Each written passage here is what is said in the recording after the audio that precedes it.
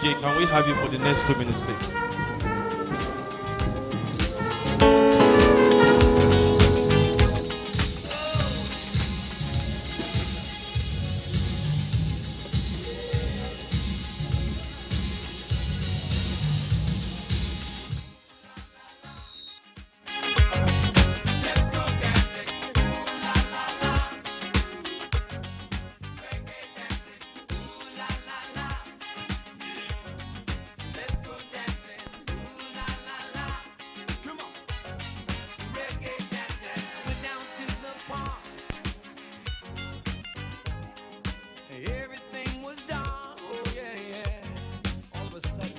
Öyle.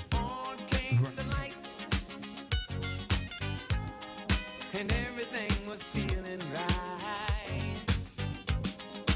People started dancing. Öyle. They called me over to join in. They said, DJ, don't you feel good, man?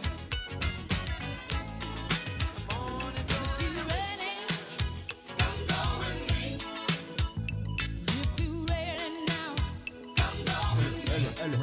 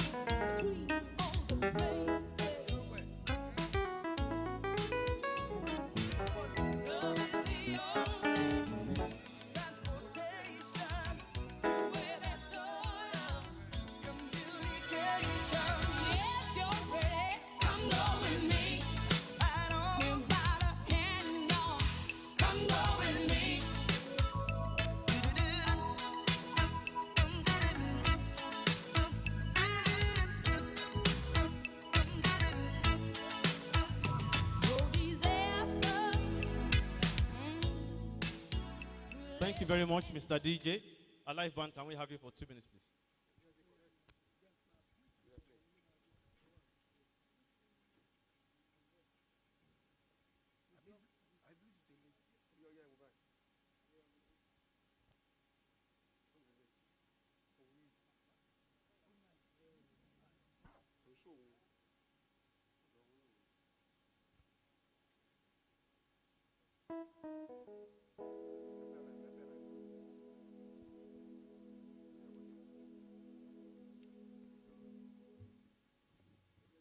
Right, thank you very much, ladies and gentlemen, for coming into our program today. I want to seize this opportunity to appreciate everyone who have actually turned up on time. Thank you very much for your understanding. We are going to be starting the program, Fellow Achievers International Integrity Humanitarian Conference and Convocation Ceremony for 2025. At this point, we're going to be starting with an opening prayer as I welcome Pastor Akinyele. Pastor Akinyele, please. Let's give him a round of applause, please.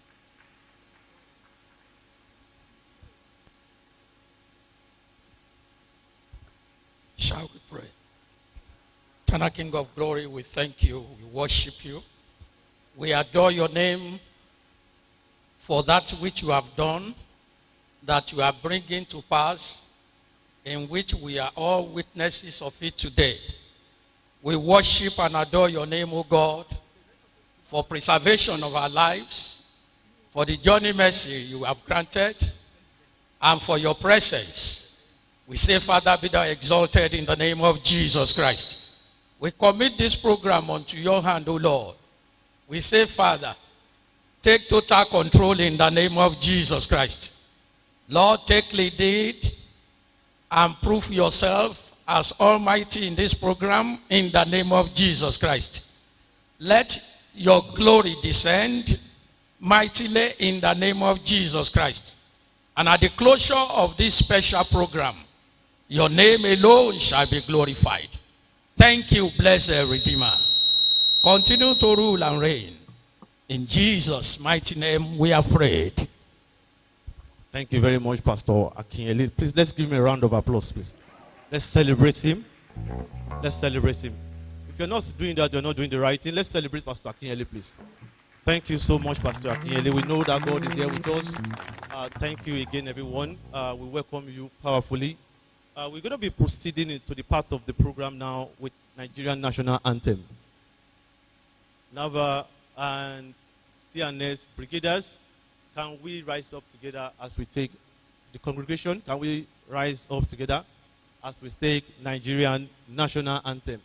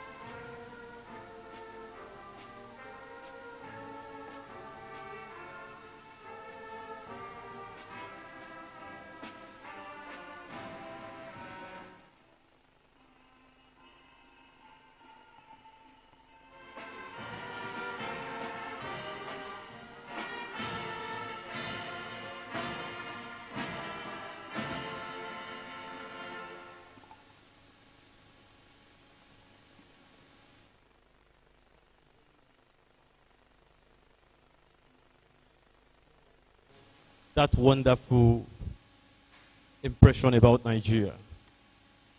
You guys are really, really represented very well. Let's give them a round of applause, please. Let's celebrate them. Let's celebrate them. I want more applause, please. Excellent. Thank you so much.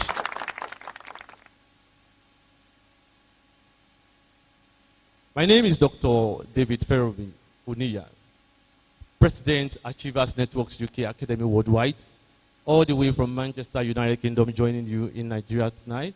This afternoon. I'm going to be anchoring part of this program with Professor Atilola. Professor Atilola, do you have anything to say to them? I want to welcome everyone seated here today. We welcome you. Ano welcomes you. You are in the right place. And I want to promise you that your coming today will not be in vain. You won't regret coming.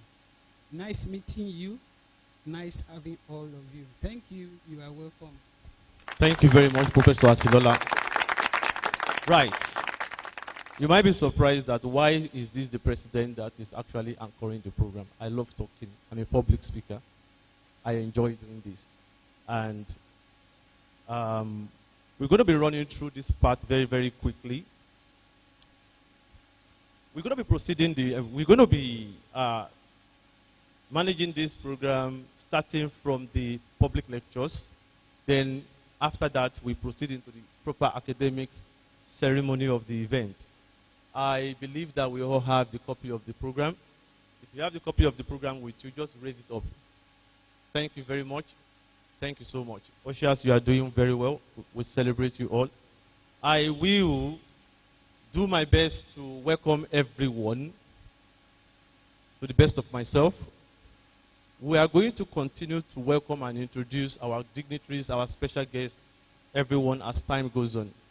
In no particular order, if I omit your name or I do not introduce you now, please forgive me. It's not intentional. Firstly, I want to welcome Apostle E.A. Adegoye, all the way from Ibadan, Osun State. An excellent, highly dignified human being, highly spiritual. I'm standing on this podium and with all privilege, I say that this man actually gave me my name.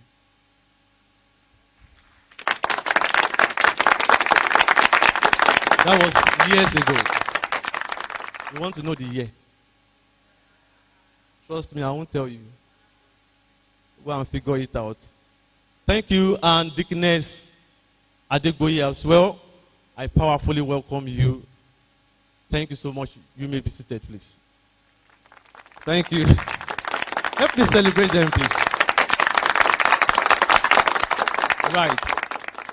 With all honor and respect, I have my dad here seated with us. His name is Dr. Olufunsho Gabriel Oniya.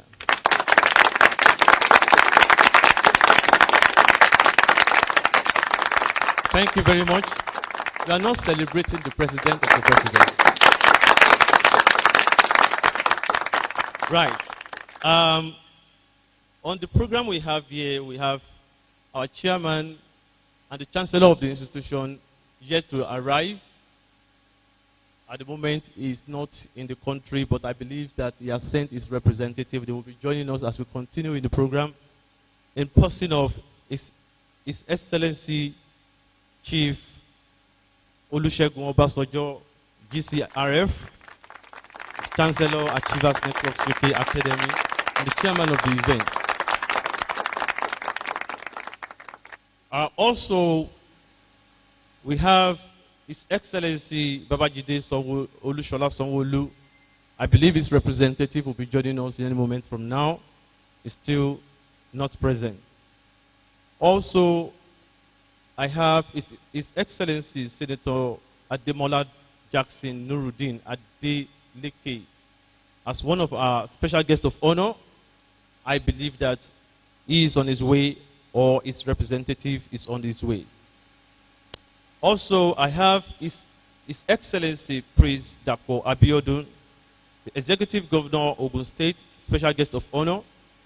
I believe himself or his representatives are on their way. The royal father of the day is His Imperial Majesty Oba Adeyeye Enitan Ogunwusi, CFR, Ojaja 2. I believe that he is on his way, and I believe that one of his representatives is still here at the moment. I will identify and recognize the person very well as we continue. Right. On behalf of Achievers Networks UK Academy, on behalf of the Governing Council, I have a lot of names here. I don't want to keep on reading out their names because of our time. We have it on the program. I'm welcoming you all powerfully. Also, on behalf of Nigerian Campus Senate, I'm welcoming you all powerfully to this event. Also, on behalf of the Event Management Committee and on behalf of the Chairman of the Event Management Committee, in person of Professor Atilola Laide Taiwo, she's the lady standing beside me here. Please help me celebrate her, please.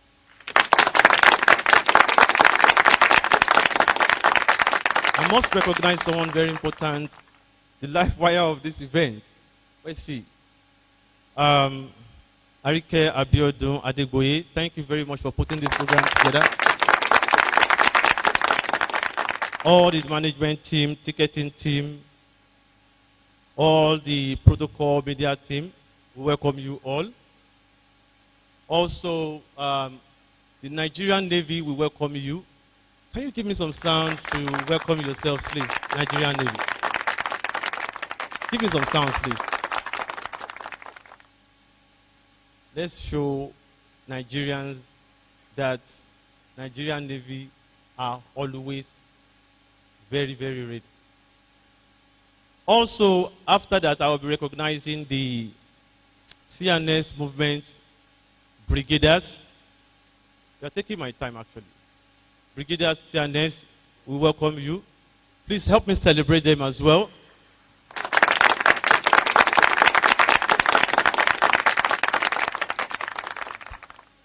Just as I said earlier, if I have not recognized you yet, I did not intentionally do that. I'm collating the list. I will do that in due course. Please, if your car is AAA 808 GX, X for X-ray, Toyota Camry, okay, it's Camry, Toyota Camry gray color, you may need to repark right now, please. If that's your car, please, you may need to repark right now. I'm going to quickly go through the order of the event, the way it's going to flow. We will be proceeding into the public lecture part of the event. I will be presenting and introducing the guest speakers, the keynote speakers who are here. We will be going into the public lecture part of the event, just as I said earlier. I can assure you that it's going to be a knowledge pack moment. I have my pen here, and I believe you do have your own as well. There's much for us to learn at this point. We try as much as possible to make it snappy on that part because we've already taken much of our time. I will be speaking briefly about Achievers Networks UK, then take everyone through the program, the presentation of the topic. Then I will invite the main guest speaker. We're going to continue with that to the keynote speaker and to the second keynote speaker. Also, we might have a brief break and also question and answer section. I will try as much as possible that we facilitate this time, this part of the event, not beyond 45 minutes. Right. Achievers Networks UK Academy is a school of social sciences, humanities, and technology. We operate in a more distance learning approach. Achievers Networks UK Academy runs programs from diploma to PhD globally. Achievers Networks UK Academy is an institution that partners with a lot of institutions around the globe. We partner with a lot of institutions that support the idea of distance learning. And the reason why we're doing this is that we have woke up to idealize or to an idea that the world is moving in a very fast pace where you can actually learn within the comfort of your own home. I believe that as the world is evolving, we're all evolving with digital transformation. An average person here have a mobile phone. If you don't have a mobile phone here, just raise up your hand. If I have a mobile phone, raise up your hand. Raise up your mobile phone. I have a mobile phone. Thank you very much. That shows that as you are seated where you are in any part of the world at the same time. It means that there is much you can actually really do with your internet. You can do business with your phone. You can do business. You can do education. Professor, I think I'm taking too much right. I will allow you to go and sit down at this point. Let's celebrate our please. Celebrate Professor Atidola. Thank you very much. Right. So what Achievers Networks UK Academy is trying to do for you is to bring you closer to understanding of what you can do with your internet and with your mobile phone, particularly on the aspect of education, learning seamlessly. We are all peculiar in our own ways, embedded with talent, skills, and knowledge and experience. There's something about you that is more peculiar and makes you outstanding and different from every other person around the world. Your DNA, regardless of how much closer or how much you look alike with your twin or your dad or your mom, you are outstanding or you're different in your own way, and there's a reason why God has brought you into this world for a special assignment. That special assignment in you, doing that in a seamless way, impacting the humanity, impressing and improving, and also raising leaders is what Achievers Networks UK Academy has come for and has brought to you. I want to use this opportunity to celebrate you, and I want you to celebrate yourself for being opportune to be part of this event, to enlighten you about such an opportunity the digital transformation is doing to you and the level of education that you can attain with this digital transformation era. We'll be supporting the guest speakers as well as they continue in this program. If there's a point they omit or I want to emphasize in, I will quickly do that as well. Entirely, we want to ensure that before everyone leaves this program today, you are going out, becoming born again into digital transformation. I think that was celebrating.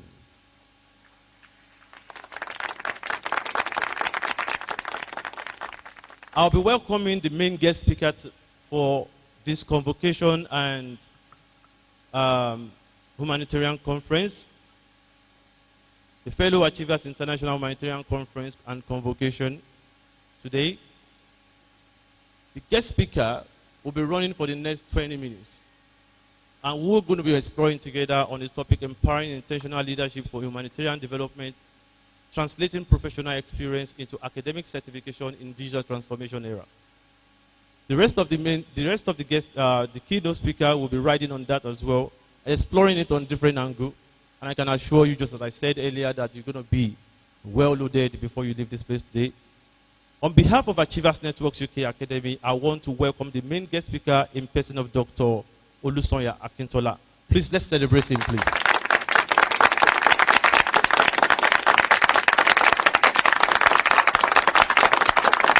Dr. Olusonya Akintola is a detailed academician, a theologian for more than 2 decades, a professional and a Hebrew language lecturer. He held several important positions even as the acting academic dean for institutions. He got his PhD in Christian studies at Olabisi Onabanjo University. You have a lot of your alumni here, actually. Olabisi.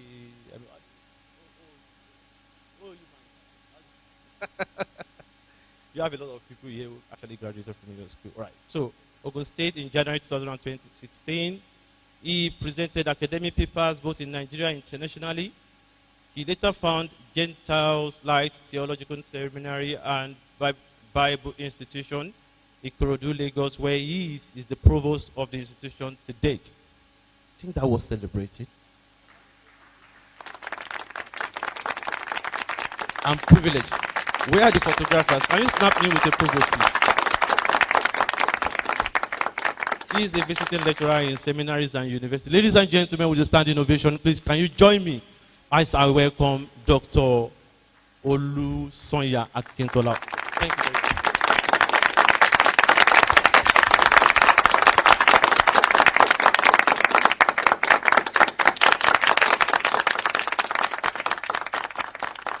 Thank you so much. I really appreciate it.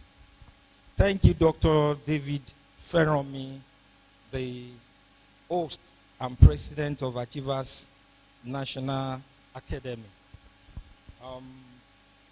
Before I proceed with the lecture, I just came in and I found one of those people that tutored me.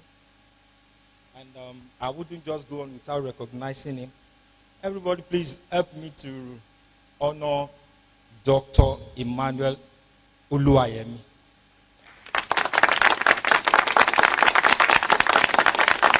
Thank you so much for doing that for me. The name is Olusonya Akinola, not Akintola. It's Akinola. Thank you so much. Now, I was told I'll be spending 30 minutes. All protocols observed, please. Because I know few people here. So, all protocols duly observed. When I was told I'll be delivering this paper, I was told I'll spend 30 minutes. And the president has reduced it to 20 minutes. And I have papers upon papers written here, things to defend. Because the topic that is before us today is very vital. It's something very, very important. Why did I say that? In the world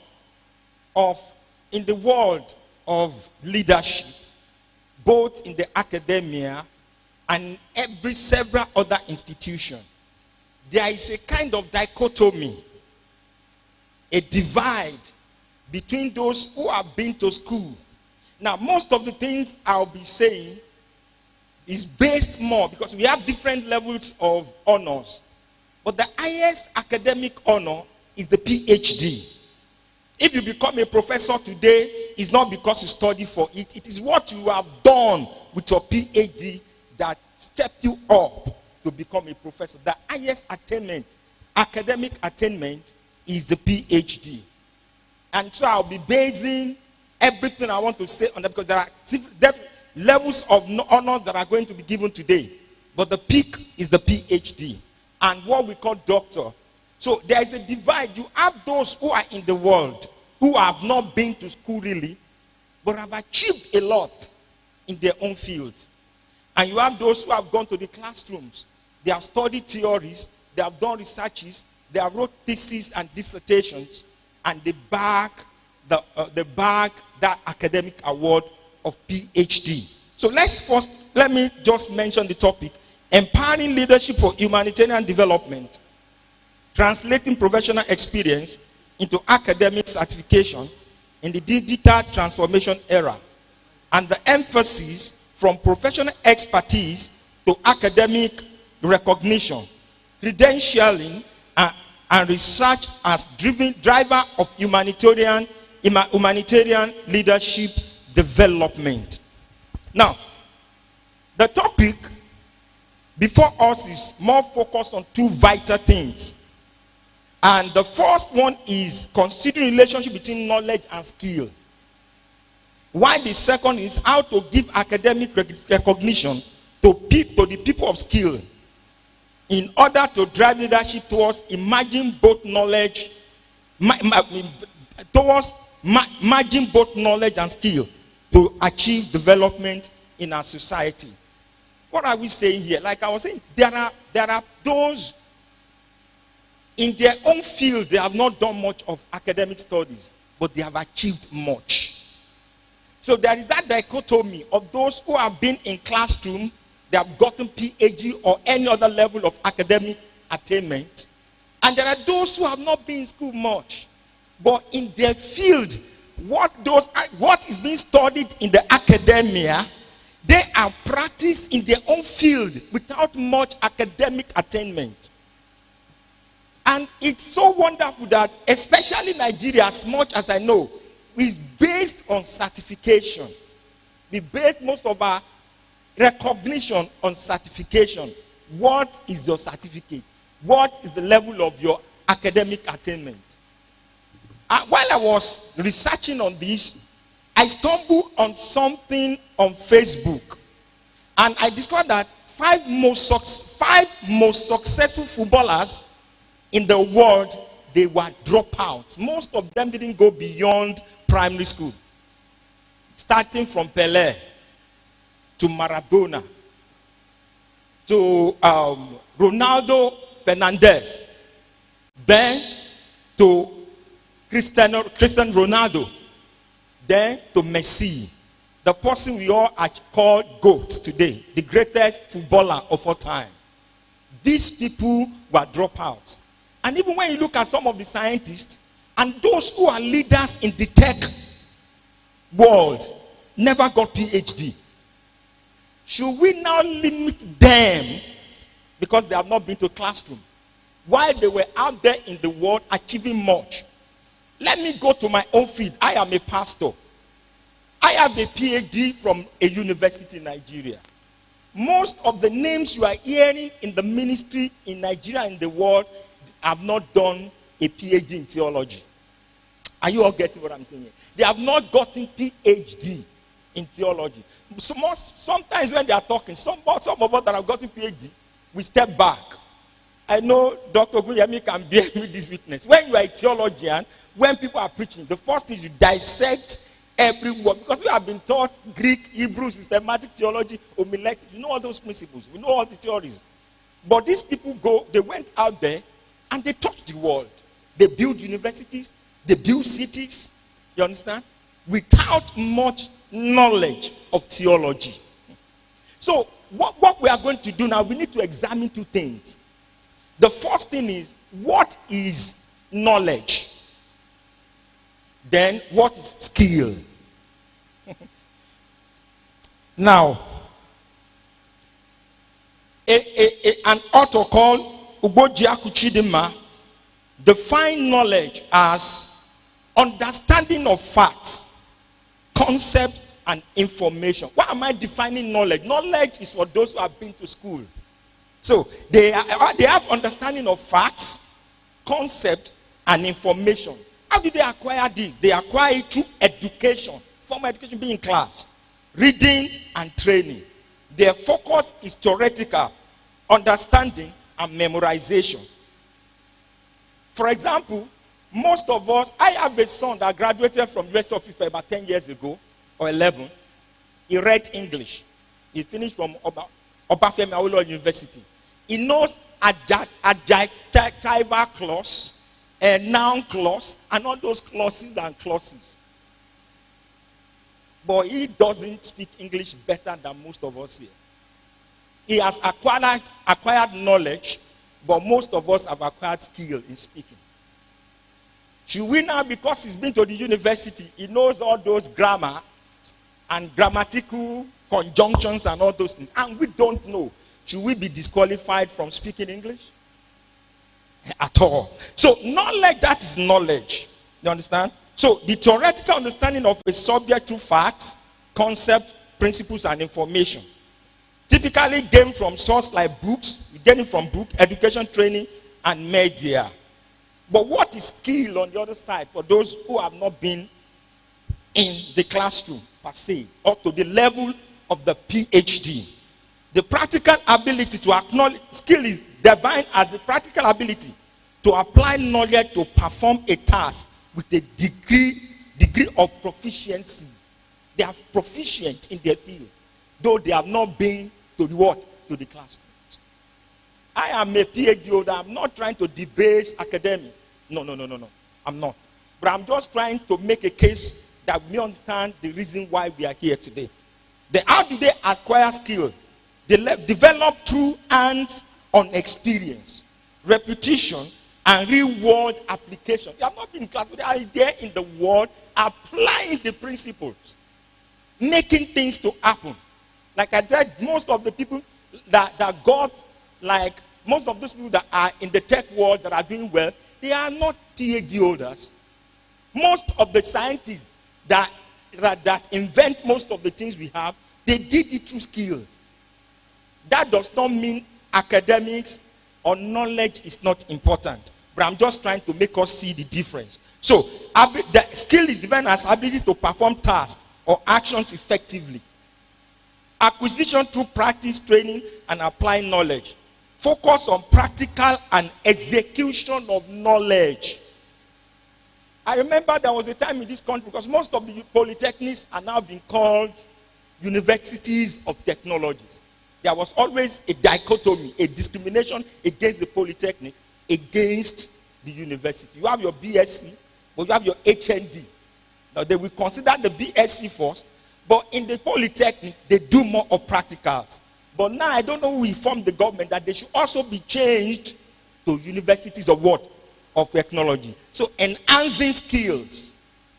So now, if we say this, then what are the differences between knowledge and skill? So knowledge refers to information or awareness gained through education or experience, while skill refers to ability to perform tasks.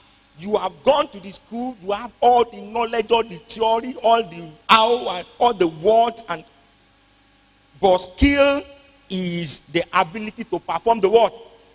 Get to work. Real life. Get to work. While knowledge provides the foundation, skills are the tangible result of applying that knowledge. For instance, a person may possess extensive knowledge of project management theories, but the ability to effectively manage a project and lead a team demonstrate their skill in project management. That is why most of us that have been in PhD, they always put us in classrooms, so that we continue to give people knowledge, so they can go out and perform it and carry it out. Because when your head is too full of theories, you just have to give it out and allow those you have taught to go out and what? And practice them. So when we look now, let's look now, when we have seen the differences, let's look at the relationship between the two, both knowledge and skill. You know, they work, knowledge and skill, they work as a system, and none needs to negate the other. Understanding skill is a must, as they cannot be acquired without knowledge. Even those who are performing their skills out there and are making a success, they have a level of knowledge. There can't be even skill without knowledge. And skill and knowledge without skill is also useless. The two must what?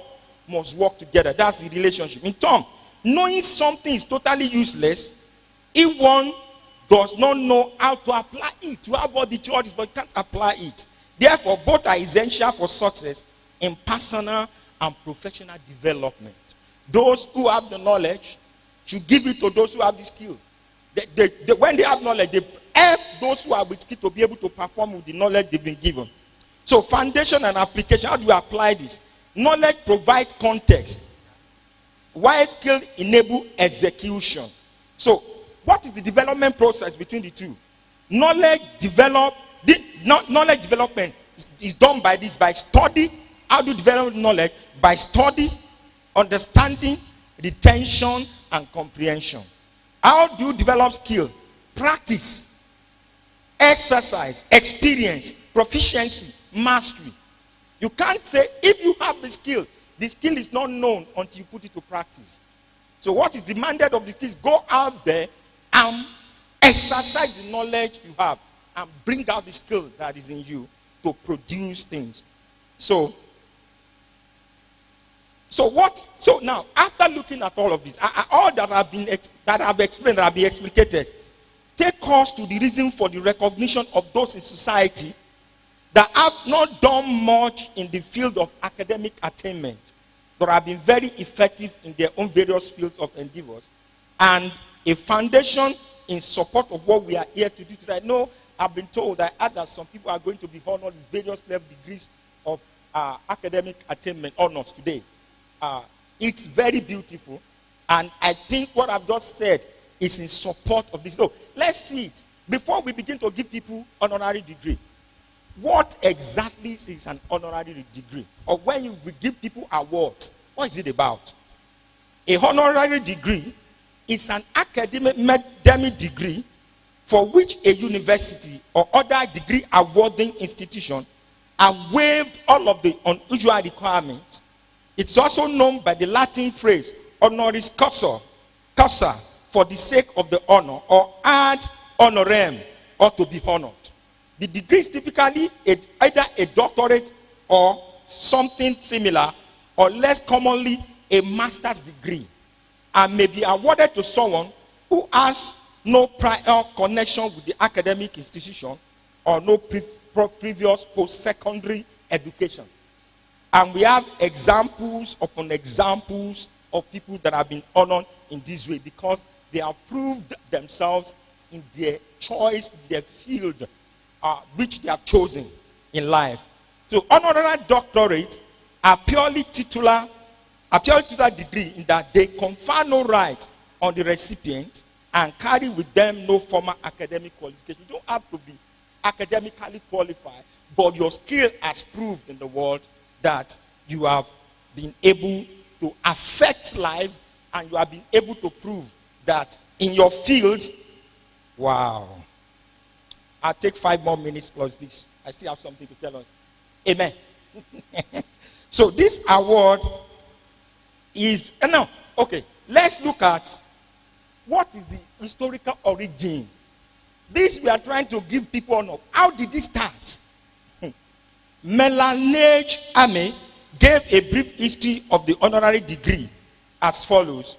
The practical date the practice date back to the Middle Age, when for various reasons a university might be persuaded or otherwise see fit to grant exemption from some or all of the usual statutory requirements for the award of a degree.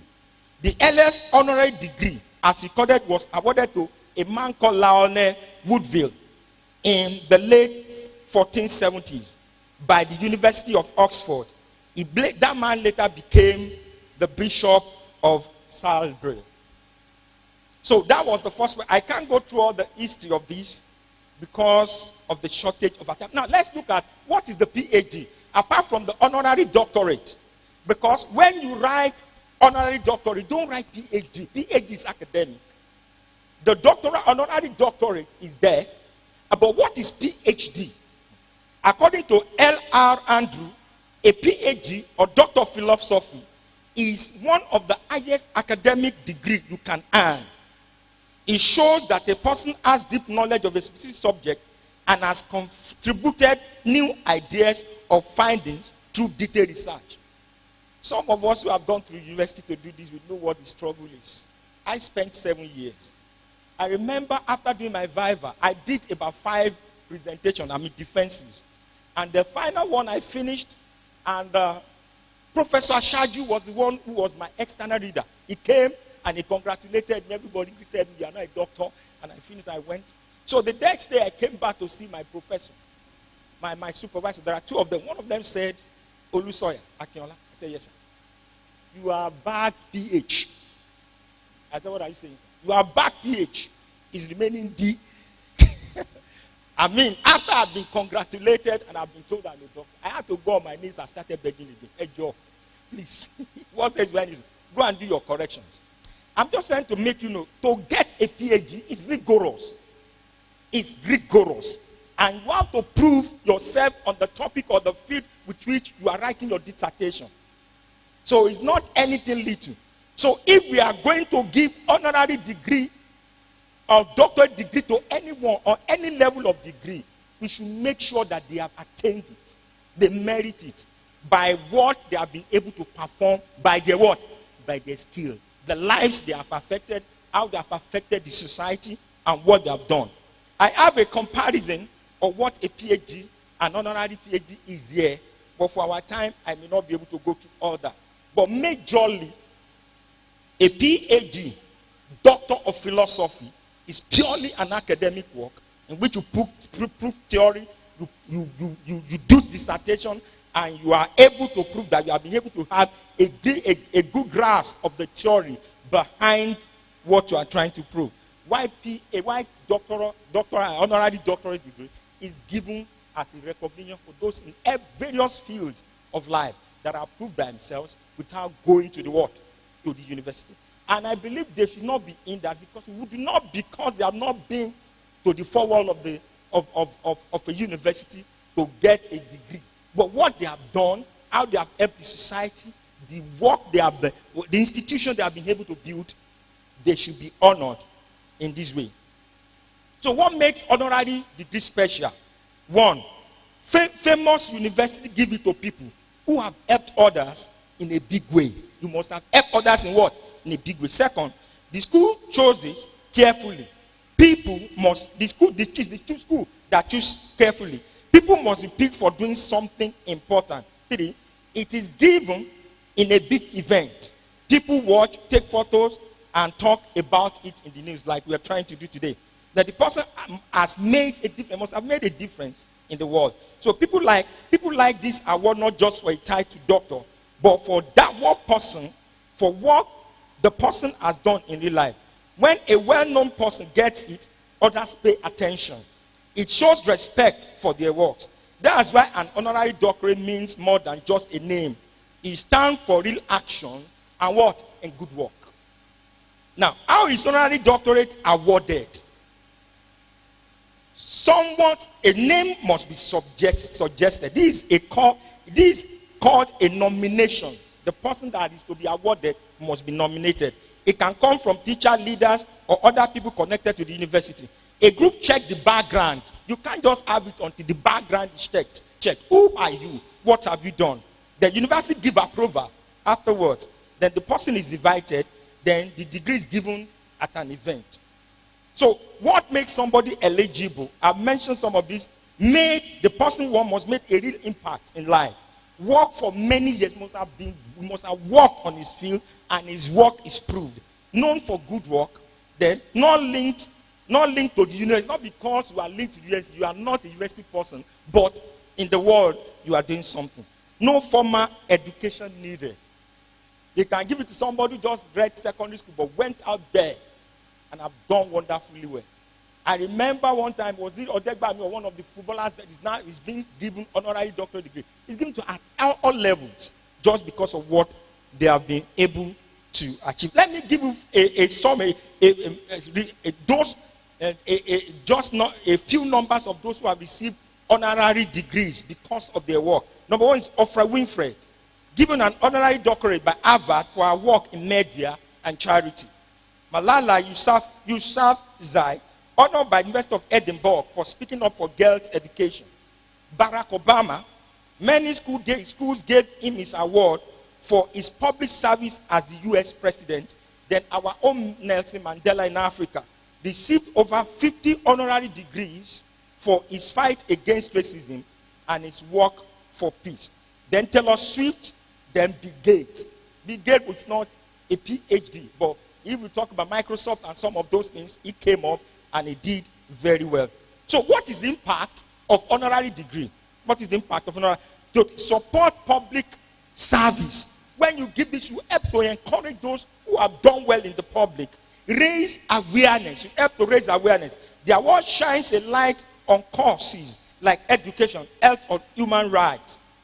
Now, it inspires others. When people see someone get honored for good work, it can push them to do the same. Then they have to build trust. So, then I have heard misconceptions about honorary degree, but I may not be able to go through that. Let me try to round up. Honorary doctorate degree and PhD complement each other to help humanity. This was said by Shivul Alam. An honorary doctorate and a PhD may seem completely different. But they can sometimes work together to enhance a person's impact and achievement. While a PhD is earned 2 years of hard work in research and education, an honorary doctorate or any level of honorary degree is a special award given to recognize outstanding contribution to society or a specific field. There are cases where individuals hold both PhD and honorary doctorate. Now, you need to know something about education. Let me quickly explain this. Education is like a pyramid. Like a pyramid, you know. The pyramid slims down up to the peak. It slims up to the peak. Now, when we were in primary school, we were taught about 18 subjects. You get to secondary school, it is reduced to 15. By the time, in our own time, Form 3, then Form 4 is not GSS. Even NSS now, you choose courses. Either you want to be in science, social science, or arts. Then you choose. You have streamlined. You do about 9 courses in WAEC. By the time you get to university, you may do only biology or applied science. By the time you go to your master's, in biology, you choose a field. By the time you go to the PhD, you just pick a theory and try to prove something. I did biblical studies. I started with anything, theology, would do everything together. But by the time I got to my master's, I was streamlined to biblical studies. Biblical studies is divided into 2. Thank you. I'm rounding up. The biblical studies either New Testament or Old Testament. I choose Old Testament. When I got to the university and I wanted to write a dissertation, they told me if you try to deal with the old Bible, you will die. You are only going to choose one. And I chose only Deuteronomy chapter 20. I wrote on principles that guide warfare. And that was all. Just, in fact, when somebody said I did exegesis on verses 1 to 18, the person said, this is too much. I said, I'm going to undo it. And you have to learn the Hebrew of it. You understand? So it's like a pyramid. So even you as a PhD holder, you are only a PhD holder in a very minute part of education. You understand? That is why those who have gone out there should also be recognized and be certified and be given opportunity to what?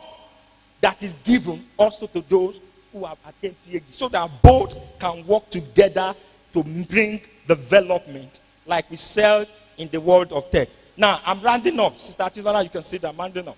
Yeah. Now, now, I want to sound this warning before I go to sit down in my rounding up. See, we have our institutions that give honorary degrees. We have to be careful of money bags. Those who can buy awards but have no control to any life or to the society.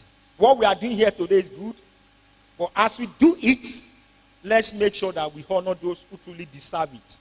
God bless you.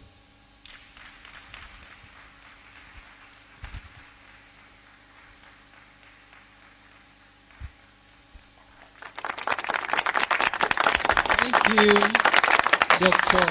Akinola, for that great lecture that you have given.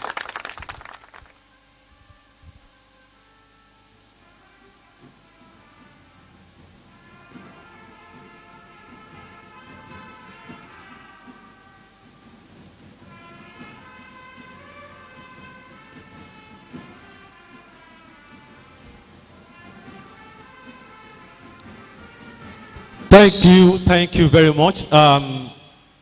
CNS Ioni Band. Let's celebrate them. Ladies and gentlemen, help me celebrate the main guest speaker. In fact, he did justice to the topic. Assist me to celebrate him, please. Celebrate him. Can I have ovations and music celebrating him? He deserves that. Can I have music to celebrate him, Ioni Band? Ioni Band, can you play to celebrate the guest speaker, please?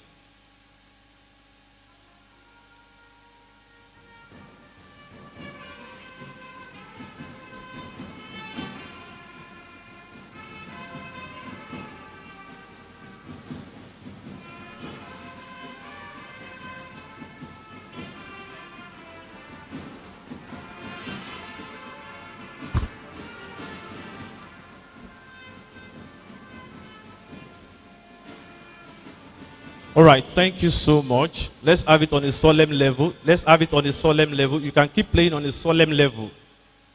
On a solemn level. Right.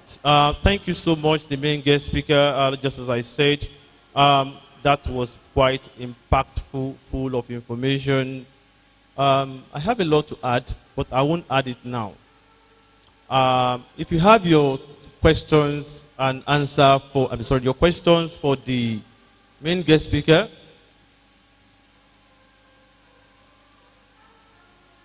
If you have your questions for him, please, you can just jot it on a piece of paper like this, pass it to one of the protocol team on the stand there, just to clarify if you have a concern or question you want to ask. Proceeding and continuing to the in the event, I have few guests, special guests here that have been passed across to me.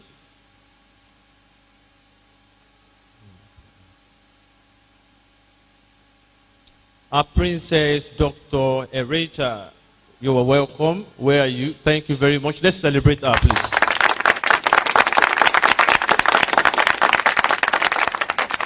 Chief Jacko Omeru, thank you very much for coming. We celebrate you so much. Otumba Adekunle Kalejaye, thank you very much for coming. Where's him? Excellent. Miss Abidemi Alan Balogun, thank you very much for coming. Engineer Joan Samson, Engineer Irege, thank you very much. Engineer Oshidaye, Engineer and Mrs. Festus Unwadia, Dr. Origbe, thank you very much for coming. Dr. Adeshegun Adediran, thank you very much for coming. We celebrate you. We have few of our recipients present at this point. You will get to know them as time continues, as we continue in the program. I have a representative of Reverend Dr. Mercy Ezekiel, the General Overseer, Christian Pentecostal Mission, in person of Reverend Daniel. Reverend Daniel, thank you very much for joining. I'm so sorry, I can't actually see the writing very well. I will resound that when I get the right pronunciation. Thank you so much. We're going to be moving very quickly to the next part of the public lecture on a keynote. I have a very distinguished person here with me today, a person of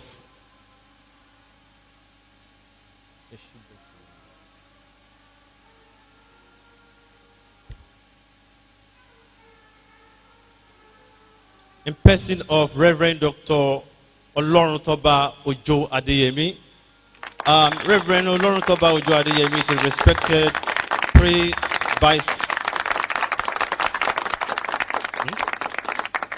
presbyter in the Methodist Church of Nigeria and a dedicated lecturer. He is passionate about teaching, research, and mentoring. His academic credentials include NCE Business Studies, Theology, Diploma in Theology, and so on.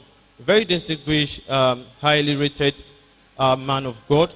Thank you very much for joining us today. He's going to give us a keynote on the main topic and on aspect of the main topic, which is researching and humanitarian works, conversion for credentialing, and education and academic certification, emphasizing on the topic in the main lecture. Let's welcome Dr. Oloruntoba.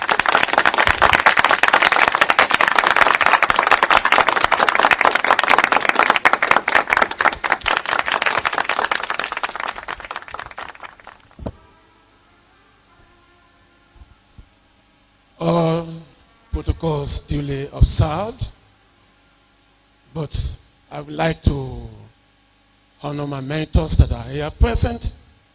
Somebody who has made me what I am through God.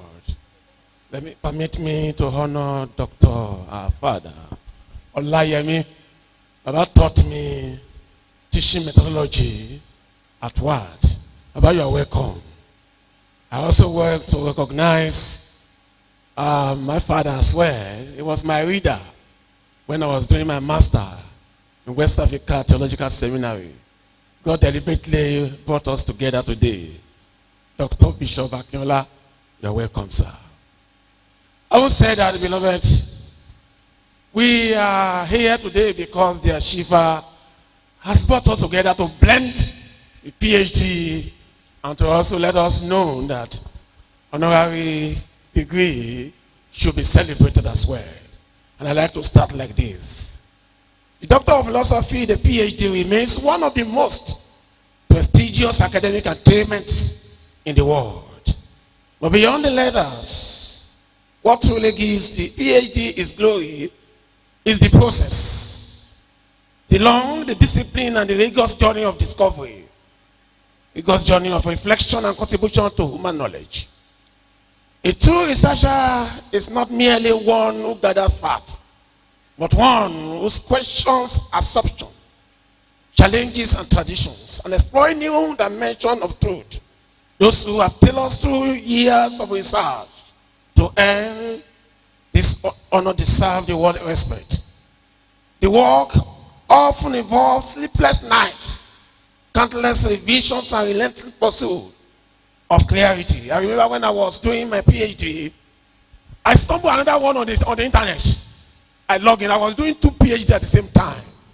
One of these days, I fell in the bedroom and I was rushed to hospital because I was trying to do things that is so much important to me. Ladies and gentlemen, there's a greater honor for those who have researched before they were crowned. They have walked through the academic fire and emerged refined, disciplined, and qualified to bear the title doctor. However,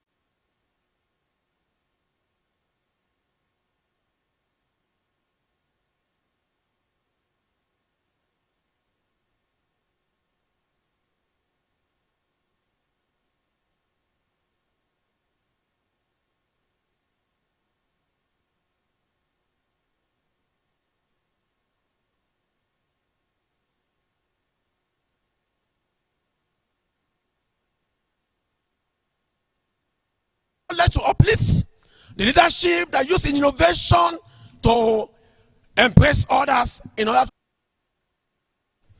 While we honor those being conferred with honorary degree today, and rightful so, we must remind ourselves that the highest form of honor remains and recognition. There is a crown for those who labor. The foundation of every great honor is effort, and the strength of effort is integrity. Therefore, honorary awards should inspire the recipient to even do greater service and do things that will make them more, to undertake the journey of research themselves, to deepen what they have already know, and to pass it on to others. Every honorary recognition should serve a bridge, not an end point. A bridge connecting professionals' experience to scholars' contribution. Those who research, therefore, receiving their recognition. As we look to the future, to become clear that this 21st century demands a new breed of leaders. Leaders who can interpret knowledge in the light of global needs.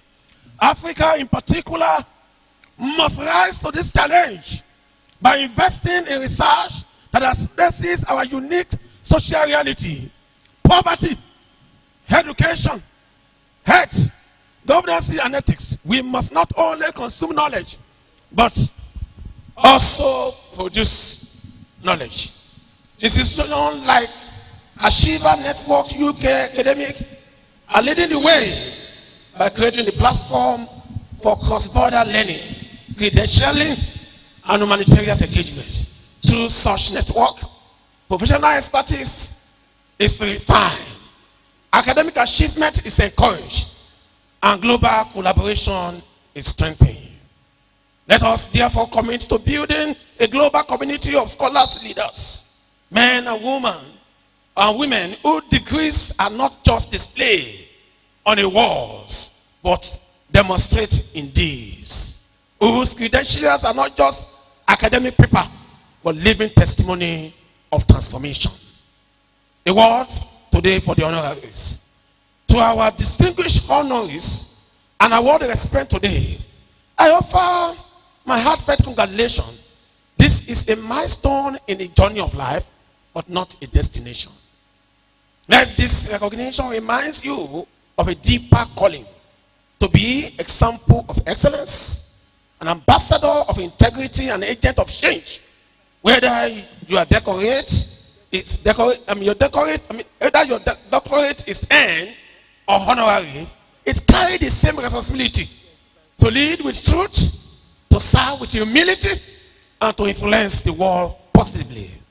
Let this honor ignite within you a renewed hunger to keep learning, to keep giving, and to keep making difference in the life of others.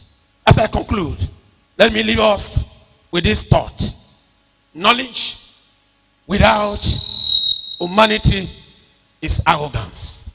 Research without compassion is emptiness. Leadership without integrity is danger. Let us therefore build a generation of researchers with compassion and leaders with conscience. Let us celebrate both intellect that discover and the heart that serves. May every PhD or honorary become a pledge to use our gift, knowledge, and influence for the good of mankind. Once again, I congratulate the Ashiva Network UK Academic for this noble initiative, the organizer of this conference for their vision, and all the recipients of today's honor for their achievement. May God bless you all. May God bless the Ashiva Network UK Academic, and may God bless Federal Republic of Nigeria. Thank you.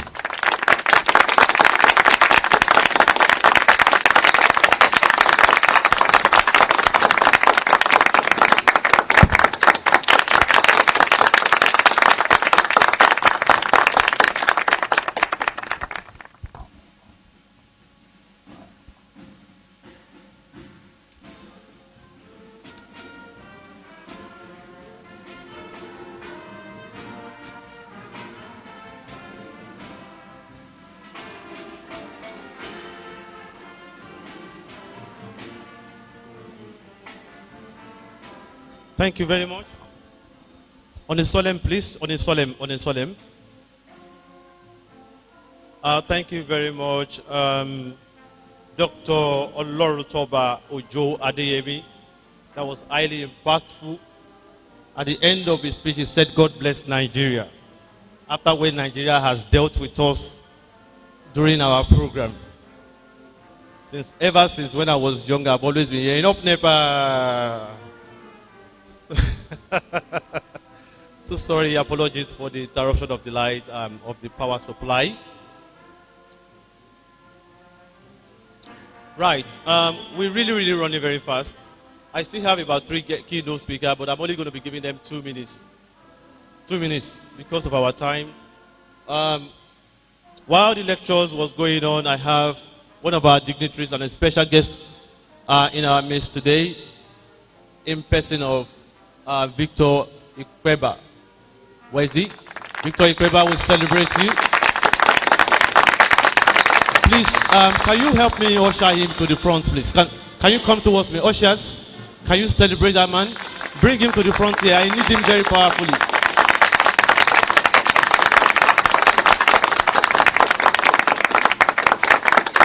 Very quickly.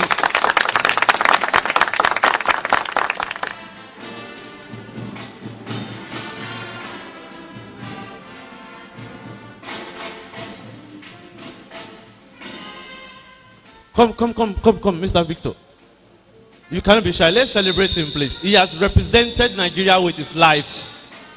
You know, earlier Dr. Akinola was saying that some people were not really privileged to go to university to become a PhD holder, but they have actually done that, you know, with their life. You know, to dribble from your goal post to another goal post to go and to attack 10 other players, you know what that means. And it's either you score or, you know, or you get away all the defenders. Thank you very much, Victor Ikweba.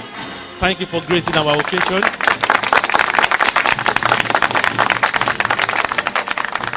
Right.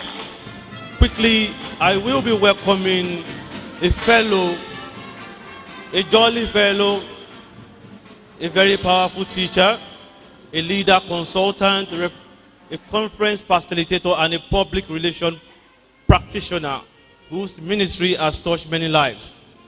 It's going to be emphasizing on leadership empowerment and humanitarian development in relation to the main topic. Ladies and gentlemen, help me welcome Pa Kunle Olusoya.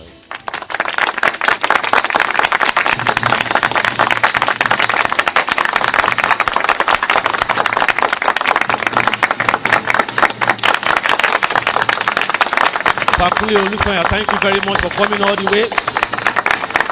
Thank you so much, sir. We celebrate you. Our time is really fast spent, but I'm only going to allow you to speak for 2 minutes. Okay, 5 minutes, sir. Please, because of our time. No, you can't say anything that you 10 minutes, please.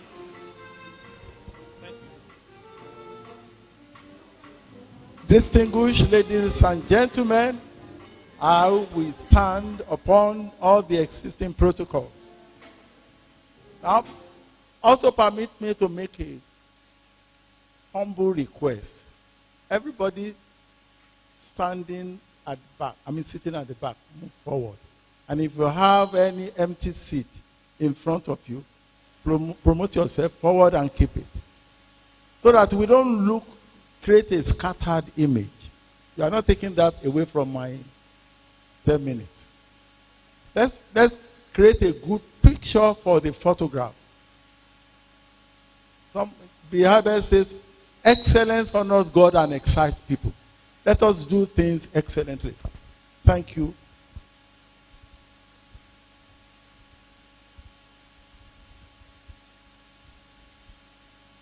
Distinguished ladies and gentlemen, I have a topic before me, which is about humanitarian leadership and development.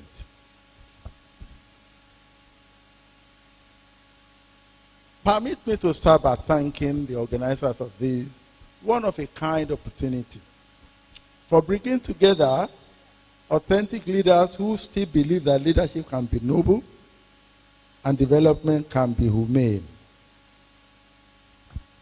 And I want to paint a picture about the paradox of our time, the paradox of our age. We live in exponential times, times that try men's souls. The rate and pace of change are numbing.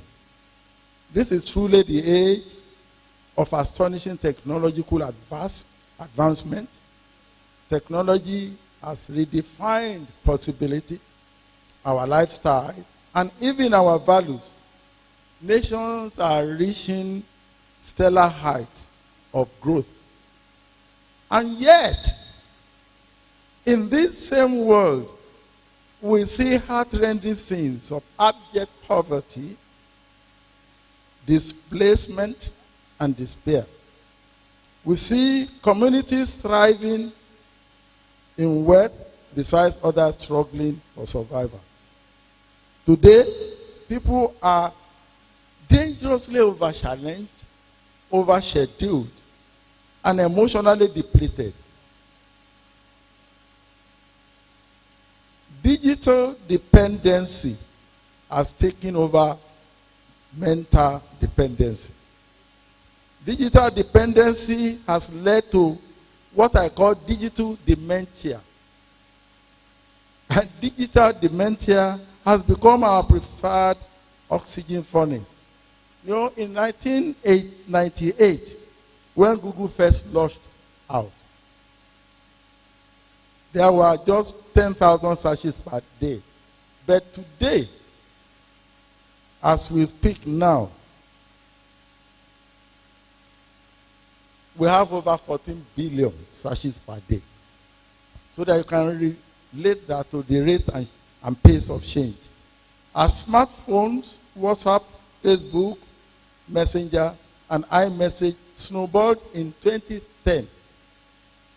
Our sense of value and the spirit of intentional bonding and the sense of value, which is the glue of society, the fulcrum of our relationship, really became low. And the maxim of interconnectedness, that is the oxygen of society, nosedive, giving what I call ethical standard, the value of humanitarian leadership, a resounding bashing. This development was buttressed by Alvin Toffler in his book, Future Shock. To defend that accelerating pace of change in modern society overwhelms individuals, leading to psychological state of future shock. According to Toffler, this can cause emotional disorientation as people struggle to cope with the death of permanence in their lives. You know, that if I want to explain that death of permanence, nothing is permanent now. Everything is moving at the speed of thought. What you thought that this is the way we used to do it, no, let me tell you, if you are still impressed by what you achieved last week, you are not moving. Therefore, with a world becoming increasingly complex and interrelated, the theory of humanitarian leadership and development provide a holistic approach to solving many of our socio-cultural and economic challenges. This paradox calls us to reflection. How can humanity advance so far and yet leave so many behind? The answer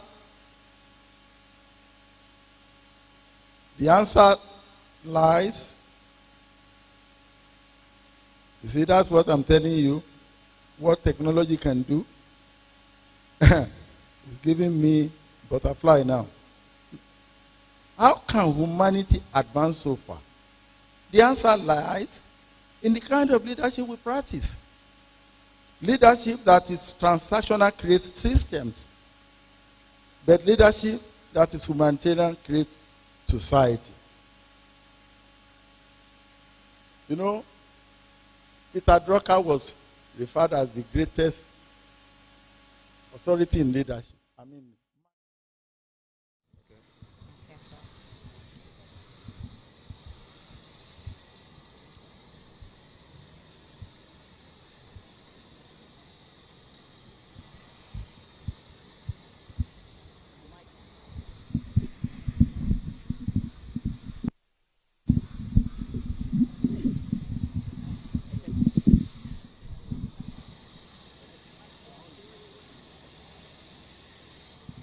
Are we good to go? Good afternoon, sir, and congratulations on your award today. How does it feel to be honored? Yeah, I feel good because it's not every day that things like this happen to people. And once it happens to you in a lifetime, you cherish it, you hold on to it for the rest of your life, and you make sure you do not do anything to stain it. Yeah.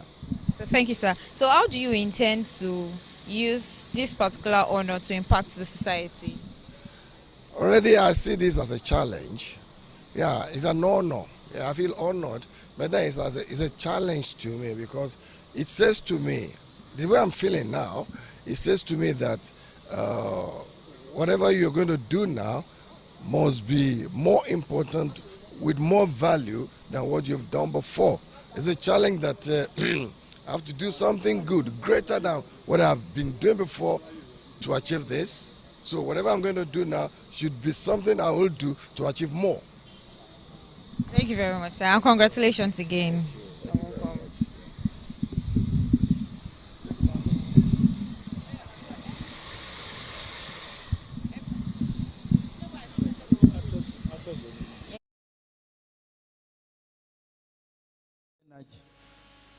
humanitarian leaders are leaders who have lost themselves in the service of others. Winston Churchill, at the height of the Second World War, eager to rally all members of the British Empire and the Allies towards a common goal, said this, and I quote, he said, "You make a living by what you get, but you get a life by what you give." Therefore, for us to create a global community we want, a community of egalitarianism, the cultivation of procreation and procreation of humanitarian ethos should be seen as an organic necessity. Humanitarian leaders imbibe the culture of inclusiveness, of intentional bonding with other cultures and subcultures. That's what altruistic connection is all about. I repeat, that's what altruistic connection is all about. For we are connected, even though the umbilical cord may be severed at the neonatal stage.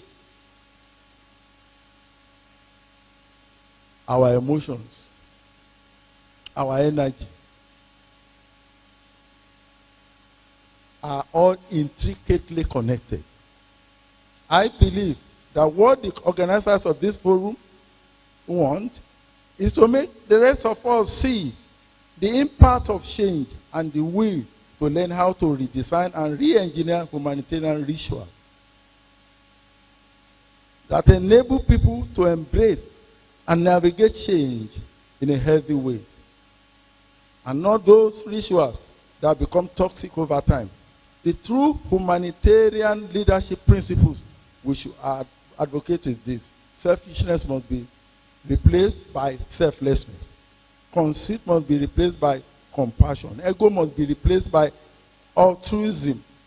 I-centric mentality. I-centric mentality must give way to we-centric mindset. It should not be, it should be about loving God and others. Love your neighbor as yourself may be a moral injunction, is not only a moral injunction, it's also a physiological injunction. Because when you do good to others, you do something that I call, you create a biology of courage.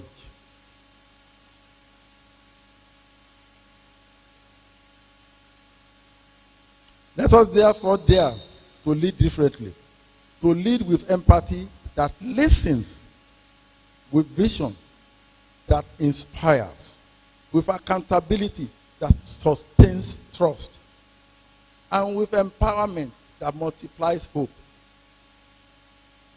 May we be the generation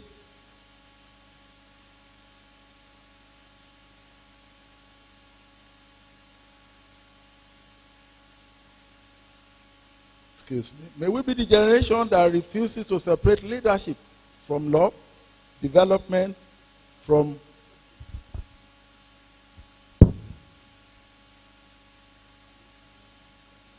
I have plan B. Sometimes this divide, that's what we are saying. We cannot allow ourselves to be mad in what I call digital dependency. How many of us can remember just 5 names of your close primary relationship? Okay. How many of us can remember telephone numbers of members of your family offered without looking at the cell phone? How many of us? If you can remember 5, let me see your hand. That's it. That's what I call digital dementia. We have delegated our mental ability to machines, to systems. And it shouldn't be. So slowly, we have developed what I call brain apathy. Guess what? While I was waiting for this program to start, I asked AI. I just thought about that phrase, brain apathy. And AI was telling me, he said, wow, we never thought about that. Are you coining it? Or you heard it somewhere? No, I said, I'm just coining it. I want you to expatiate on it. No, he said, oh, this is a wonderful idea. Keep using it so that we can catalyze it and it can become a new idea to lash on. That's what I'm saying. When you depend too much, yes, you will not, on digital devices, you will not make much. I'm rounding up. Now, therefore, let us live our lives as if it is on loan from God. Let us lead differently. To lead with empathy.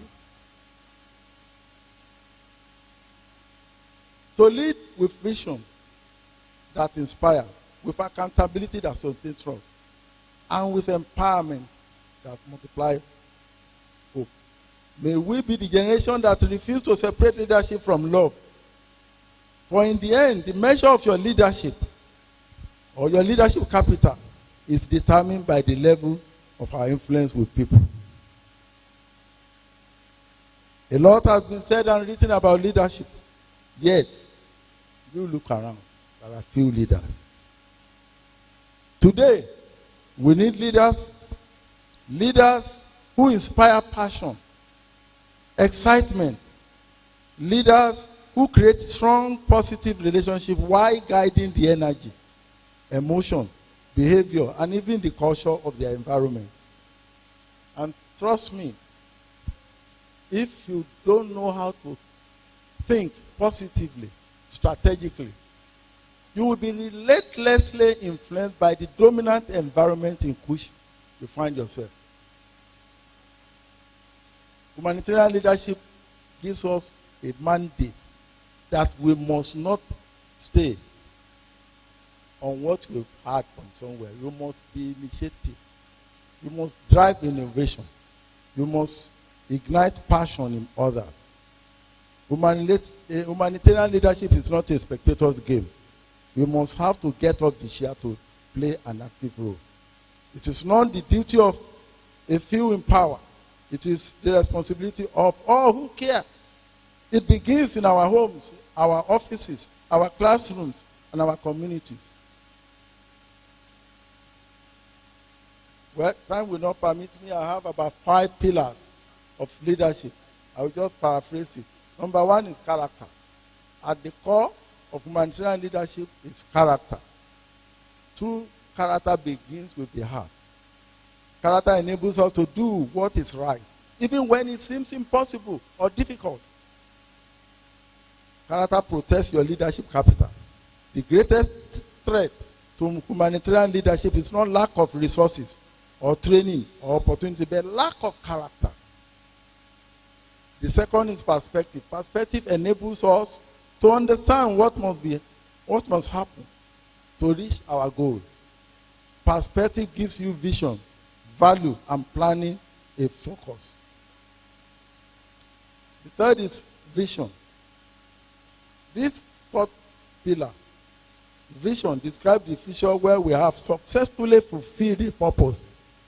It is vision that makes us to see the potential results of our day-to-day activities. Every great humanitarian leader looks beyond the immediate. Vision enables us to imagine not just what is, but what could be, to turn adversity into opportunity. A visionary leader doesn't just respond to crisis. They anticipate it. They see it in every neglected child, a future innovator. In every struggling community, a future success story. The vision without values is blind. Our vision must be guided by the moral compass of humanity, ensuring that no one is left behind in the march towards progress. It is important for leaders to understand the purpose, that purpose uses energy, vision renews energy, and values guide energy. Courage is the third pillar. Development loses meaning when leaders fail to demonstrate courage, to initiate. Yes, this is the last one. Give me 2 minutes. Development loses meaning when leaders fail to demonstrate courage, to initiate bold plans, activate combustible passion, and instill confidence. It's about modeling what I call big, hairy, audacious goals. Empowerment, which is the fourth pillar of humanitarian leadership, seeks not to create dependence, but to unleash potential. It's about building capacity, nurturing confidence, and giving communities the tools to shape their own destiny. When a woman learns a trade, when a youth is mentored into purpose, when citizens are given voice and agency, development becomes self-sustaining. Let us rise from this gathering with renewed purpose, to lead with integrity, to serve with heart, and to build a world where development wears a human face and leadership that carries a compassionate heart. Thank you. God bless you.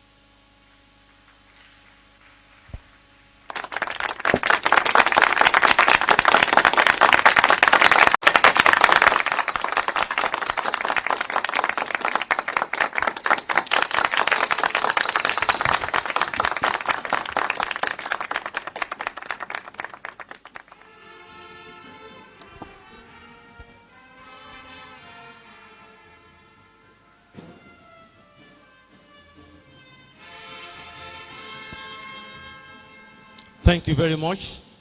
Please help me celebrate Pakunle, please, for that wonderful and very impactful keynote speech. Let's celebrate him. If he can go as far as still doing this at this age, that is actually something that worth applauding. Can we celebrate him, please?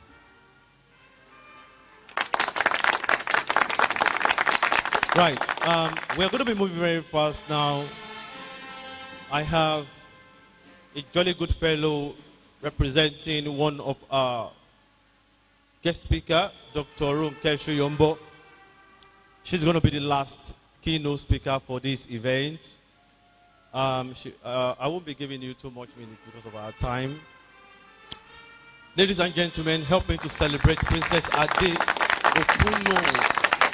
Please state coordinator, teachers.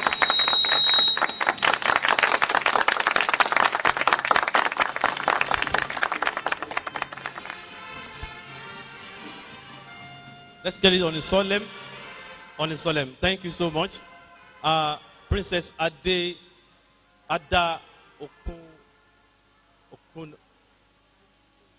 Ekuno, the State Coordinator, Teachers Registration Council of Nigeria. Wow. Celebrate her, please. Representing Dr. Rumke Soyombo, Registrar, Chief Executive, Teacher Registration Council of Nigeria.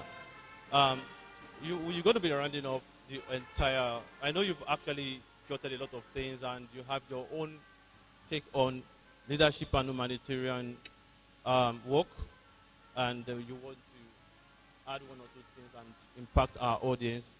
I think I should be generous enough to give you 5 minutes. Is that okay? 5 minutes will be fine. Pardon? 5 minutes. Let's celebrate her, please.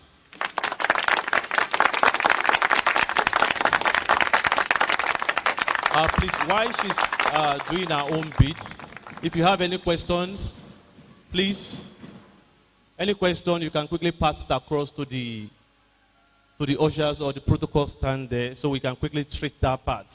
We will be rushing into the academic possession and also the conferment of the doctorate any moment from now. Thank you very much for your patience and being part of us all along. Thank you. Good afternoon, everyone. Good afternoon, everyone. Good afternoon. Please permit me to stand on the already established protocols.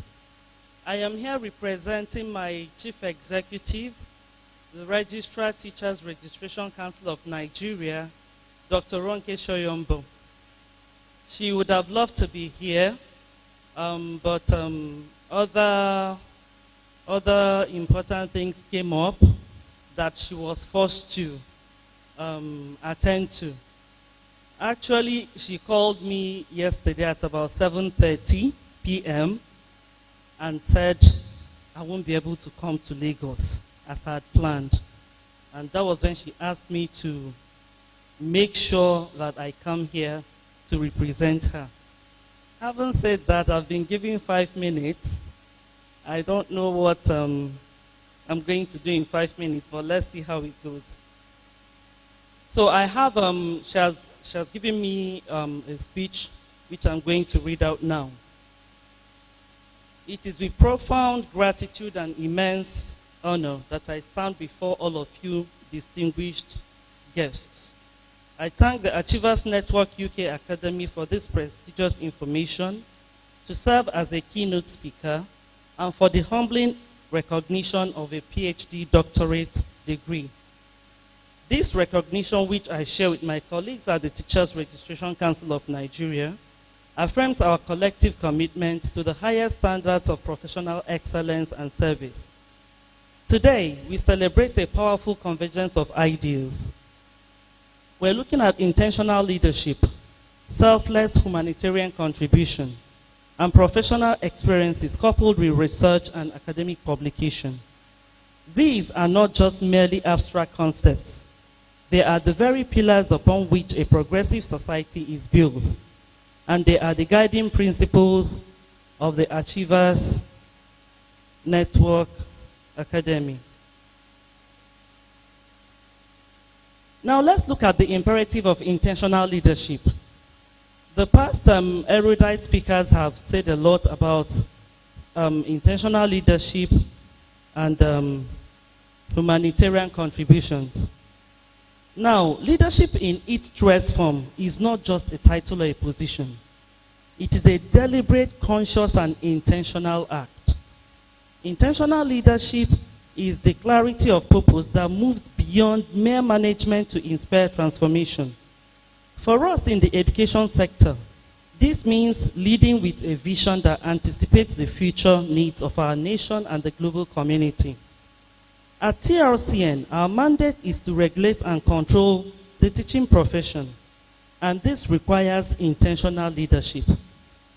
in the sense that at the TRCN, we set standards for teachers, and we drive professional development. We foster accountability. These are some of the mandates that the TRCN is saddled with. Intentional leaders in the education sector understand that the quality of a nation's future is directly proportional to the quality of its teachers. We must be deliberate in cultivating an environment where teaching is seen and treated as a noble profession that it is. For each and every one of us that is seated here today, no matter what you have become because you were taught by a teacher. And that is why we always have this common saying that if you can read and write, can anybody complete it for me?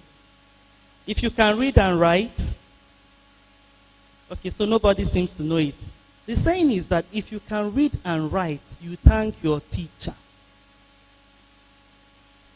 So the role of teachers in intentional leadership is to provide visionary guidance in the classroom and school administration. Let's look at our second pillar of today's gathering. Say selfless humanitarian contribution. This particular one resonates deeply with the very essence of the teaching profession. A teacher is by definition a nation builder and a humanitarian. Every day, in classrooms across our nation, teachers are engaged in selfless acts of shaping minds, instilling values, and empowering the next generation. This contribution extends far beyond the curriculum. It is the act of mentoring a struggling student, providing emotional support, and serving as a moral compass. Teachers are saddled with a lot.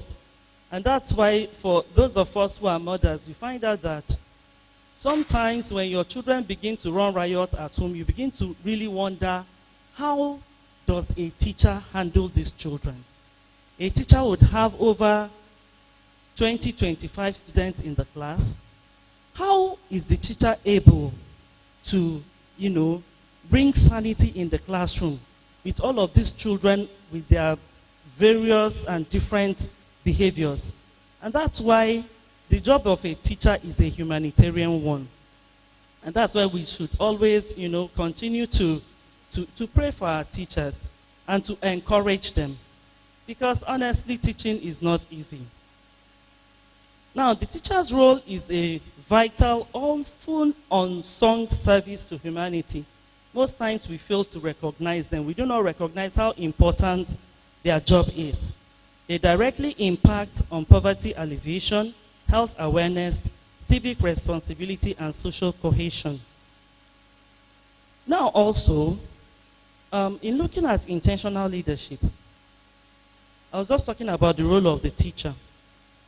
And I had said earlier that the teacher's role, among many other roles, is to provide visionary guidance in the classroom and school administration. The impact of this on the society is that it drives systemic educational role and educational reform and excellence. Now, the final and perhaps most critical component of our theme for today is the fusion of professional experiences coupled with research and academic publication.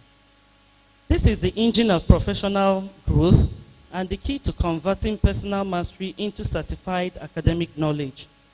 Here, there is a continuous learning, research, and application of best practices, which helps in elevating the quality of education and national competitiveness. The Achievers Network Academy focus on converting personal research and professional experience to educational academic certification for leadership empowerment is a timely and powerful concept. Our professional experience is a rich data set of practical knowledge. However, for this experience to have a lasting systemic impact, it must be subjected to the rigor of research and disseminated through academic publication. Therefore, it is important for us to note that It is important for us to note that in research, it is important for us to note the importance of research for the teaching profession. Research brings about validation. Research validates the effectiveness of teaching methodologies developed through years of experience. Publication allows successful professional practices to be shared, replicated, and scaled across the entire educational system. And then finally, research creates empowerment. When a teacher or educational leader publishes their work, they move from being a consumer of knowledge to a producer of knowledge, significantly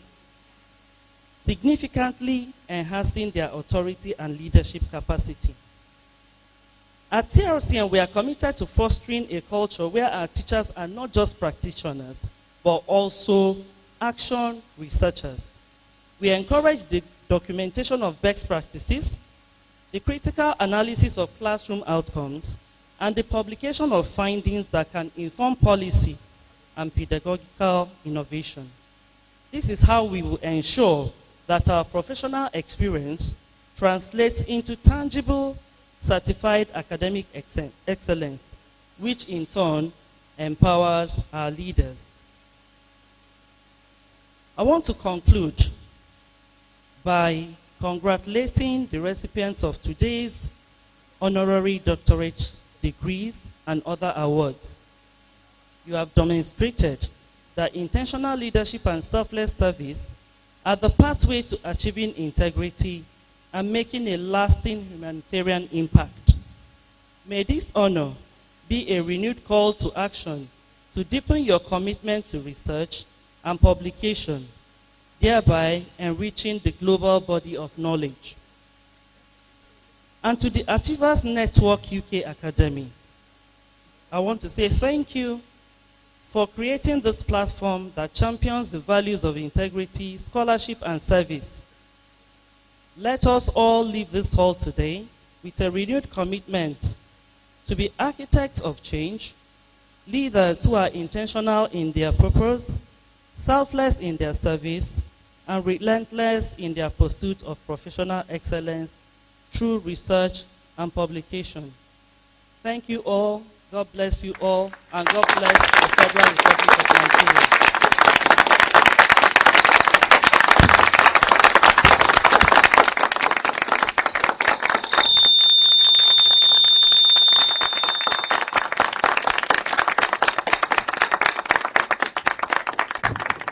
Thank you, Madam, for that great presentation. I really appreciate God in your life for standing in for Dr. Mrs. Ronke Suyombo, the Director General, and then the TRCN, Teacher Registration Council of Nigeria.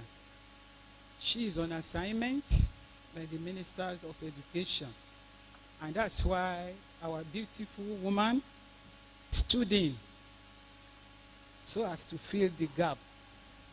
Thank you. I think women in the house clap her, encourage her the more. Men have been speaking, but we thank God that at least we have a woman. I want to ask whether Dr. Niyi Adesanya is in the house.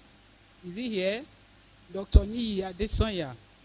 What of Mr. Fola Daniel Adelesi? Is he in the house? Okay. We thank God for those presentations. The other time, the president, he asked if there is anyone that have a question. Is there anyone you have a question? Nobody? Nobody? We want our keynote speakers, main guest speakers, just to go like that. There must be questions.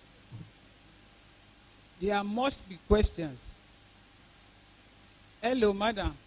Please bring my phones for me. Phones in my bag. have questions for you. If you don't have questions, based on all the topics, we must deliberate together, talk together, so that we will not just come here today without being blessed. All of them, they have spoken and they laid emphasis on the main topic. And I think they've done justice to all these topics.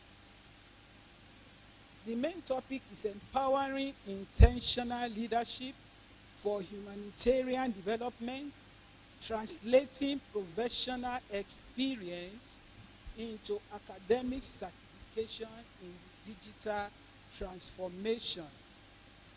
And many of our speakers, they've laid emphasis based on their various perspectives and questions that have been given to them.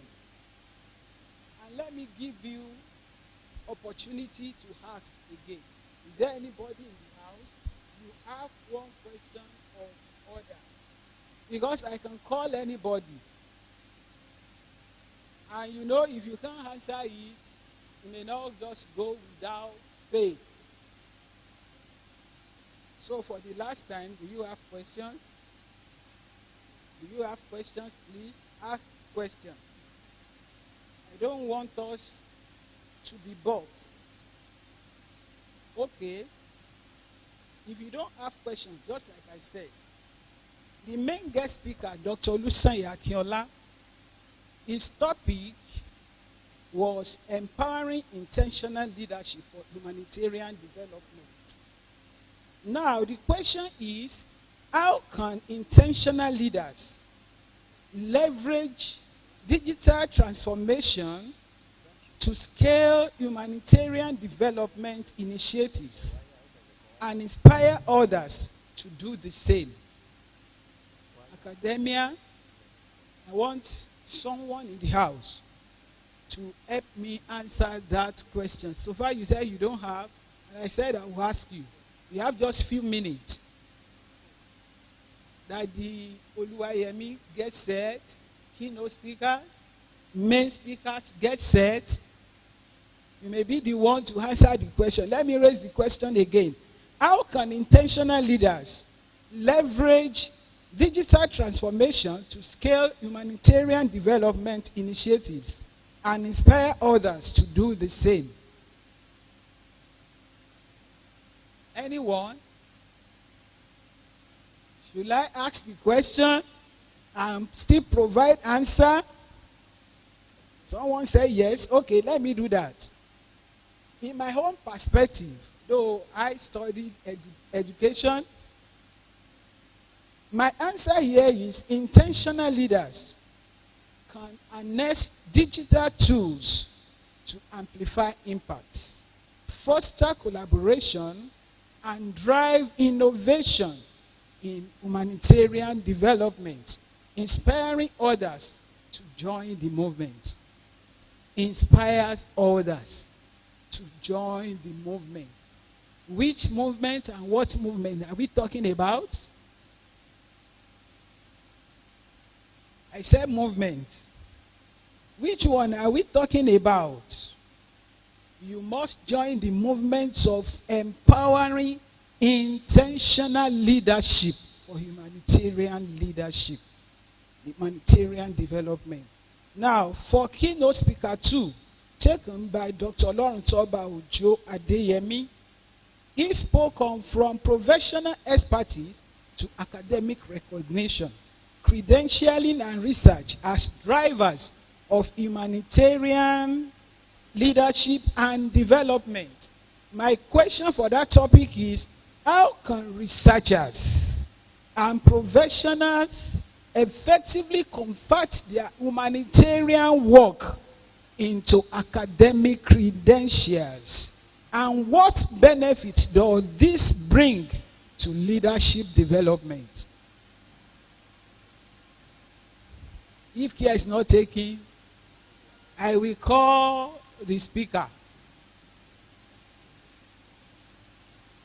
Dr. Oloruntoba If your people didn't answer my question, please bail them out. You just taught them now. You delivered the lecture. The question is, okay, you want to help us? Thank you, madam. See, women are great in the house. Okay, she said I should repeat the question. The question says, how can researchers and professionals effectively convert their humanitarian work into academic credentials, and what benefit does this bring to leadership development? Thank you very much, Ma, and good afternoon to everyone. My name is Kike Lomo Patola. I'm the head of sales of industrial and medical gases, and I also double my role as convener for Skin Intervention Nigeria. I think this is a good platform, to actually collaborate and partner with such an amazing, achievers network, because this will actually make all work that are being done in the community. I'm a public health expert, and I can say so much that we put effort into humanitarian services without being recognized and just doing it out of passion. So ANU is a network. I'm just reading over it and I'm seeing some things, and I'm having delved, insight about it. It's a platform that can actually connect you to showcase all what you have done and also be recognized in the global space. Thank you. Madam, for that great contribution. I'm going to lecture 3 taken by Pastor Kunle Olusoya. His topic is from professional expertise to academic recognition, credentialing and research as drivers of humanitarian leadership development. That was the lecture he just delivered. The question is, what specific strategies can individuals use to translate their professional expertise into academic recognition, and how can this drive humanitarian leadership? Let me come again. What specific strategies can individuals use to translate their professional expertise into academic recognition, and how can this drive humanitarian leadership? Anyone in the house to answer this question? Anyone? Male or female students? Old or young? Anyone? Someone is raising his hand. Come over. Come, sir. Come. Use microphone and everybody will be able to hear you well. I think basically it's using your work experiences and finding the right schools that those would transfer over. For me, a lot of my military experiences transferred over to college when I went back to school, and that assisted with me being able to get my doctorate in security and intelligence. So it's putting together your life experiences, your work experiences, and finding the right schools that would be able to attribute that into college credits. Thank you. Please encourage him and clap him. I have my suggested answer there. My answer is this: converting personal research and professional experience into academic certification. Individuals can document experiences. They can share best practices and mentor others, driving humanitarian leadership by showcasing practical experience in informing academic discourse. That's what I have here as suggested answer. I'm moving to the last keynote speaker, our beautiful madam that stood in for Dr. Mrs. Ronke Soyombo. Our topic is intentional leadership, selfless humanitarian contribution, professional experiences, detailed with research and academic publication, should be a major yardstick for philosophy, PhD doctorate degree attainment. This is the question. How can publishing research I have someone that will answer this question. By force, by everything, he will answer. The person knows. Holy Spirit has told him that he will be the one to answer the question. How can publishing research and professional experiences contribute to achieving a PhD and becoming an effective, selfless leader in humanitarian work? The person is smiling already. Who can guess who the person is? I'm not smiling, so I'm not the one. Dr. Oluwayemi Emmanuel. How can publishing research and professional experiences contribute to achieving a PhD and becoming an effective, selfless leader in humanitarian work? Thank you, Daddy. Okay, she forced me out, so I have no choice. 20 years ago, I did my PhD in US, and that was the peak of HIV/AIDS in Africa.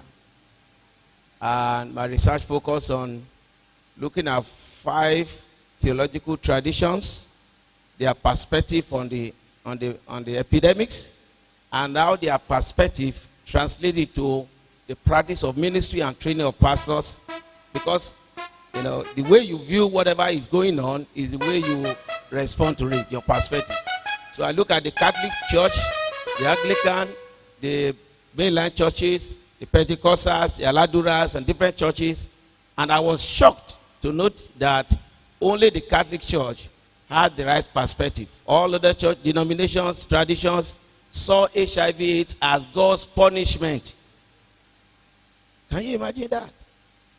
God was punishing the sinners. And if somebody had that theory, how will he react?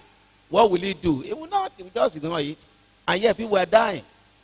So in my classroom, in my PhD work, a guy from South Africa came and announced to us how Thursday was designated for funeral at that time, during that time.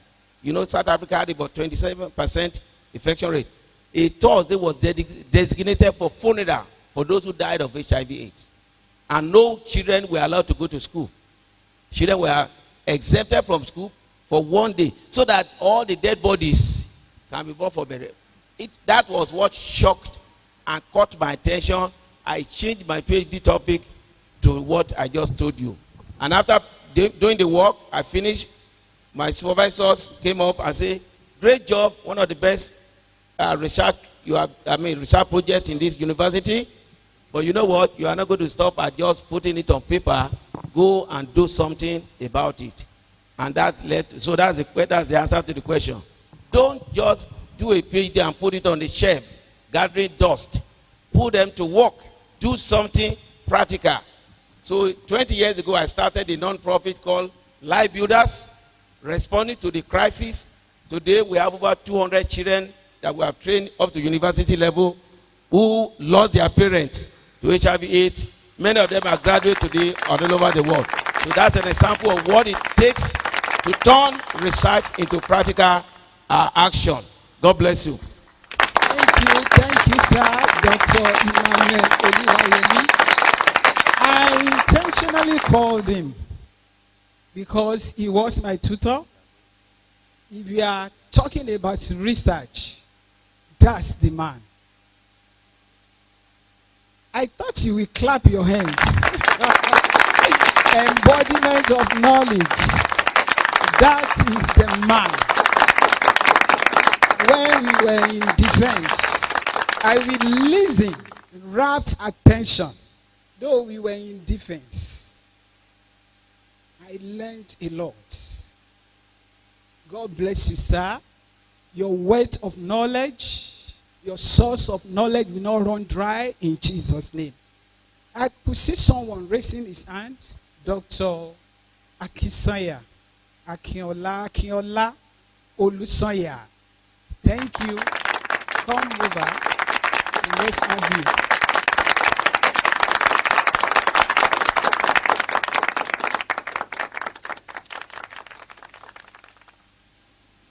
Thank you very much, Mother. Thanks, sir, for the response to that question. I just want to say something to back it. Now, presently, what is always emphasized in most of the universities, especially when you are going to write a research or a PhD dissertation or thesis, is that you must have to you have to have a theory behind every research you want to write. And you have to show us the practicality of it, how it can help the society. Let me also say this. When I wrote on warfare, especially concerning how God will tell the children of Israel to go out, destroy both female, male, children, everything. Go to a town or a country and wipe out everybody. And the question has always come out that, how can God be so wicked?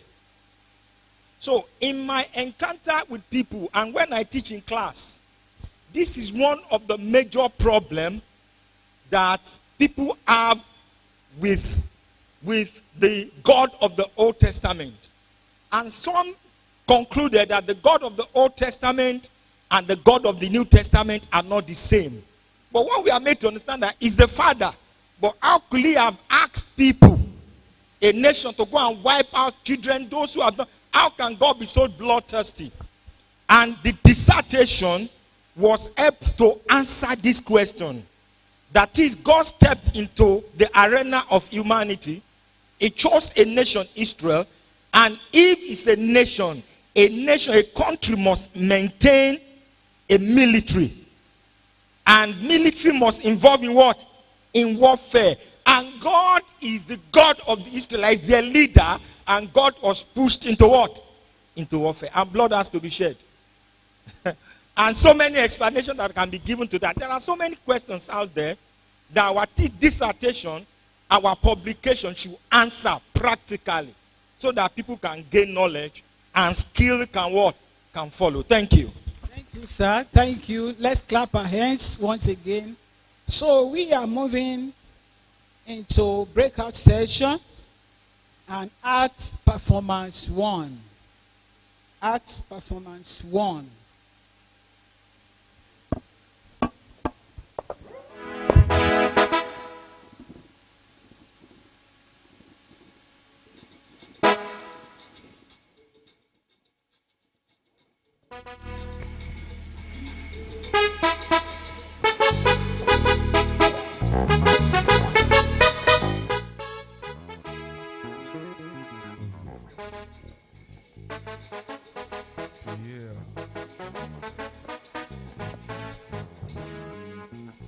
Ọmọ mi ṣeun rere tí a dára o. Ọmọ mi gbọ́ tèmi tí a dára o. Ọmọ mi ṣe rere tí a dára o. Ọmọ mi gbọ́ tèmi tí a dára o. Ìyá mi máa ṣeun rere gbàdúrà fún mi. Bàbá mi máa ṣeun rere gbàdúrà fún mi. Tọmọdé bá hùwà burúkú wọ́n á níyà rẹ̀ ló kọ́. Bọ́mọdé bá hùwà burúkú wọ́n á ní bàbá rẹ̀ ló kọ́. Ìyá mi fi ìwà tó dá wọ̀n mi láyé. Bàbá mi fi ìwà tó dá wọ̀n mi láyé. Torí ayé tí mo wà yóò kò yé mi o.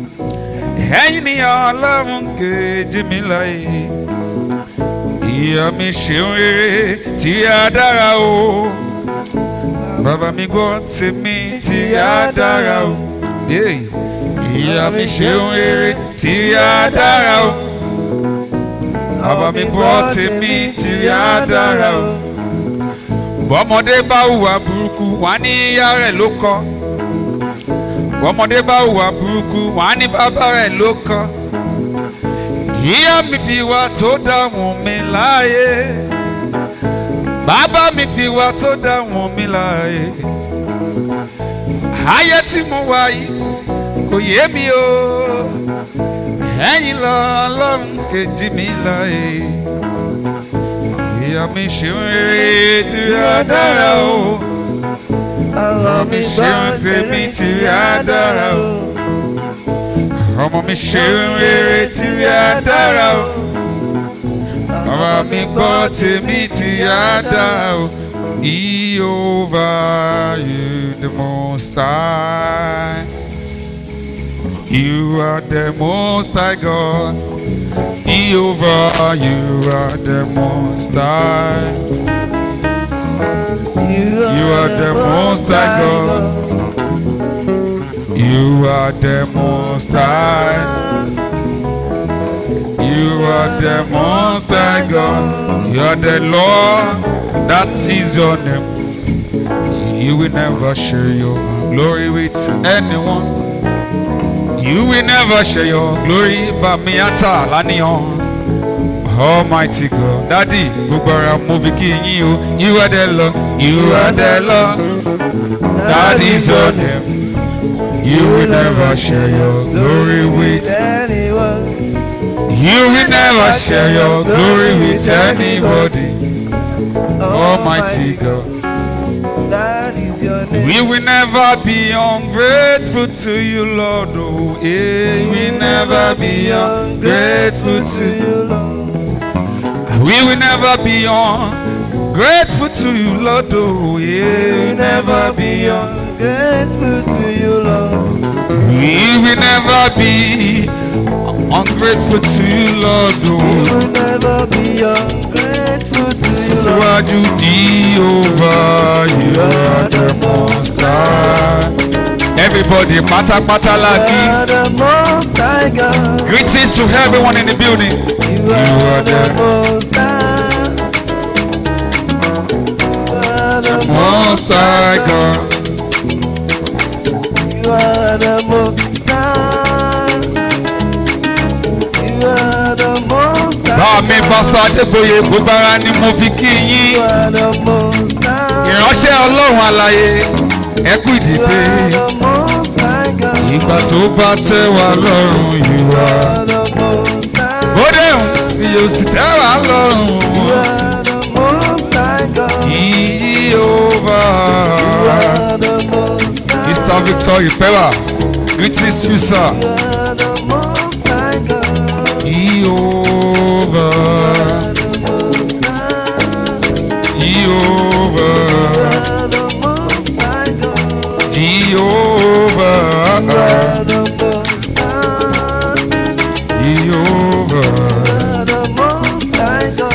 Jehovah. Mami Jackie Adoni Kazim. Gbogbo ara ni mo fi kí yín mami mi o.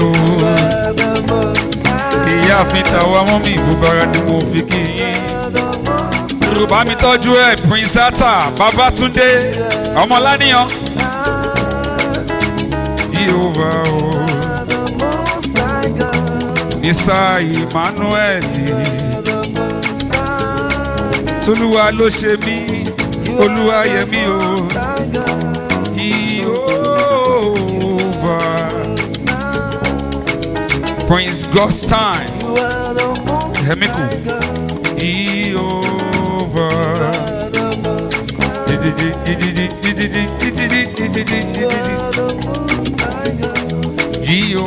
Jehovah.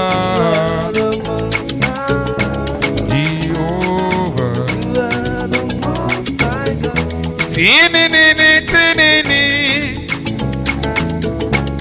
tinini, tinini,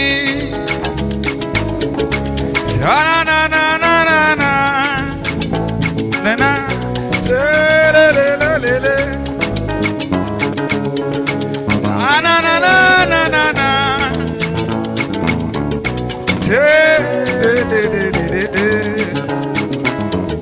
jubi dubi dubi du du du.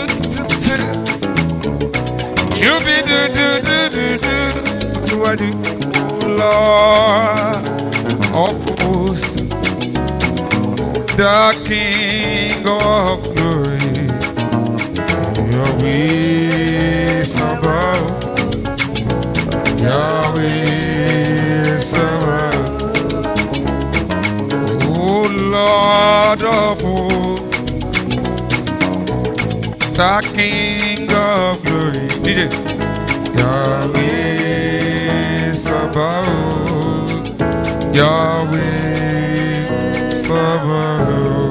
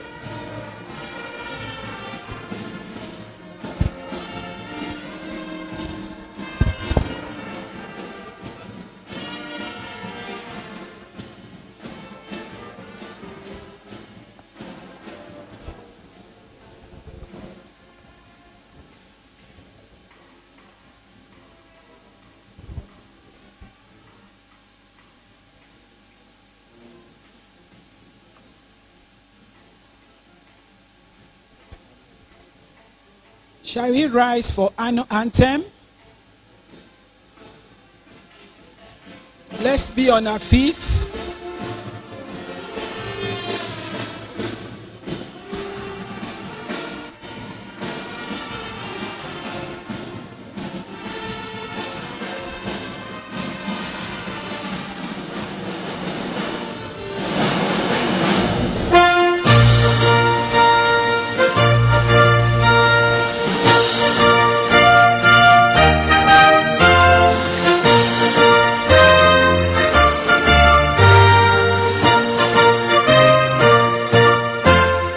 In continuous research and learning we boldly strive.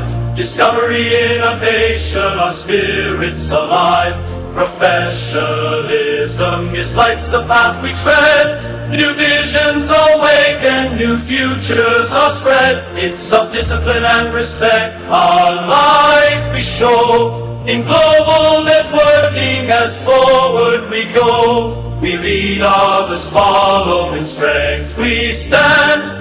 A new academy guiding the world. We rise by raising others high. We're motivated, articulating hopes for strive. A new academy leads others follow. Forward together, rise high.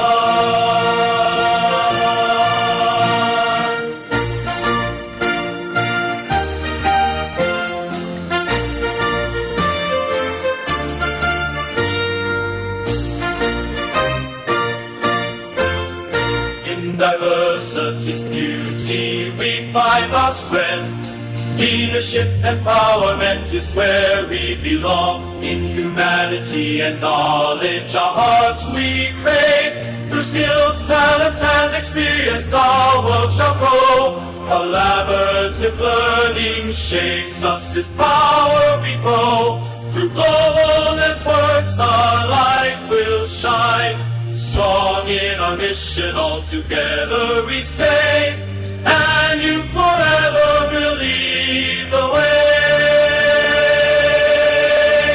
We rise by raising others high. We motivate, articulating hopes for strive. And new academy leads others follow. Forward together, find the star.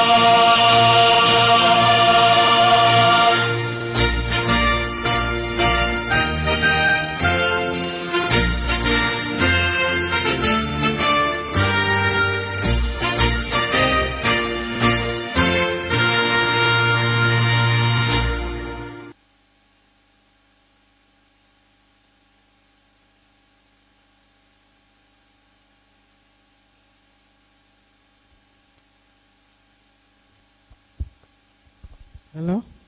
You can have your seat. Thank you, and God bless you. Welcome of guests and dignitaries too. I have all honor to welcome everyone seated here this afternoon. Thank you for being here. Thank you. We really appreciate you. Out of your tight schedules, you deem me fit to come around. We pray the blessings of the Lord will be your portion in Jesus' name. I will not be able to mention names. I want to thank everyone, male and female, old and young ones, all our awardees, our dignitaries, all invited guests. You are highly welcome. Thank you for being here, and God blesses you real good. Thank you. Opening speech by the chairman. Chairman, you are welcome.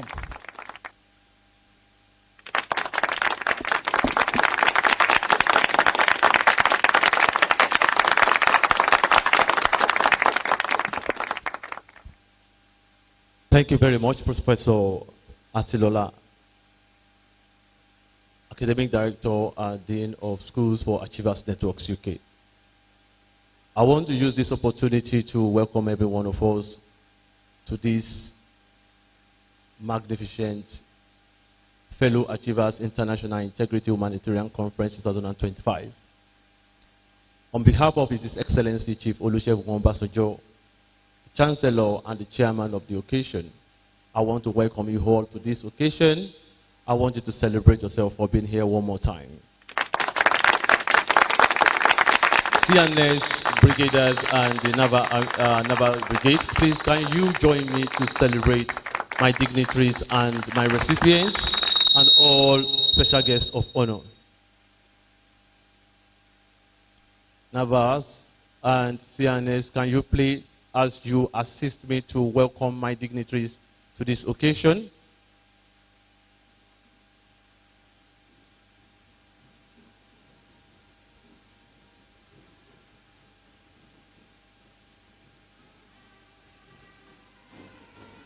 Thank you. Let's have it. Let's have it.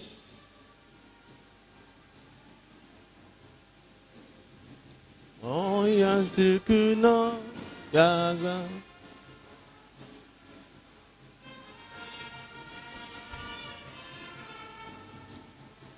Thank you. Thank you very much. Let's have it on a solemn. Right. Thank you very much for being part of this occasion to this time. For those of us who are just joining us, we've really gone up to the middle of the program. We've done the public lecture well captured, and I believe it was a very fantastic experience for those of us who were here. It's well captured and recorded. If you want to be part of that, you can reach out to us after the convocation. We'll be more than happy to supply you with the recording. I welcome all academians up to this occasion today. All my dignitaries, as well, all our special guests of honor who are avoidably present. Thank you so much for coming in. We celebrate you all. I hereby, at this point, on behalf of the chairman of the occasion, as well as the chancellor of the institution, in person of His Excellency Chief Olusegun Obasanjo, and myself, the President for Achievers Networks UK Academy, my name, Dr. David Feromi, and the entire Governing Council of Achievers Networks UK Academy, both in the United Kingdom and Nigeria, Senate and Board of Directors, I welcome you all to this occasion. Let's celebrate, please.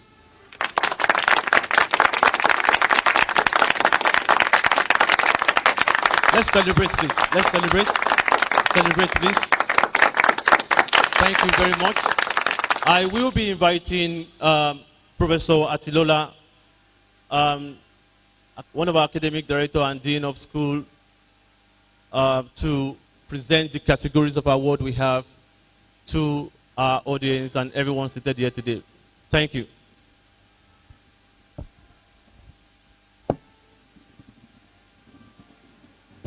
Please celebrate our please.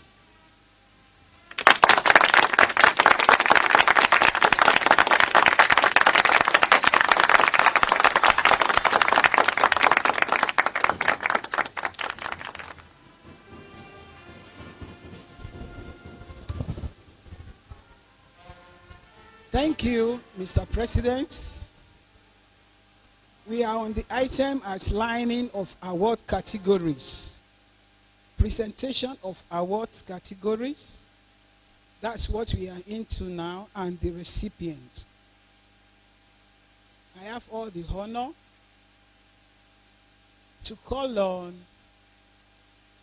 Lion Tolulope Shebanjo. He has B Engineering, MSc, PMJF, and FSDF. He is a visionary leader, a humanitarian trailblazer, and a beacon of service and a symbol of excellence. I want you to be on your feet for recognition. Lion Tolulope Shebanjo. Okay. Let me move to the second person. In person of Prince Godstime Emiko, ND, FTD, OPITO, a man of great influence, honorably mentioned across the globe, an inspiration of strength to youth. Rise to your feet. Let people see you. Where are you? Oh, please clap him. Clap, clap, clap. Continue to clap. God bless you. Remain standing. The third person I have here is Reverend Mother Esther Abimbola Ajayi, a global humanitarian and visionary Christian leader. Is she in the house? Rise to your feet. Are you there, Mommy Reverend Mother Esther Abimbola Ajayi? Okay. A representative? Is there any representative from her? Okay. Let me move to the next person. Dr. Emmanuel Toluwa Lemioshe Oluwayemi, a missionary, an academia, leader of leaders with multi-international honor and humanitarian to the core. Daddy, rise to your feet for recognition. Clap your hands. Continue to clap till tomorrow. Clap, clap, clap. Somebody in the house, clap your hands. Thank you, and God blesses you real good. Daddy, remain standing. The next person, Prince Anta Babatunde Laniyan, is he in the house or is he the representative? Jump your hands and clap your hands.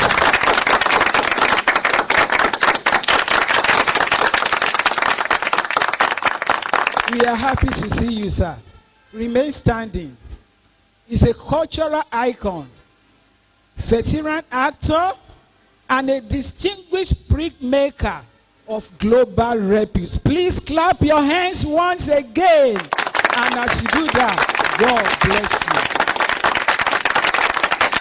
Remain standing. The next person is Chief Dr. Jackie Adoni Kasim, MBA, CFIAR, a woman of multiple honors and awards, a global icon, leaders of leaders, and a humanitarian by excellence. Clap your hands, clap your hands, clap your hands for her. Mommy, you are welcome, you are welcome. God bless you real good. The next person is Desmond Olushola Elliott, BA, is an economist, award-winning actor, and filmmaker, a legislator recognized for transformative leadership, youth empowerment, and humanitarian advocacy. Clap your hands. Clap your hands. Is he here this afternoon? Okay, in absentia, clap your hands for him. Clap your hands. Let's him hear your clapping in our house. God bless you. Thank you.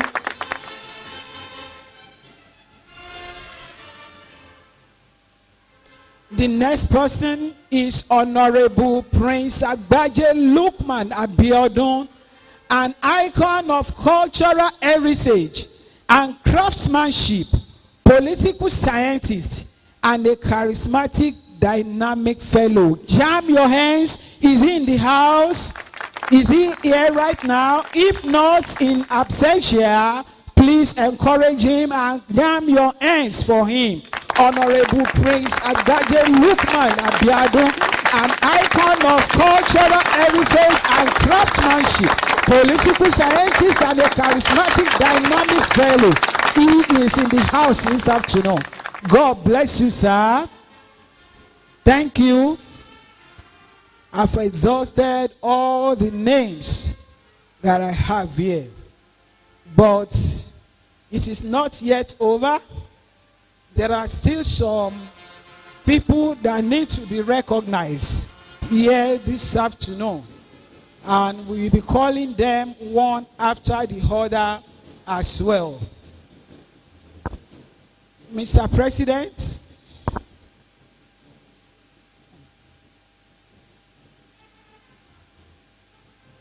Mr. President, please come. I need your attention.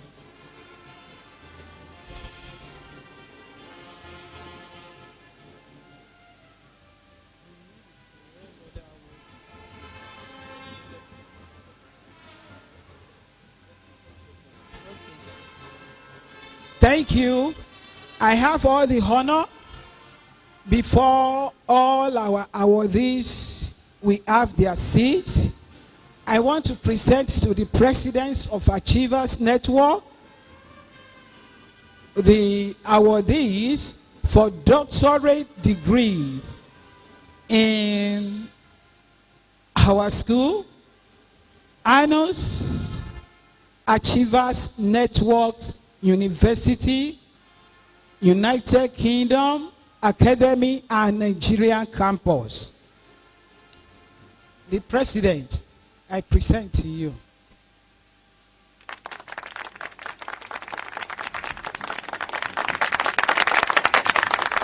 Thank you very much, Professor Atilola, for presenting the recipient for honorary doctorate degree PhD for at our event, Fellow Achievers International Integrated Humanitarian Conference and Convocation Ceremony for 2025.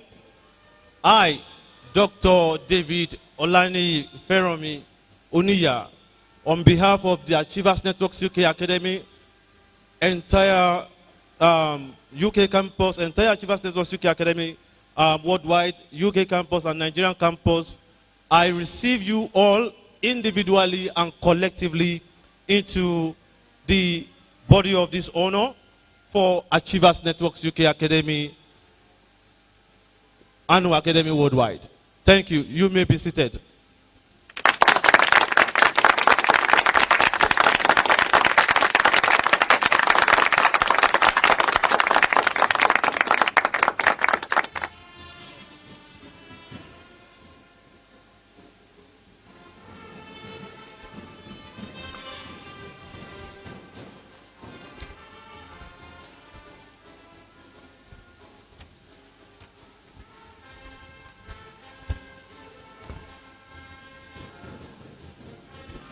Thank you. We are into citations now.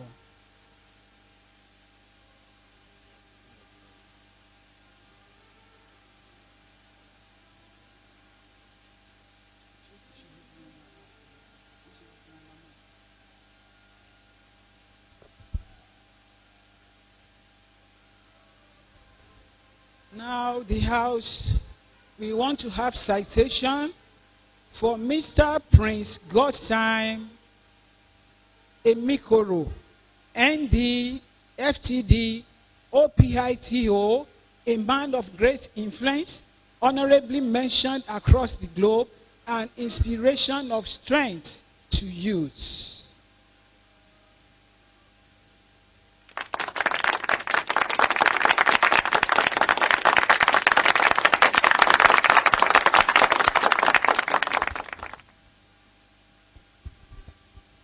Prince Godtime Orise Tsuyiri Emiko, would you stand? Today we are honored to introduce Prince Godtime Orise Tsuyiri Emiko, a man of exceptional value, inspiration, and energy.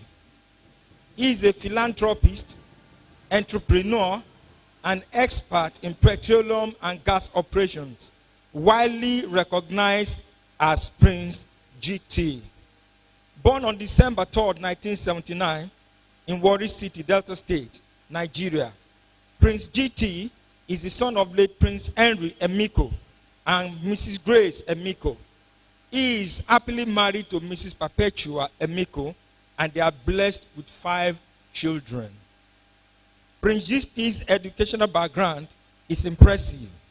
He attended Ogiame Primary School, Warri, and proceeded to the Dome Domingos College, Warri, Nana College, Warri, and later to Briscoe Secondary School, Warri, for his secondary school education. His passion for petroleum and gas processing led him to the Petroleum Training Institute, Nigeria, PTI, Warri, where he obtained his national diploma certificate in petroleum and gas processing in 2002. He furthered his studies at City and Guilds of London Institute, obtaining various certifications, including Technician Diploma in Mechanical Engineering, Advanced Technician Diploma in Mechanical Engineering Plant, Offshore Petroleum Industry Training Operations, OPITO, Certificate of Competence in Process Operation and Food Technological Diploma, FTD, in Mechanical Engineering. Prince GTs by Chevron Nigeria Limited in 2008 as an operator. He is presently an associate field operation specialist. In addition to his corporate career, Prince GT is a successful entrepreneur, servicing as the CEO of Sporting Football Club, FC, Warri, and plays in the Nationwide League One, that NLO1, the third tier of the Nigerian League, which he established in 2018, and Glocks Homes, a real estate and property management company he founded in 2023. He is also the founder of Sporting Warri Development Initiative, a non-profit organization dedicated to empowering young people through education and sport. As a philanthropist, Prince GT is committed to giving back to his community. He has donated to various causes, including the renovation of school buildings and the supply of borehole waters to schools in Warri. His philanthropic efforts are focused on supporting the education and development of young people, recognizing that they are the future leaders of Nigeria. Throughout his career and personal life, Prince GT has demonstrated exceptional leadership, discipline, and commitment to excellence. He is an inspiration to young people, and his contributions to the development of his community and the nation at large are truly remarkable to exhibit his moral value and responsibility to God and mankind as a strong Nigerian youth in the world of business industry. For this commitment and qualitative service to humanity and body of knowledge, we hereby present Prince Godstime Oris Seyuri Emiko for the conferment and enrollment in the Honorary Doctor of Philosophy in the field of business administration under the School of Social Sciences, together with the Fellow Achievers International Integrity Humanitarian Hall of Fame Award of Recognition, as well as confirming to his recipient as a Fellow International Humanitarian Ambassador for Achievers Network, UK Academy, Worldwide Class of 2025. In addition, Mr. Prince Godstime Oris Setuyiri Emiko is therefore equally conferred as a Fellow and an International Humanitarian Ambassador. The above awards are therefore conferred on you through Achievers Network UK Worldwide as a candidate class of 2025. Henceforth, you are now enrolled to use the registered acronym Doctor after your name, as well as all other above honor conferred on you from today, 15th November 2025. At this moment, I hereby invite the President of Achievers Network UK Academy Worldwide to step forward to constitute this assembly to the conferment of this award. So I hereby present to you Prince Godstime Oris Seyuri Emiko.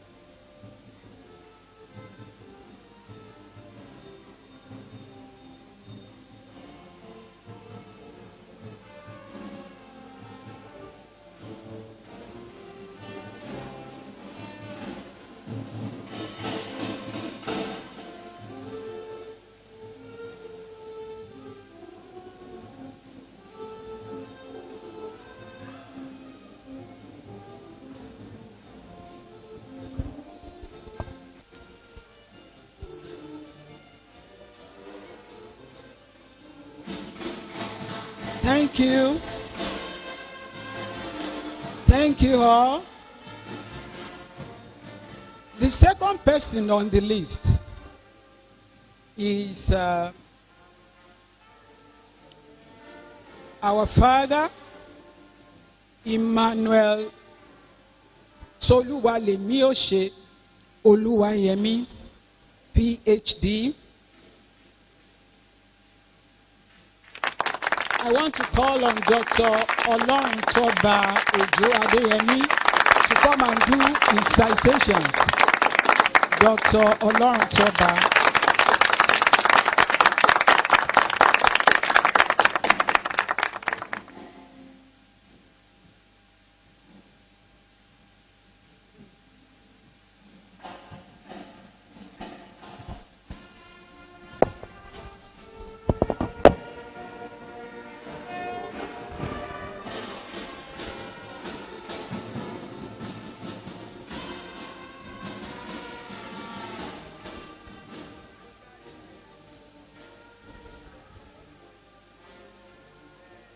Once again,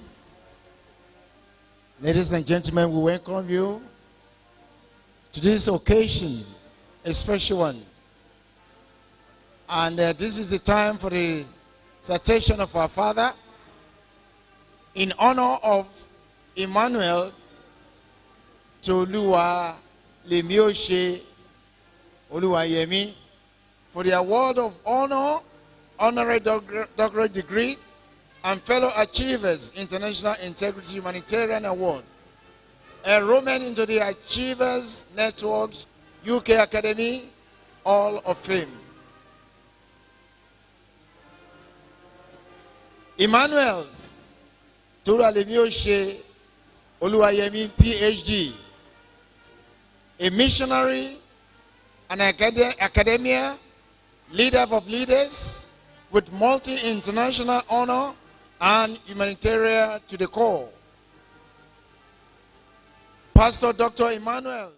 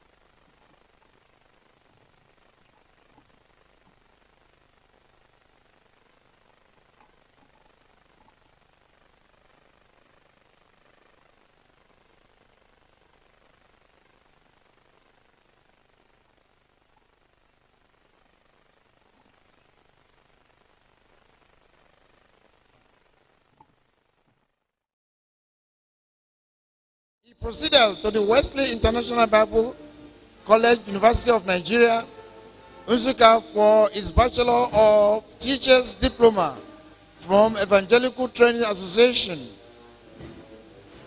Wheaton, Illinois, U.S. in 1996. He also attended the African International University, Nairobi, Evangelical Graduate School of Theology in Kenya, for his Master of Arts in Christian Education and Leadership. In 1996, and had his Doctor of Philosophy in Educational Leadership, 2000.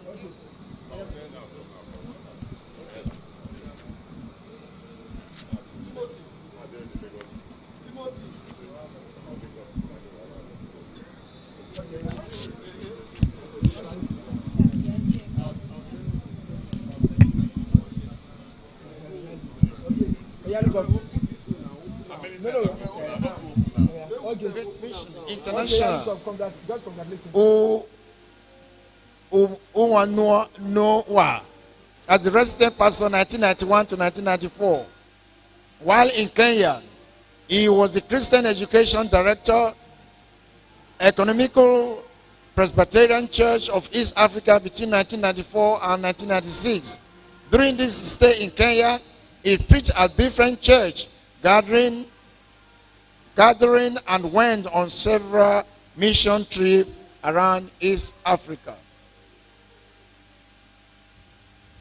Dr. Oluwayemi's ministerial engagement included serving as lecturer in the various institutions of pastors training.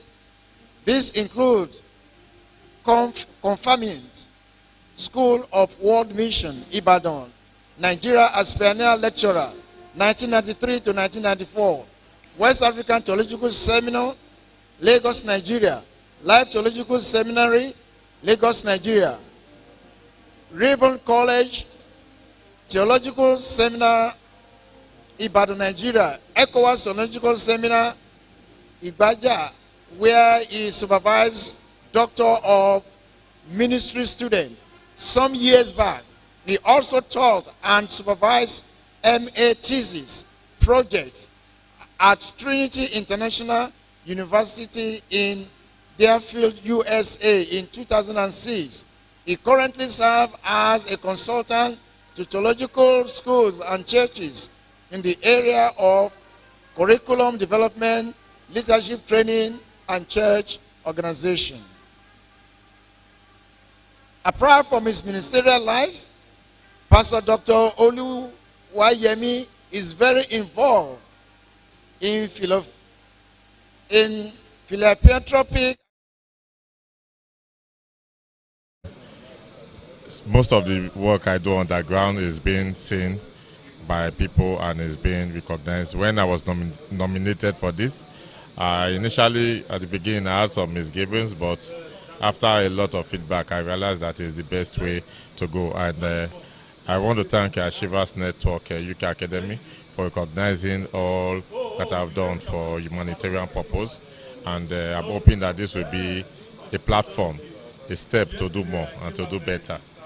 Thank you. So how do you plan on using this achievement to impact the society? Okay, basically is what I've been doing before now. Now that there is a certification and accreditation to what I love doing, I have passion for helping people. I intend to expand more on my NGO for developing youth, and also when I live here, I'm hoping to make more impact with the secondary schools within Warri and environs by ensuring that more young people are educated, and also use my sporting football club platform to see how I can empower the youth more. That's good. Can you talk more about your NGO? Okay, my NGO is geared towards selecting youthful young people that have the knacks, have the brain for education, and sponsoring them to school, and also involving them in sports, because most times education is not just the four walls of the university. You have other extracurricular activities that is also part of education, and you've seen that there are people that are the less privileged, for instance. All they need is an opportunity to make an impact, and my foundation is there to give them that opportunity to make them become that which they are destined to be, or that which they desire to be. We will empower them more. Thank you very much, sir, and congratulations once again. Thank you very much. Thank you, sir. Thank you very much, sir. Thank you. AG after your name, as well as all other above honor conferred on you from today, 15 November 2025. At this moment, I hereby invite the president of Achiever Network UK Academy worldwide to step forward to constitute this assembly for the conferment of these awards.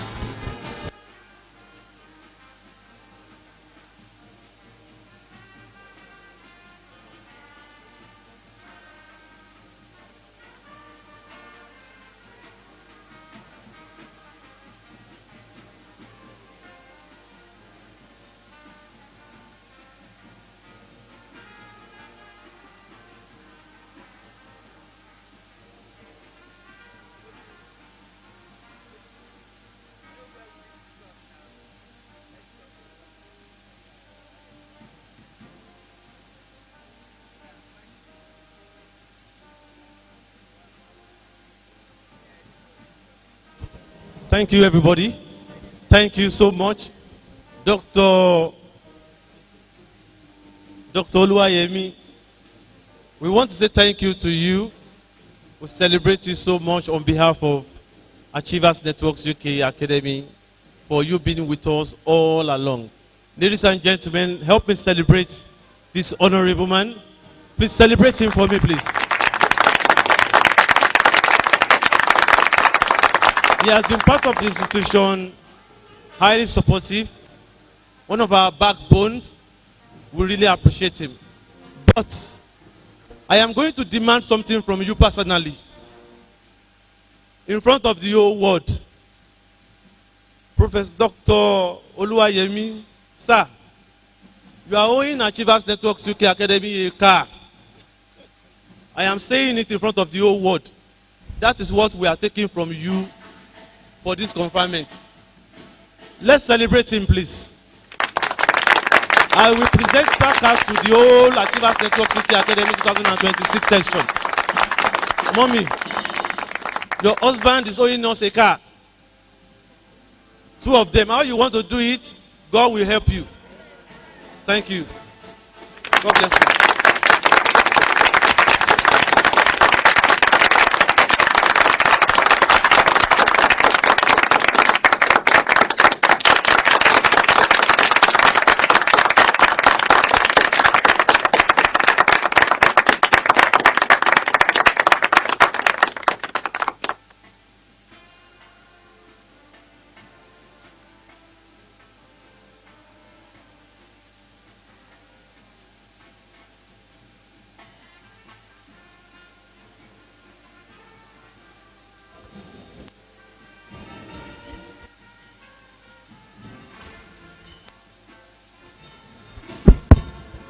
All the awardees, hope you know you can snap with your family members. Please, you can celebrate them. Thank you. The next person is Prince Anta Babatunde Laniyan, BA. His representative should come to the front to receive the award and decoration. Thank you, sir. You are welcome.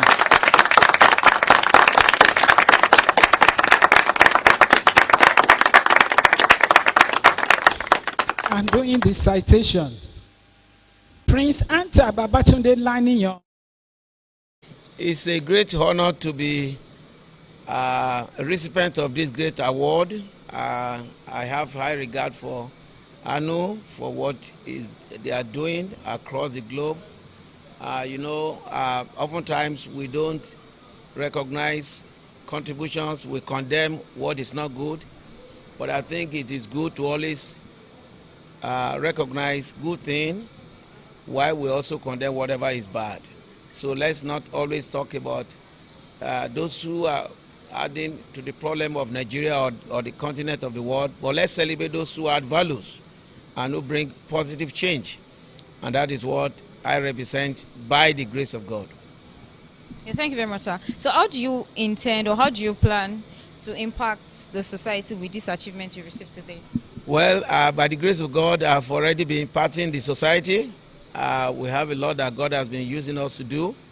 In the area of humanitarian services, we have 2 hospitals that provide holistic care for orphans, widows, less privileged in Lagos State and in Ogun State, ultra-modern hospitals.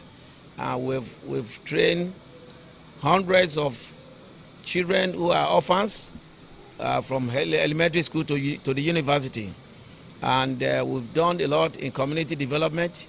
We brought holistic development to different communities. By the grace of God, we also have established 2 tertiary institutions in Nigeria, one in Lagos, one in my home state, Ekiti State. So a lot has been achieved to the glory of God, but we know that there is still more to be done.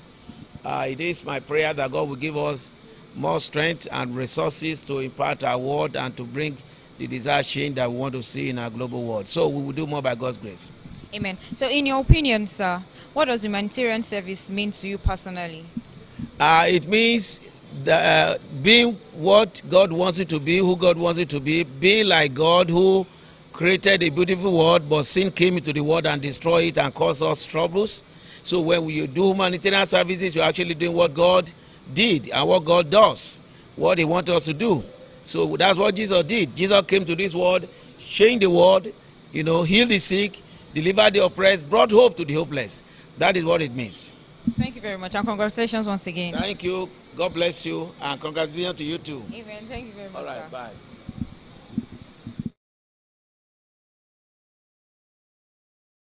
Come Lollywood greats, including Funsho Adeolu, Aquila Njema, Ayo Aniyi Ojemaki, and Joy Njema. His commanding performances in landmark production, such as Everybody Wants to Know, The King Must Stand Naked in 1983, The Last Omen 1984, War Unto Death 1985, and Buduso 19 established him as a dynamic and powerful presence on stage. His unforgettable portrayal of Anjuwon in Tomoloju's Jakariwo earned him national acclaim and set the stage for international recognition. In 1987, he represented Nigeria at the Theatre Africo Nigeria in Italy, performing in Rome, Milan, and Turin, where he won the Best Actor award, a milestone that announced him as one of Africa's finest chess players. Over the years, Prince Anta Laniyan has directed, written, and acted in numerous productions, shaping the identity and quality of Nigerian cinema and television. His directorial credits include some of Nigeria's most beloved television series, such as Super Story, Papa Jasko, Binta My Daughter, This Life, Hard World, and The House Money Built, NTA. As a scriptwriter and creative collaborator, he has worked with some of Nollywood's most prominent producers, crafting stories that have stood the test of time. His acting career spans stage, screen, and intentionally performed with acclaimed performances in Shango Oduduwa, Kesari, Agogo Ewo, Black Val, Lucifer, Contractor, and modern classics like Checkmate, Sacred, Palace, Borokini, Skins, The Covenant, Mnet Original, and the popular Netflix originals Jagun Jagun, the series, and Anikulapo, the series. Please clap him. Oh, with all these accolades, it's not easy to achieve all this. Give round of applause to Anta Laniyan. In recognition of his excellence and enduring contribution to the arts, Prince Anta Laniyan has received numerous national and international awards, including Best Actor, Teatro African Award in 1987, Best Actor, Tema Award, Best Actor, Tema Award, Director, African Film Award UK 2011, Lifetime Achievement Award UK 2003, Best Director, Aheba Award, Austin, Texas 2016, along with multiple honors from City People Award and Osun Ultimate Award. Clap your hands. Beyond personal achievements, he has been a pillar of leadership in Nigerian film industry. He has served as a dedicated stakeholder in the Association of Nigerian Theatre Practitioners and later become the first deputy president of the Theatre Arts and Motion Pictures Practitioner Association of Nigeria. He currently serves as secretary to the Board of Fellows, TAMPAN, and remain an active member of the Director of Guild of Nigeria, DGN. Clap your hands. A consummate actor, director, scriptwriter, mentor, Prince Anta Babatunde Laniyan embodies the enduring spirit of Nigerian theatre and film, and from his royal heritage to his global acclaim, his life's work has helped transform Nollywood into a global powerhouse, inspiring generations of artists to embrace discipline, creativity, and cultural excellence. In recognition of his exemplary contribution to the arts, his exemplary leadership, and his enduring service to culture and humanity, we proudly confer upon Prince Babatunde Laniyan, the Honorary Doctor of Philosophy in Theatres and Media Production under the School of Humanities, together with the Fellow Achievers International Integrity Inter Hall of Fame Award of Recognition for Achievers Network UK Academy Worldwide, Class of 2025. Clap your hands. The above awards are therefore conferred on you from Achievers Network UK Academy Worldwide as a candidate class of 2025. Henceforth, you are now entitled to use the register acronym PhD after your name from today, 15th November 2025. And at this moment, I want to invite the president of Achievers Network UK Academy, Anno Academy Worldwide, to step forward to constitute this assembly for the conferment of these awards. Mr. President, sir. Jam your hands.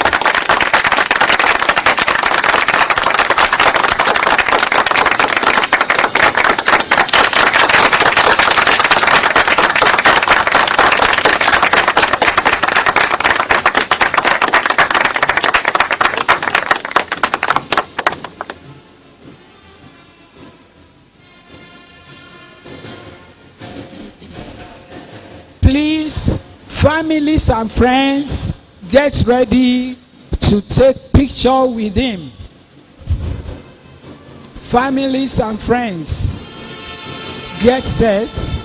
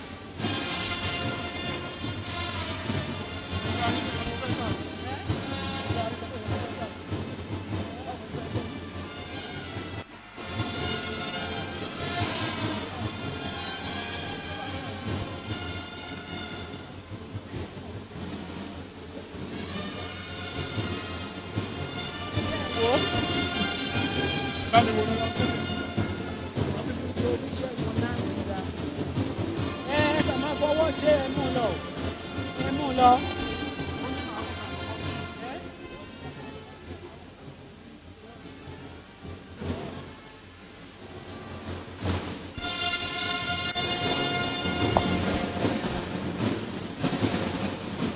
Family and friends, you can come out to take pictures with the newest doctor.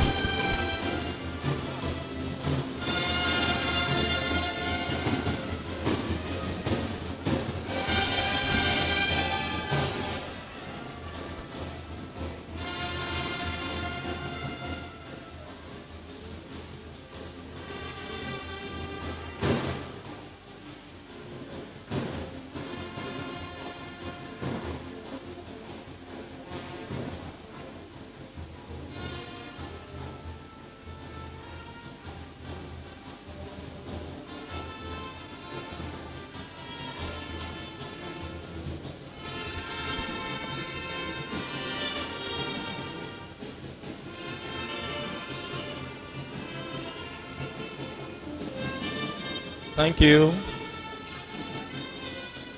Let's bring it down a little. Thank you very much. Now, still in the spirit of presenting our honorary doctorate degree today, I want to read to us the citation of Chief Dr. Jackie Aduni Kasim,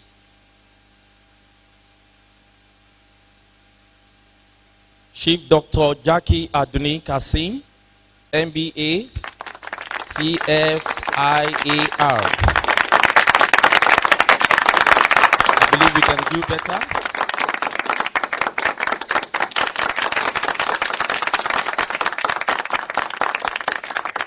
Thank you, my God bless you.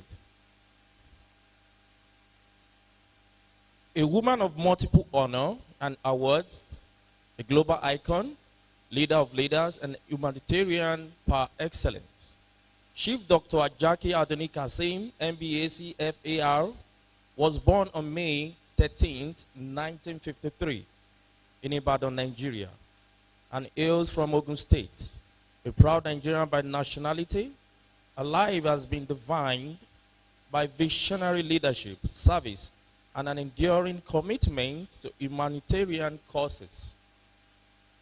From her formative years, Kazim's upbringing in a cultural diverse environment shaped her moral values, sense of purpose, and a discipline that would later characterize her multifaceted career.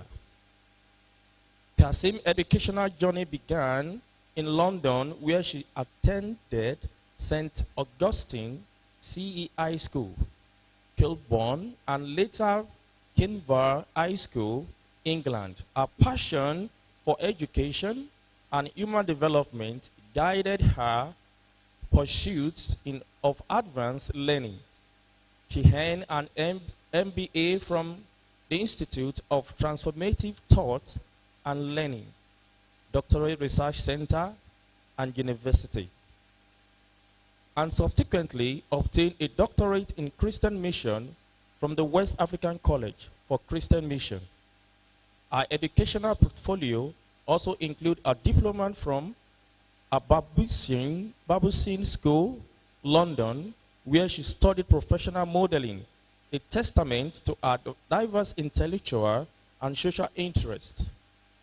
Professionally, Chief Dr. Kasim career commenced at Punch Nigeria Limited between 1975 to 1976, where she gained foundational experience in corporate operations and management.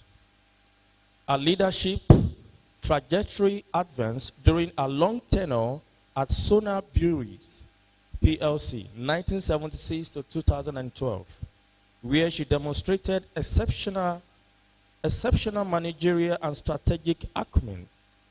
As an entrepreneur, she had helped multiple leadership roles, serving as chairman of MISAC Agency Enterprises since 2006, MISAC Agency International Limited since 2007, Emerald Security International Limited since 2012. I think we can applaud for her. Connect Event and Suits Limited since 2014, and president of MISAC Education, Rural and Development Foundation since 2015. Through these enterprises, she has contributed significantly to Nigerian economic empowerment, youth development, empowerment, and social entrepreneurship, Kasim 1975 till date. Her commitment and community leadership and governance is equally impressive. Chief Dr. Kasim has served as Vice Chairman of the Police Community Relation Committee, Ogun State, and as the Chairman of the Committee on Trade Fair, Ogun State. Ogun State, you can do better. Thank you. And also the Chambers of Commerce, Industries, Mines, and Agriculture. She is also a member of the Nigerian American Chambers of Commerce, Nigerian Red Cross Society, Rotary Club International, Vigilante Service Organization, and Special Marshal of the Federal Road Safety Corps.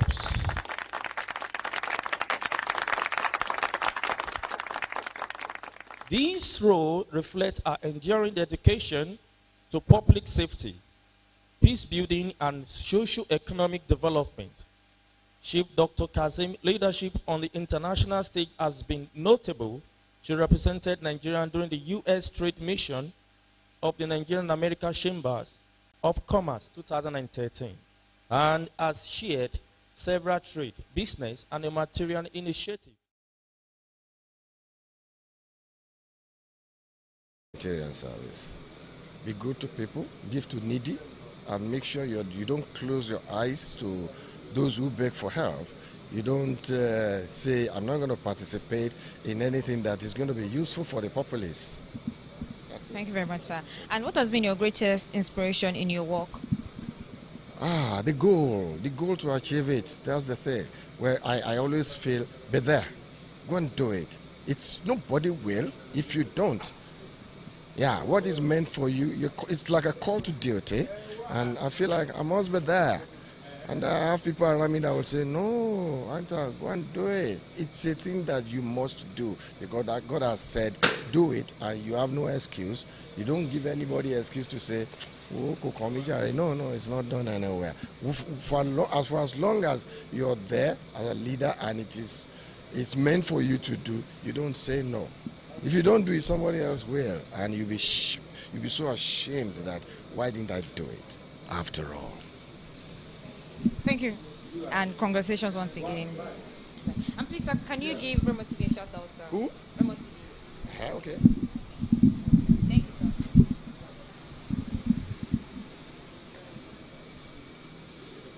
Ladies and gentlemen, young and old, this is Remo TV, and I endorse it. Please watch it. Their contents are always good. When you watch it, you won't have any sign of regret. I endorse it. My name is Anta Laniyo, doctor. Thank you very much, sir.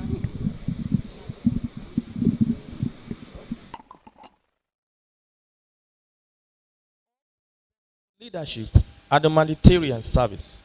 Our journey from a young Nigerian scholar in London to a continental figures in leadership and social reform embodies a transformative power of education, compassion, and resilience. Our life's narrative stand as an academic and social model for leadership rooted in empathy, excellence, and purpose. In consideration to this commitment and qualitative service to humanity and body of knowledge, we hereby present Jackie Aduni Kasim for the conferment and enrollment in the Honorary Doctor of Philosophy in the field of Leadership Administration under the School of Social Science, together with the Fellow Achiever International Integrity Humanitarian Hall of Fame Award of Recognition for Achievers Network UK Academic Worldwide Class of 2025. I hereby present Chief Dr. Jackie Abuni Kazim. Thank you very much.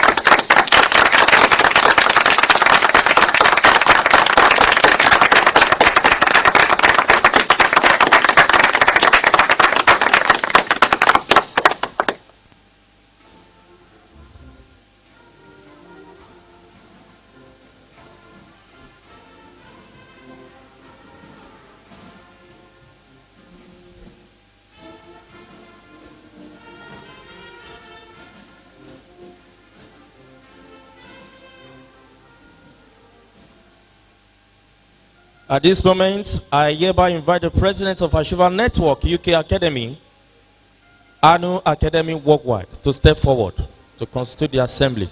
Thank you, ladies and gentlemen.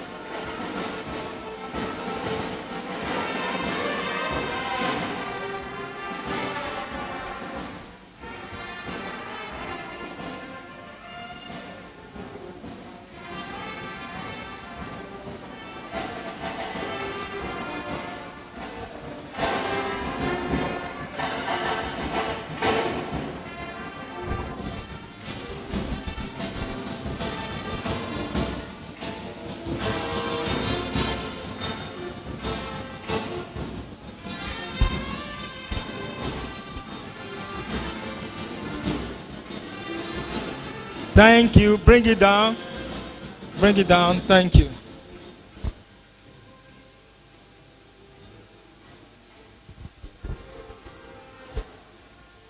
Now, this is the citation for Honorable Prince Agbaje Lukman Abiodun. Honorable Prince Agbaje Lukman Abiodun, born on 2nd February 1970, is a distinguished Nigerian public servant, politician, and mechanical engineer. Currently serving as the executive chairman of Ayobo Ipaja Local Development Area, LCDA, in Lagos State, Nigeria. You can clap for that. Thank you. His professional and political journey reflects a profound commitment to technical excellence, educational advancement, and grassroots governance. Prince Agbaje hails from Isheyin, an ancient Yoruba town in Oyo State, noted for its cultural heritage and craftsmanship. His early life was marked by diligence, curiosity, and a pursuit of knowledge that laid the foundation for a multi-dimensional career, bringing engineering and governance. He began his technical education at the Government Technical College, Shaki, where he earned a certificate in mechanical engineering, craft practice. His academic excellence and mechanical aptitude led him to the City and Guilds of London Institute, where he achieved C and G level 1, 2, and 3 in mechanical engineering, that is production, qualification equivalent to a higher national diploma, HND. These formative credentials established his professional identity as a technically skilled and innovation-driven engineer. Guided by a passion for public policy and human development, Prince Agbaje later expanded his academic focus into the social sciences and education. He obtained a Nigerian Certificate in Education, NCE, in Political Science / Economics from Adenino Ogunseya College of Education, followed by a Bachelor BSc in Education degree in Political Science Education from Ekiti State University, EXU, Ado Ekiti. These academic milestones solidified his transition from technical practice to governance and policy leadership, preparing him for strategic roles in local and regional administration. Prince Agbaje's professional career began in Lagos industrial sector, where he applied his mechanical expertise in practical engineering roles.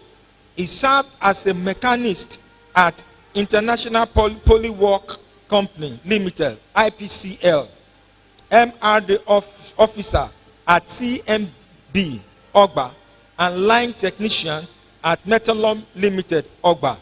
His hands-on technical experience provided a strong foundation in organizational management, process efficiency, and the value of structured teamwork, qualities that will later define his approach to public leadership. His political career began in 1998 during Nigeria's Democratic Institution with the Alliance for Democracy, AD, where he served as the World Secretary from 1998 to 2002 in Ward H. Old Alimosho local government area. His dedication and competence earned him the position of first local government area secretary 2002 to 2009 under the Action Group AC for Ayobo Ipaja LCDA. He subsequently served 2 terms as supervisory councillor for works and infrastructure from 2009 to 2014. Let's clap for that. Contributing to the vital improvement in community infrastructure, road, and housing. In recognition of his exemplary service, Prince Agbaje was appointed sole administrator of Ayobo Ipaja LCDA from 2016 to 2017. You can clap for that, please. By the then governor of Lagos State, His Excellency Mr. Akinwumi Ambode, his tenure was marked by administrative discipline, transparent leadership, and significant infrastructural development. Following this, he was appointed secretary to the local government 2017 to 2021 and later elected as executive chairman of Ayobo Ipaja LCDA, where he continued to advance initiatives in sustainable urban development, education, and public welfare. I appreciate him for that, please.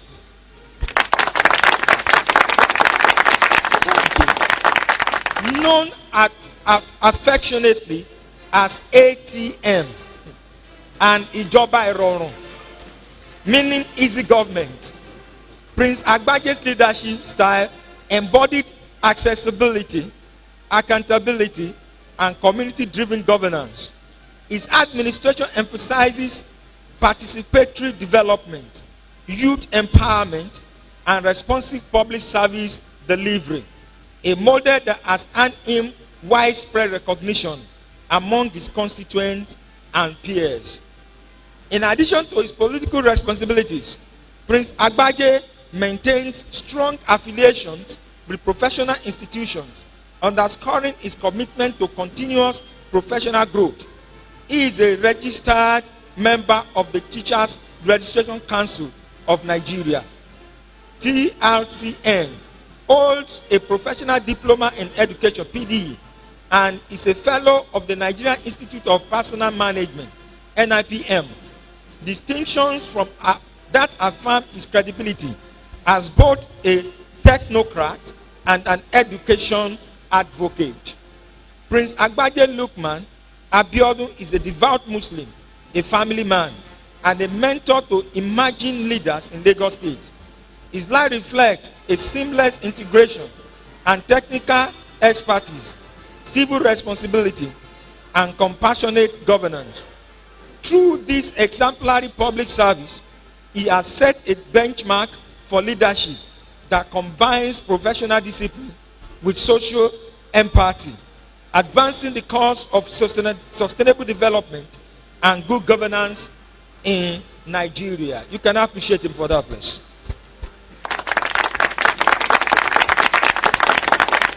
In consideration to this commitment and qualitative service to humanity and the body of knowledge, we hereby present Prince Agbaje Lukman Abiodun for the conferment and enrollment in the honor Doctor of Philosophy in the field of political science under the School of Social Sciences, together with the fellow Achievers International Integrity Humanitarian Hall of Fame, an award of recognition for Achievers Network UK Academy Worldwide Class of 2025.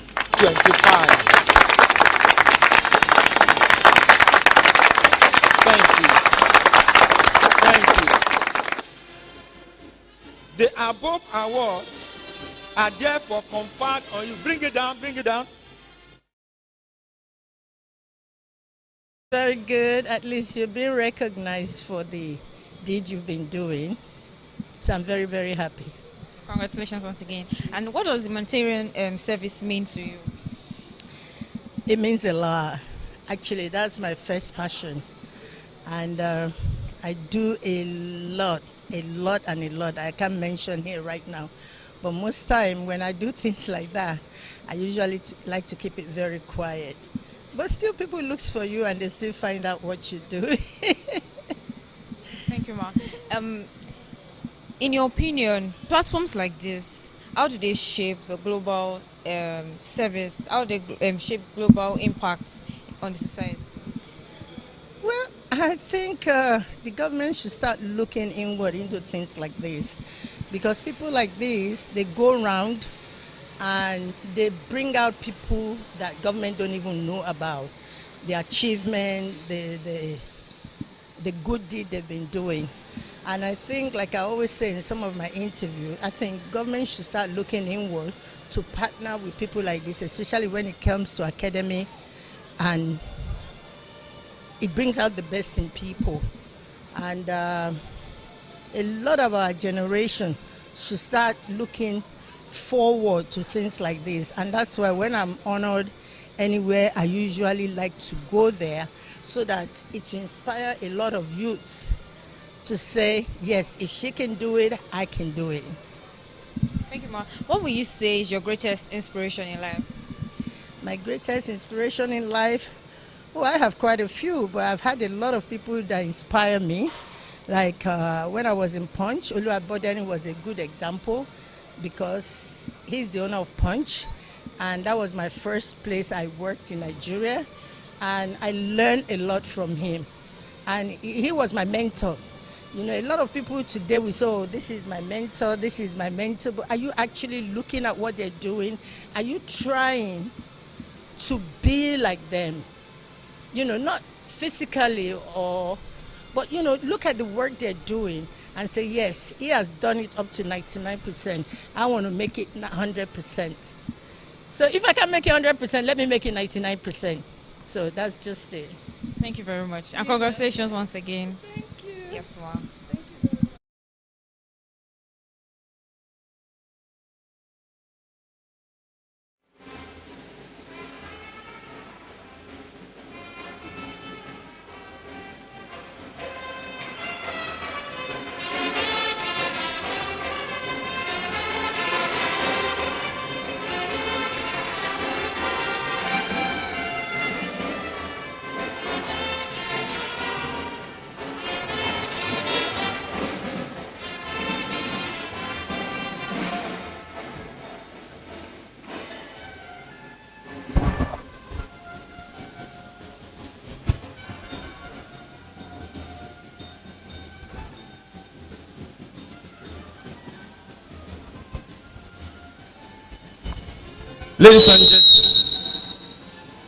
Ladies and gentlemen, join me now celebrate Honorable Agbaje, please.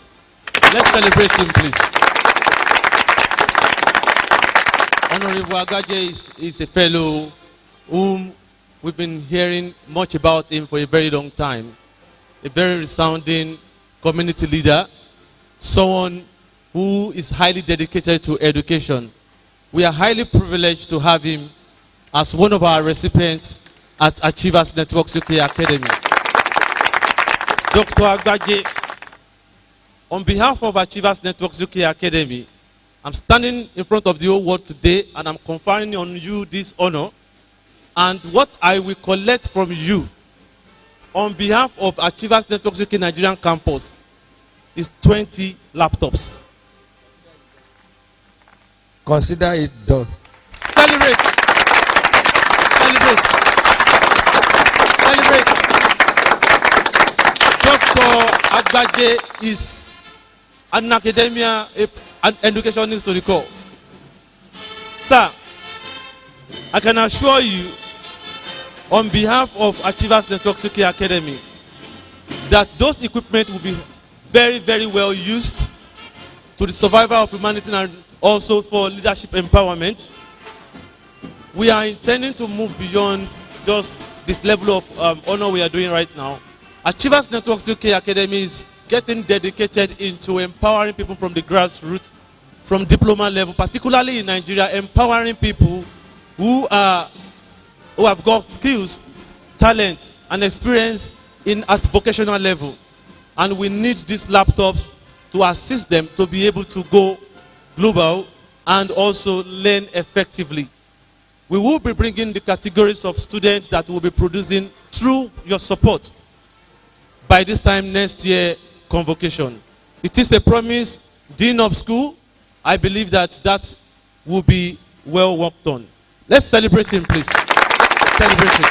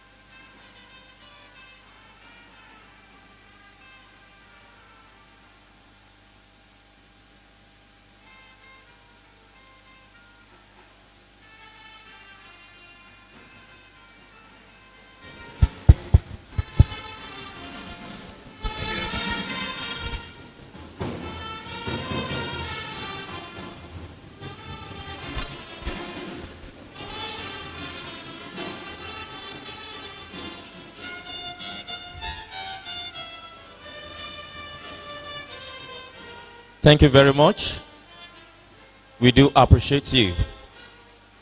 Now, I want to proceed, and I want to present to you the person of Desmond Olushola Elliott, BA, one of the candidates of Ashiva Network UK Academy, class of 2025. He is an economist, award-winning actor and filmmaker, a legislator recognized for transformative leadership, youth empowerment, and humanitarian advocacy. Honorable Dr. Desmond Olushola Elliott, born 4 February 1975, is a distinguished Nigerian economist, actor, filmmaker, a politician whose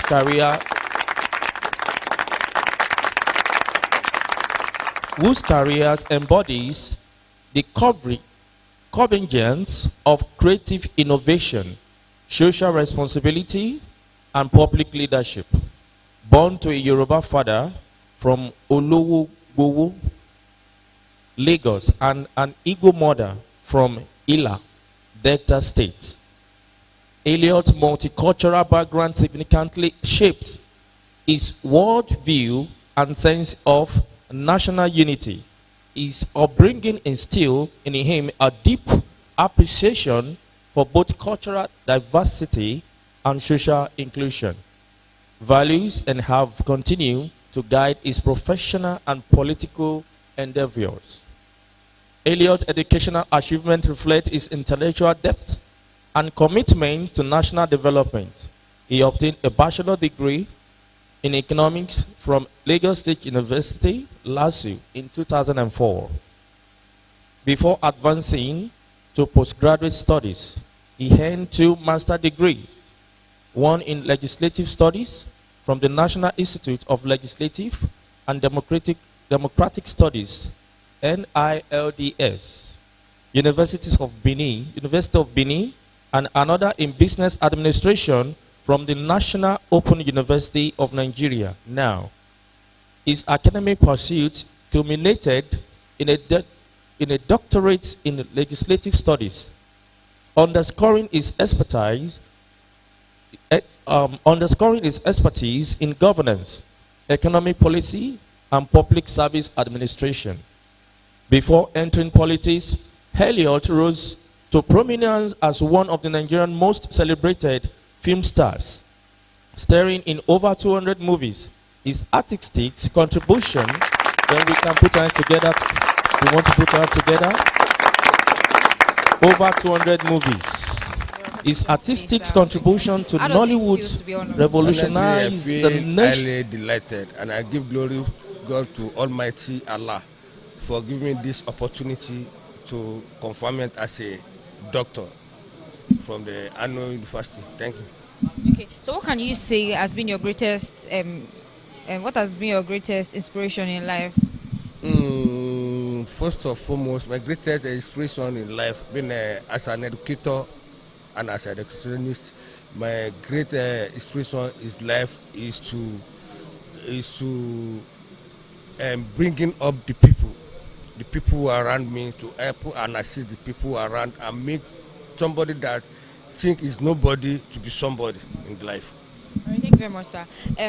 What does humanitarian service mean to you personally? Humanitarian service, service to one of my acronym the society, the service to humanity.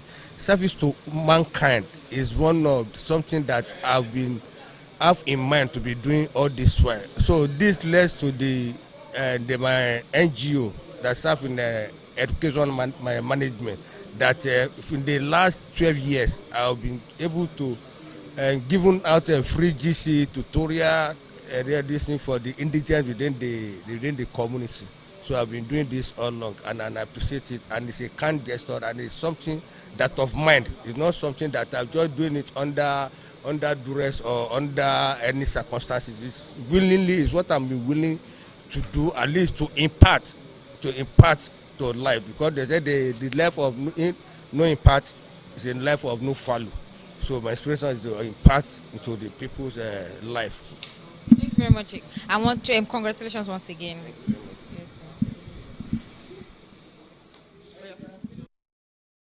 Organization dedicated to human capacity development and social welfare across Nigeria and Africa. The foundation key initiatives include providing access to clean water, facilitating youth and development programs, and offering health insurance to the elderly.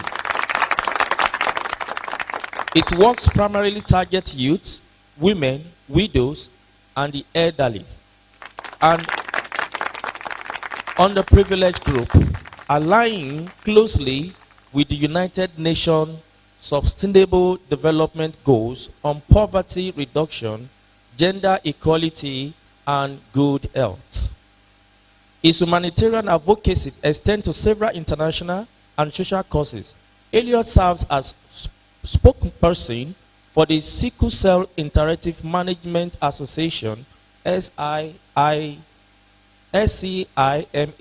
a volunteer-based organization raising awareness about genetic disorder and supporting individuals living with sickle cell anemia. Is also a goodwill patron of the KUT Foundation, KUTH, Keep Up the Hope, a non-governmental organization promoting civic education, healthcare, and good governance to the public. Furthermore, Elliot acts as a spokesperson and ambassador for Lens on Health, a social responsibility project by Harvard University designed to address public health issues through media advocacy. I think we can put it together for that. Thank you.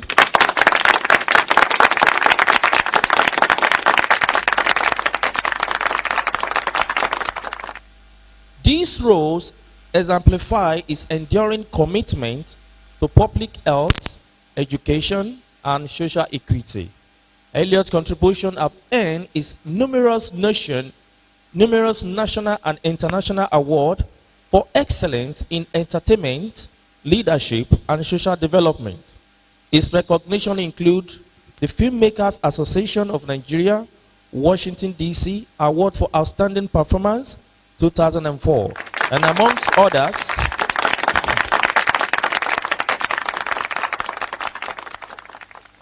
in addition, he received the Award of Recognition for Youth Empowerment and Development in 2017, and the Nigerian Institute of Journalism Appreciation Award 2017, and the Most Outstanding Lagos State University Alumni Award for Service to Humanity.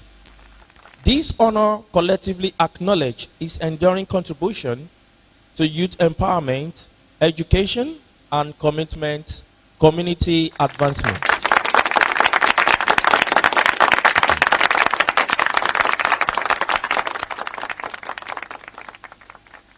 Elliot has also been a brand ambassador for several notable organizations, including Globalcom Nigeria, Unilever Nigeria, LRG Mobile Ghana, and One Naija, reflecting his influential roles as a cultural icon and national value, civic responsibility, and social change through responsible branding and public engagement. In addition to his political and social leadership, Elliot has been recognized as an ambassador of Water Aid International and a blood donor advocate, 2008.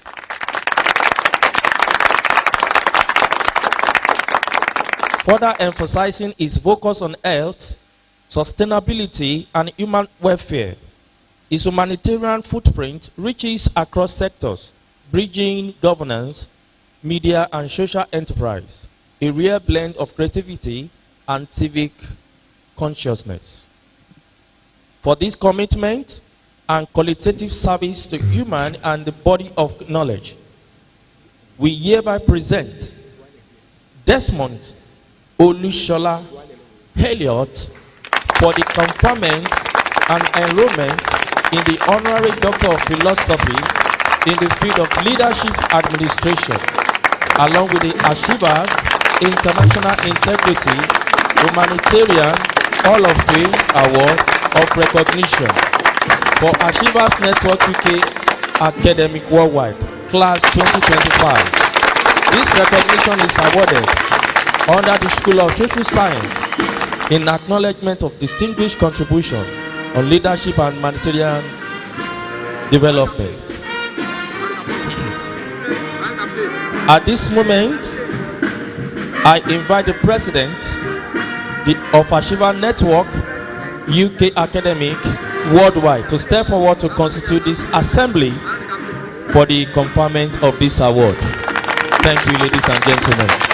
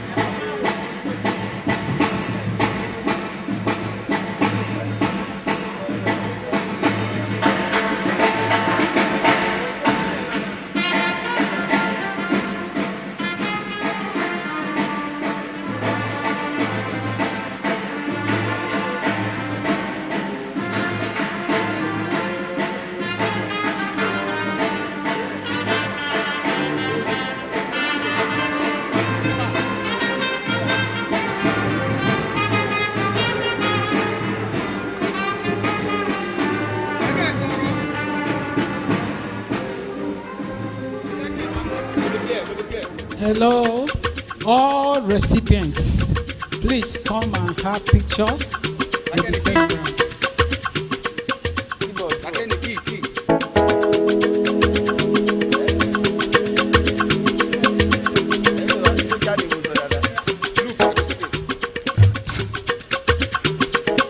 There is nothing you cannot do. All recipients.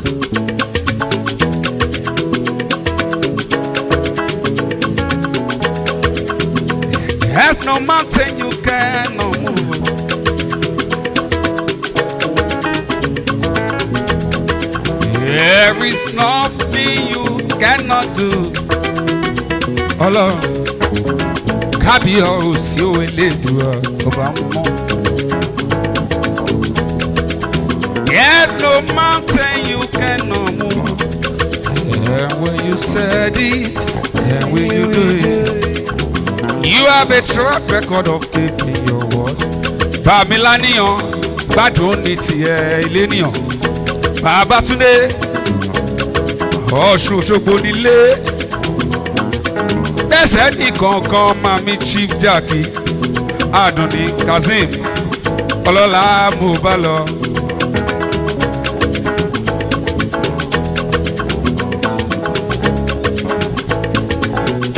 Yorùbá mi tọ́jú ẹ̀. Desmond Olúṣọlá ọmọ Elliot. Ìránṣẹ́ Ọlọ́run alààyè tọ́lọ́run pètò rán níṣẹ́.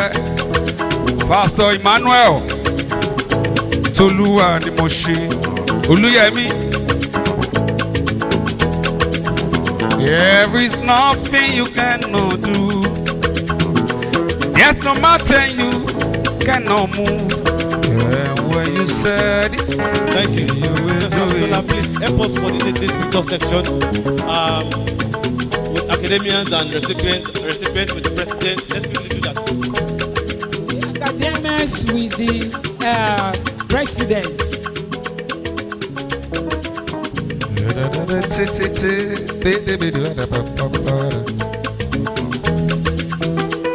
Èmi kọ́ Ọlọ́run mà ní o, àwa kọ́ Ọlọ́run mà ní o, àwa kọ́ Ọlọ́run mà ní o. You have a track record of keeping your word. You are not about to stop doing it now. Ọlọ́run àgbáyé, you are mighty. Say what? You are mighty. Ọlọ́run àgbáyé. You are mighty, oh. Ojí kan lù kan pàápàá kan wò kan èyí. You are mighty, oh. Pastor Emmanuel. You are mighty, ẹ kú oyè òní.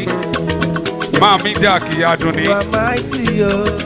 Bẹ́sẹ̀ ní kankan èlé nìyàn. You are mighty, oh. Desmond Olúṣọlá ọmọ Elliot. You are mighty, oh. Yorùbá mi tọ́jú ẹ̀. Babátúndé. You are mighty, oh. Ọmọ Bàtà. Ọmọ Lánìyàn. You are mighty, oh. Òṣogbo kìíní ilé. You are mighty, oh. Màá bá ẹ débẹ̀, bàbá mi ni. You are mighty, oh. Ṣé bí wọ́n ló fojú ọ̀run ṣaṣọ búra? Màmí Àdùnní, wọ́n ń gbé bọ́dì. Ṣaṣọ búra. Òrékè lẹ́wà ọmọ ni à ń lè bọ̀ lẹ́yìn. Jagunlabi lára wájú. Òrékè lẹ́wà màmá. Ṣaṣọ búra. Ṣé bí wọ́n ló fojú ọ̀run? Ṣaṣọ búra. Iye Ọlọ́run àgbáyé. You are mighty, oh. Ó dúpẹ́ mo wí àánú gbà lóye.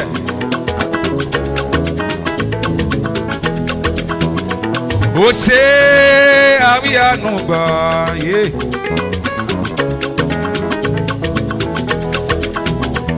Ọ̀pọ̀ ti kú, ọ̀pọ̀ ti lọ.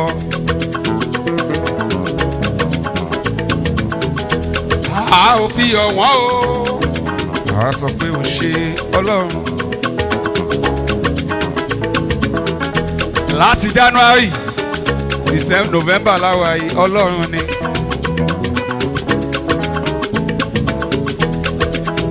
Yorùbá mi tọ́jú ẹ̀. Pastor Emmanuel tolúwa lèmi ò ṣe olúwa yẹ mí ẹni ọlọ́run pè tó rán níṣẹ́ dádì iṣẹ́ olúwa ò ní bàjẹ́ lórúkọ jésù mo sọ máàmí àdùnní gbádùn ní tiẹ̀ jákè.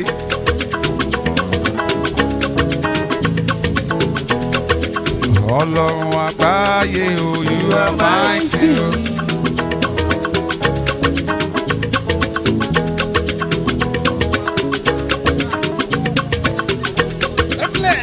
ọlọ́run àgbáyé o.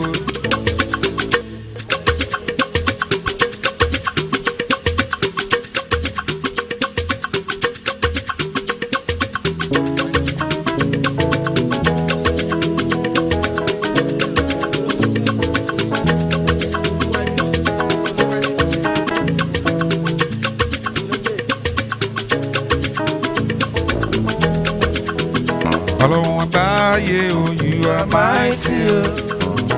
ọlọ́run àgbáyé o you are mighty o.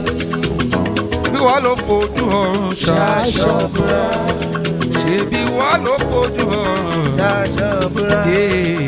ọlọ́run àgbáyé o sún síwájú ẹ ṣeun ìgbà gbogbo yéèbà ẹ ṣeun bàdàbàdàbàdà tàtàrà yéèbà.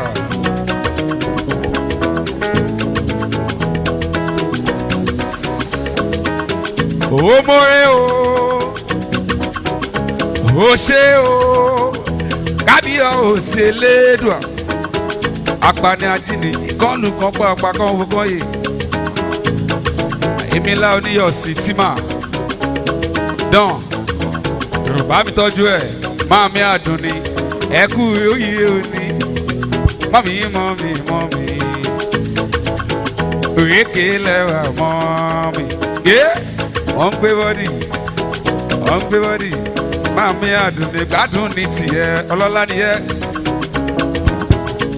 òwe gèlè kò yí ẹlẹ́gàn kó túká ó wálẹ̀. Thank you very much. The next award now is Meritorious Achiever Award. Please be seated and get set for the next award. The Meritorious Achiever Award is an international and global recognized honor presented by the Senate and the Board of Directors of Achiever Network UK Academy. It is awarded on merit to individuals who exemplify outstanding achievement, leadership, and impact in their respective fields. This category of award is offered to individuals who have singled out themselves among other competitors in their respective industries, representing their industry well in their respective countries and internationally at this current period, who are to be considered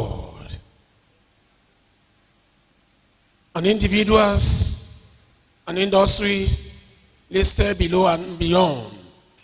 Entertainment industry, we want to look at the sport, the music, fashion, creative art, content creator, etc.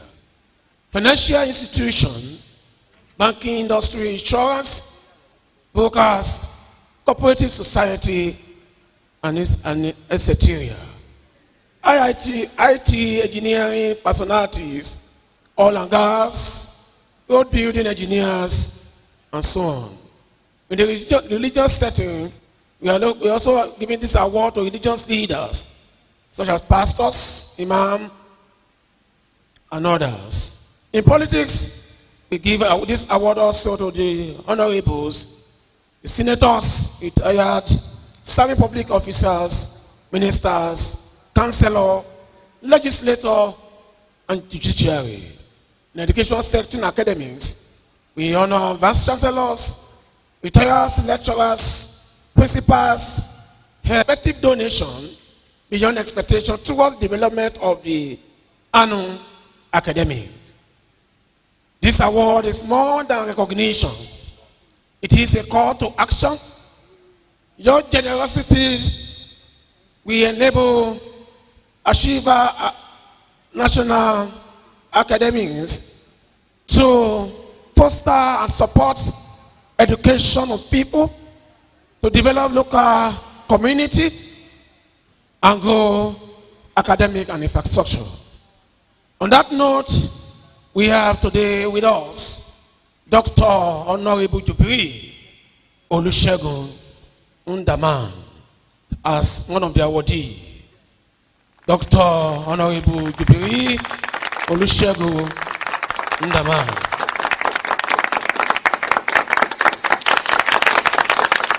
Is a 12 years USA Army veteran with wartime development to Iraq for Operation Iraq Freedom, OIF. Afghanistan, Operation Enduring Freedom, OEF.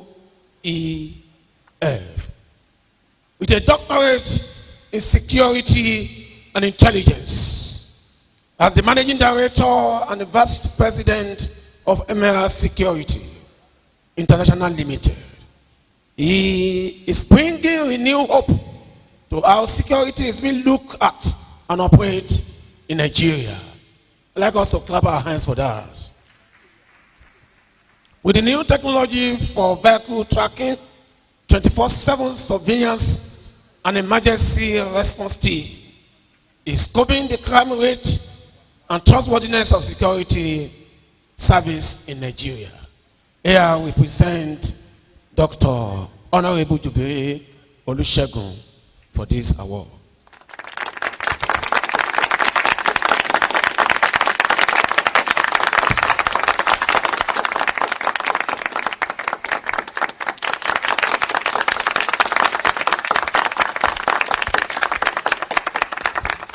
I want to invite Dr. Anta Olanio to join me as I present this award to the recipient of Achievers Networks UK Academy Meritorious Achievers Award for 2026-2025.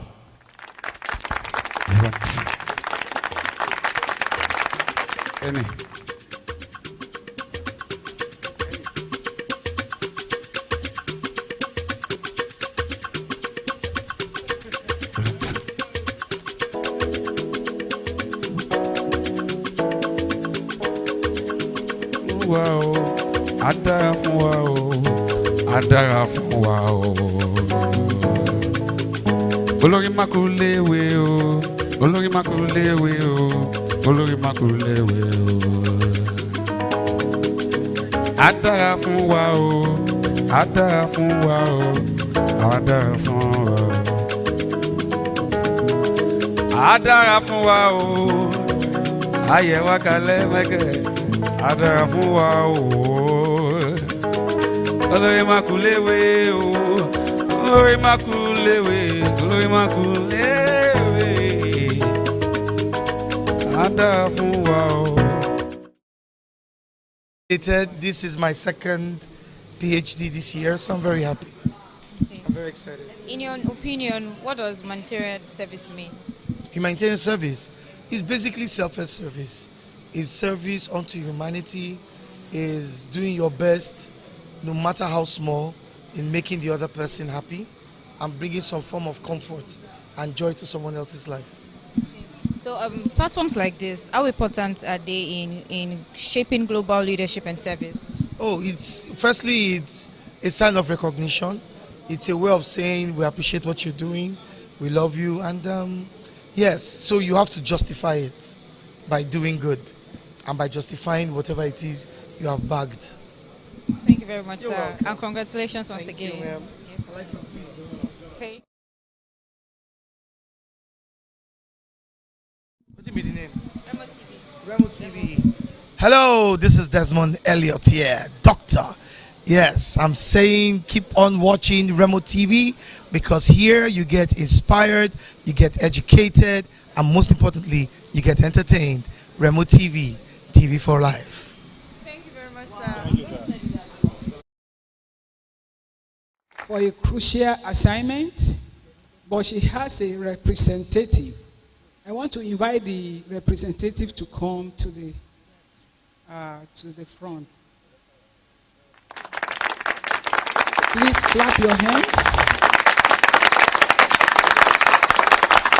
Our citation. Reverend Dr. Mrs. Mercy O. Ezekiel is a motivator, an astute leader, a highly principled and erudite preacher of the gospel, who has her name written in gold through hard work, integrity, honesty, and selfless service. She attended Badagry Grammar School, Lagos, for her secondary education, and University of Lagos, where she graduated with bachelor's degree in music. She also bagged Bachelor of Arts in Theology, Master of Arts in Theology, and Doctor of Philosophy, PhD in Theology. I think you can clap your hands for a woman. Having not done in her academic pursuit, she went further and obtained another Master of Arts, in this time in Christian education, from Christian College, Texas, diploma in pastoral education and chaplaincy from the International Institute of Pastoral Certificates, and a certificate from Lagos Business School in managing people for strategic advantage. Please clap your hands very well. She also bagged World Evangelism certificates from Maurice Sellu Mission to all the World Christian Lady Counselor and Pastoral Cadet, Christian Pastoral Counselor and Inspector. This woman, a rare gem, bagged numerous awards, which include, number 1, Distinguished Christian Leader, Merit Award 2000 by Pentecostal Fellowship of Nigeria, PFN, Female Achiever of the Year 2001 award by the City People, Distinguished Female Achiever Taught Men, Honorary Award as a Matron by Chaplains Fellowship of Nigeria International, 5-star General of the Chaplains Fellowship of Nigeria International. Please jam your hands. She is a woman. The International Leadership Gold Award 2004, Distinguished Christian Leaders Merit Award 2004, African Role Model Leadership Award for Excellency 2004. Please clap your hands, jam your hands. Time International Leadership Award 2005, Lobem Distinguished Leadership Merit Award for Ministerial Excellency 2005, Gospel Train Media Award on Evangelism 2005. Please clap her. She was to be celebrated. She is an icon of the year 2012 by Real Survivors and CAN. Women Achiever Award by Women Win Christian Association of Nigeria.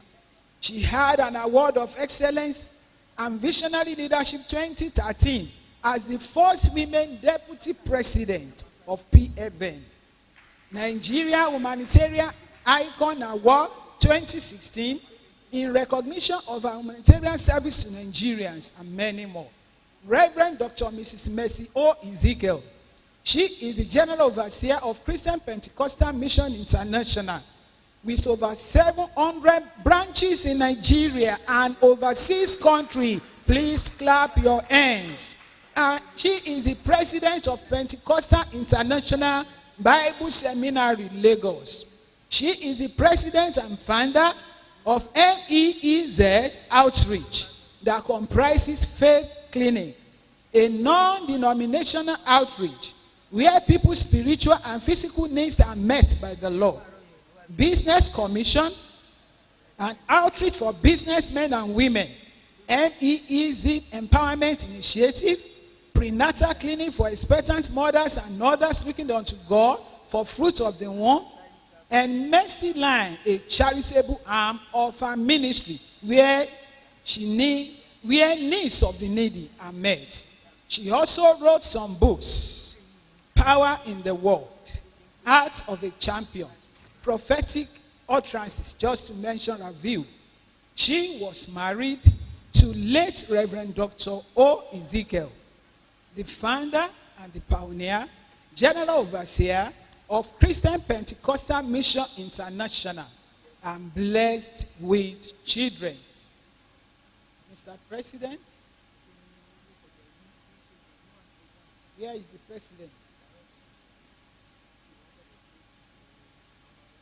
The president, where are you? Please, someone should help me call him.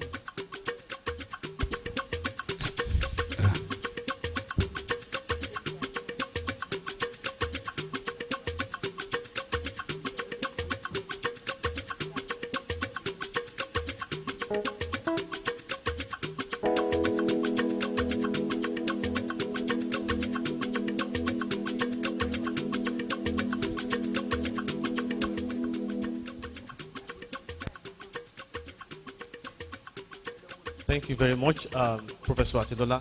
I'm going to invite Dr. Oluwayemi to assist me in presentation of this award as Reverend Paul is representing Reverend Dr. Mrs. Ezekiel Messi. Excellent. We will probably still come to the Roman's house to greet Nali. That's why we cannot wear a gown for you. And I cannot give you a gown. I should not give you a certificate by you. I will show you.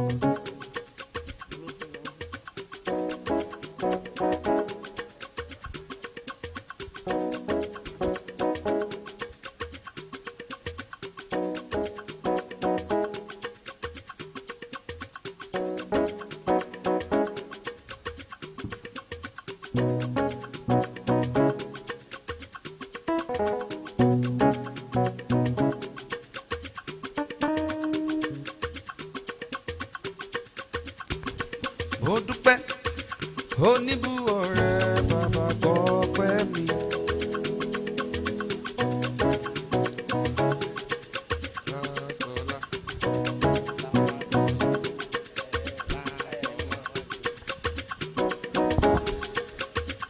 Ẹ̀dá tó bá pàrọ̀ jùlọ ló lè mọ̀ pé dá yóò gbé ọ̀gá Olúwa.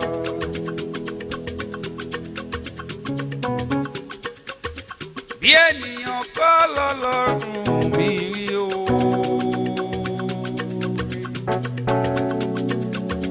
Bí ènìyàn kọ́ lọ́lọ́run mi rí.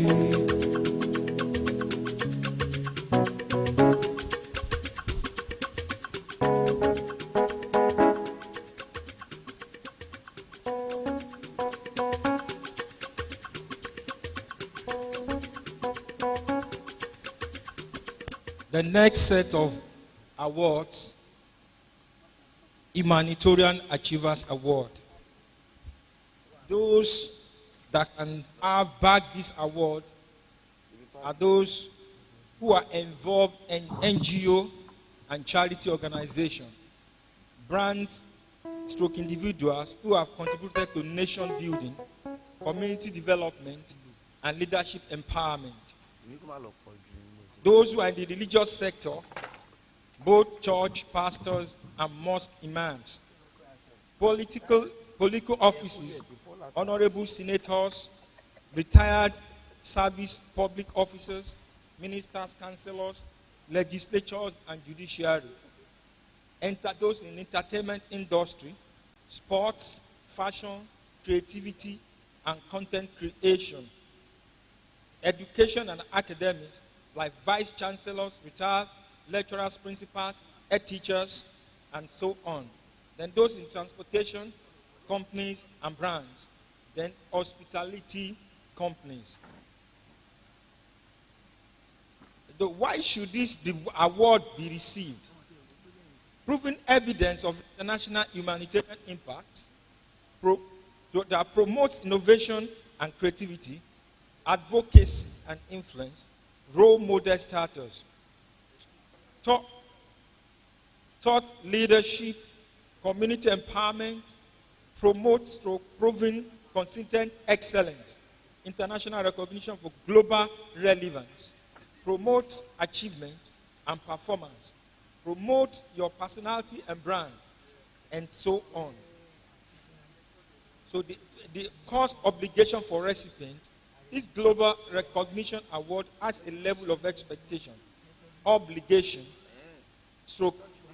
obligation attached, which is about £350 from our prospective recipients, reflecting a shared commitment to the advancing of ANU academic mission for leadership, empowerment, and humanitarian development.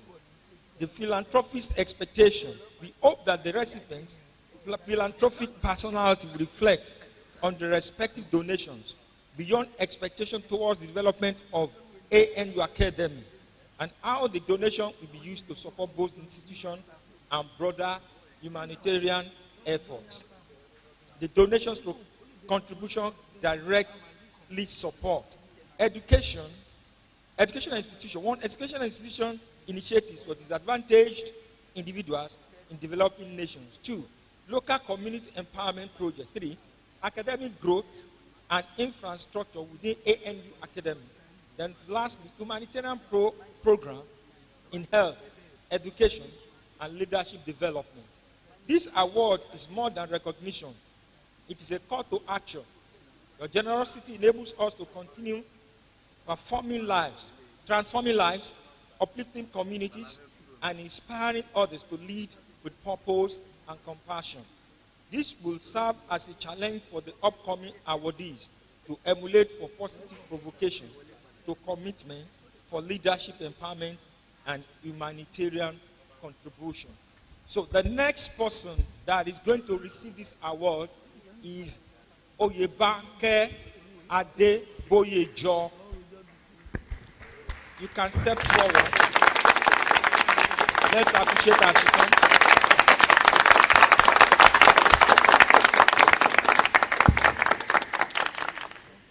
Oyebanke is a resourceful, dedicated, and intentional human resources specialist with over 23 years working experience in telecoms and NGO sectors. She specializes in process engineering, change management, and human capital management.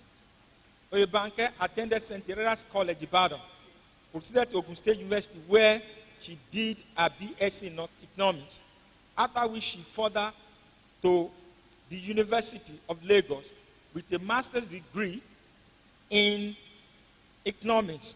Being an intentional scholar, she also did a master's degree in business administration at University of Wales, Cardiff, UK, United Kingdom. She worked in MTN Nigeria for 18 years and voluntarily retired. Let's clap for that. She also worked as the NGO sector, leading a team of human resource experts to manage the Hague 5 project funded by USAID in Akwa Ibom State. She joined TAPP Engineer recently, a financial intermediary and wealth management company based in the US, as the head human resource. She implemented several benevolent projects such as Shop for Free, Loaves and Fishes, Career Fiesta. She is the immediate past president of Rotary Club of Victoria Island East, currently president of New Dawn Cooperative Society, and the vice president of St. Teresa's College alumni. Let's clap for that, please. She is a member of ladies' political group that uphold the dignity of women and advocacy. In recognition of this extraordinary contribution to humanitarian work, Achievers Network UK Academy therefore confer on you this award today, 15th November 2025. At this moment, I invite the president of Achievers Network UK worldwide step forward to constitute this assembly for the conferment of this award. We present to you Mrs. Oyebanke.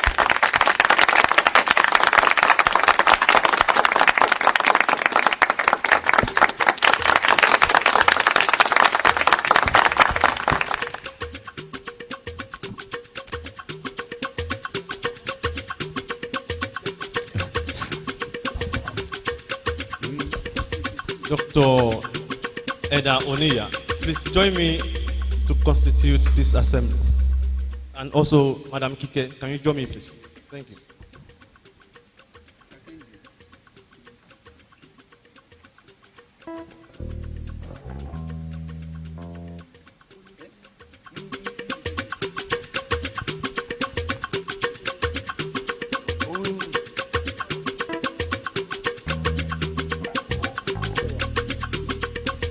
Dr. Kashim, please, can you join us in this assembly, please? Dr. Kashim.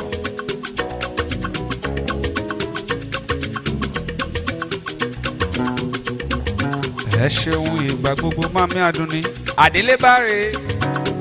Ẹ ṣeun mo dúpẹ́ àrínàkórè àmì. I call you Ebube Dike Jehovah Chama. Ẹ ṣeun ọjọ́ gbogbo. Ẹ ṣeun ìgbà gbogbo, ẹ ṣeun ọjọ́ gbogbo. Ká má má rí láyé o, pé ìrẹ̀ tán lẹ́nu mi, ẹ ṣe Ọlọ́run. Ẹ ṣeun ìgbà gbogbo, ẹ ṣeun ọjọ́ gbogbo. Mo mọ̀re ìgbà gbogbo, mo mọ̀re ọjọ́ gbogbo. Ẹ ṣeun ìgbà gbogbo, ẹ ṣeun ọjọ́ gbogbo. Ẹ ṣeun ìgbà gbogbo, ẹ ṣeun ọjọ́ gbogbo. Ẹ ṣeun ìgbà gbogbo, ẹ ṣeun ọjọ́ gbogbo. Mo mọ̀re ìgbà gbogbo, ẹ ṣeun ọjọ́ gbogbo.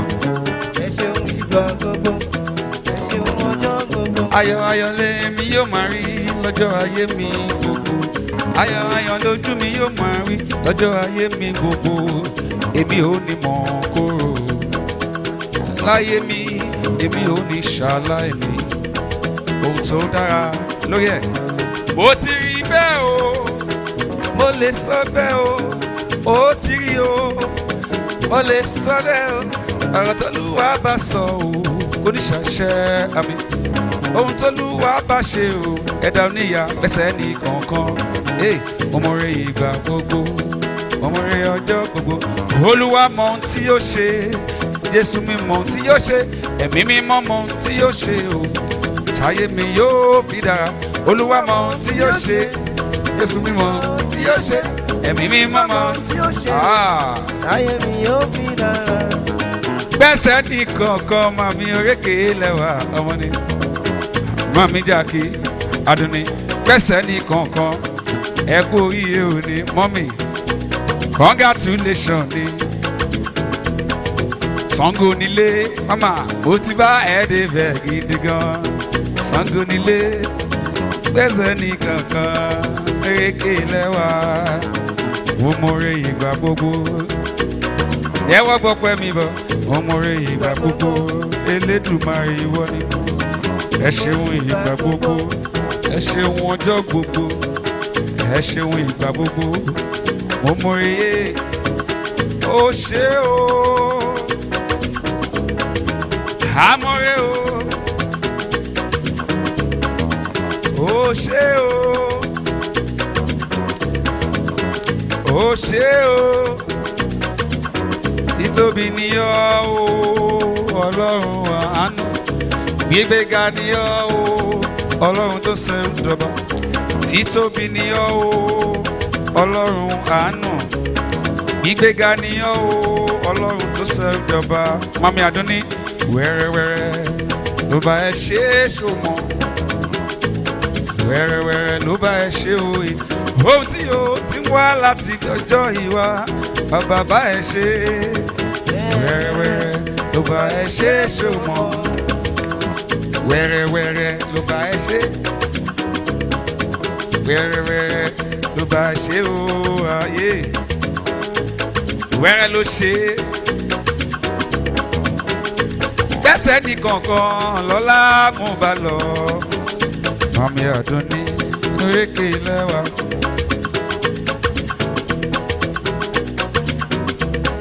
Olúwa mọ ohun tí yóò ṣe Jésù mi mọ ohun tí yóò ṣe ẹ̀mí mímọ́ mọ ohun tí yóò ṣe o táyé yóò fi dára ó yá Olúwa mọ ohun tí yóò ṣe Jésù mi mọ ohun tí yóò ṣe ẹ̀mí mímọ́ mọ ohun tí yóò ṣe o táyé mi yóò ó mọ Olúwa mọ ohun tí yóò ṣe Jésù mi mọ ohun tí yóò ṣe ẹ̀mí mímọ́ mọ ohun tí yóò ṣe o táyé mi yóò fi dára.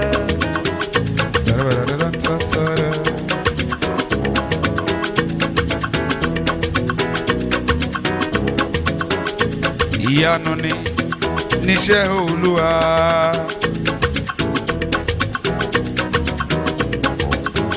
Ìyanu ni níṣẹ́ Olúwa. Wẹ́rẹ́wẹ́rẹ́ ló bá ẹ ṣe òye. Wẹ́rẹ́wẹ́rẹ́ ló bá ẹ ṣe òye.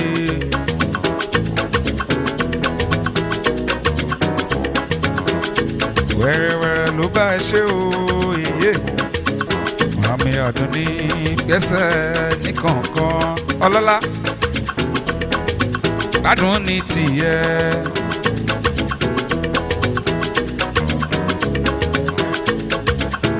Ẹja yílù padà torí Mami Àdúnní ó ti yá àwọn àtú ó ní ayé retí ẹlẹ́yà ẹ̀ o màmá wọ́n retí ẹlẹ́yà ẹ̀ olójoojúmọ́ wọ́n ti kóra wọn jọ o láti pẹ̀gàn ìwà wọ́n ní òmòdúlé àdúrà Mami Àdúnní wọ́n rí ẹ lọ́nà ilé àdúrà wọ́n máa pẹ̀gàn wọ́n ní wá ló tún ti.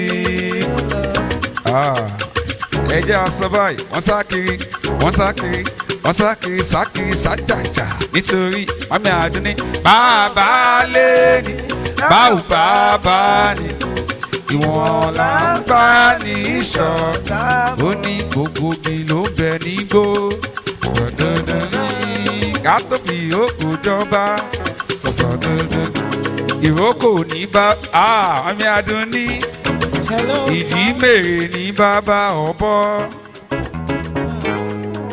Thank you. We will soon round up. Thank you for your patience. We want to go into citation for legendary award. And the next person, I want to do the citation for His Most Eminent Prophet Dr. Emmanuel Abiodun Alogbo, JP, FNACM, DGM.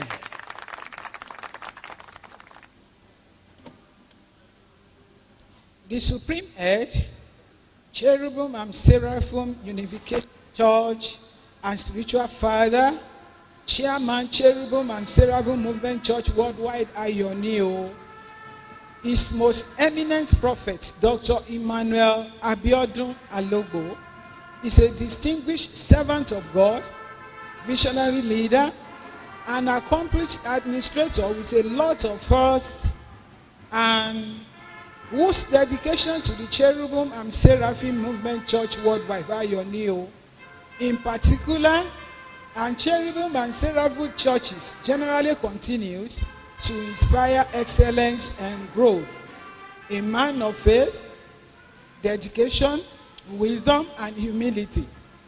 Prophet Dr. Alogbo had combined divine calling with career with Nigerian Railway Corporation and put in decades of meritorious service in the electrical regulation department with landmark achievements that serve as the basis for the modern day comfort provided by corporations coaches today. His life and service reflects deep spirituality, administrative brilliance, and transformational leadership that have greatly advanced the Cherubim and Seraphim Movement Church's mission and operations. His spiritual and leadership journey. In 1950s, he joined the Cherubim and Seraphim Movement Church, Ayonio, at Zaria, while on special posting to NRC Zaria. 1950s, introduced Gangan, a Yoruba talking drum to worship at the Zaria Church, thus laying foundation for danceable music mode of worship in the whole of CSMC. In 1960, he then ordained a prophet at Mount Horeb, the annual prophetic accession program of CSMC worldwide in Kaduna. In the same 1960, established the first C&S movement church, Ayonio, in the wild of southern Nigeria after his return from Zaria, after his sojourn as Nigerian Railways Zaria on special posting. In 1970s, he became the first choir master general, while he willingly gave the leadership position to someone else in the church he established. In 1970s, he introduced other musical instruments apart from gong, such as piano, guitar, and all instruments into the CSMC Church in Lagos, which was copied by all other branches of the church throughout the country, thus being the pioneer of danceable music in the church. In 1980s, he used by God to adopt the slogan Ayonio, which has given CSMC global recognition today. In 2000s, he became the first leader in charge and the chairman of Sabo/Okwaba district headquarters of the CSMC Church. In 2023, he became the sixth and the first prophet to be appointed the head, that is the spiritual father and chairman of the CSMC worldwide.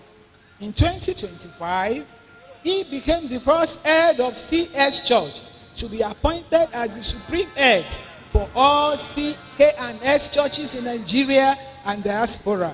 In 2025, again, he launched Beulah Project, aimed at achieving accelerated development, infrastructural development to Galilee City, the international secretariat of CSMC, as well as its spiritual growth.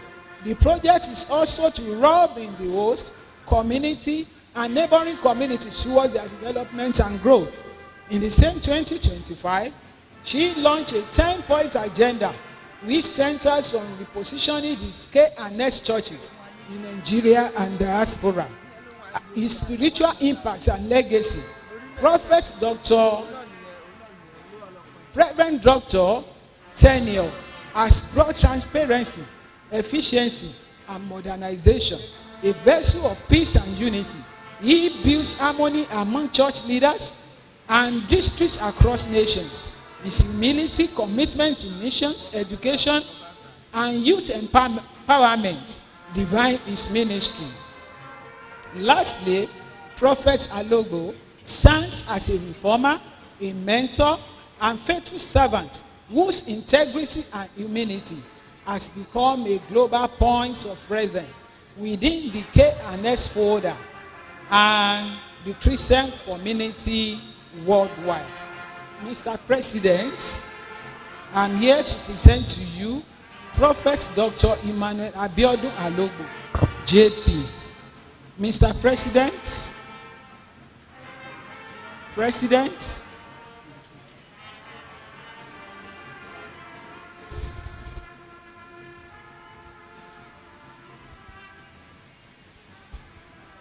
Thank you very much, Professor Atilola. Let's give him a round. Let's give her a round of applause.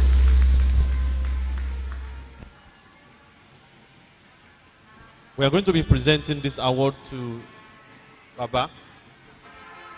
I surely know that you are representing him, but I will not hand over this certificate to you. I will have to come back. I mean, we have to do it physically for him. But I want you to snap it so that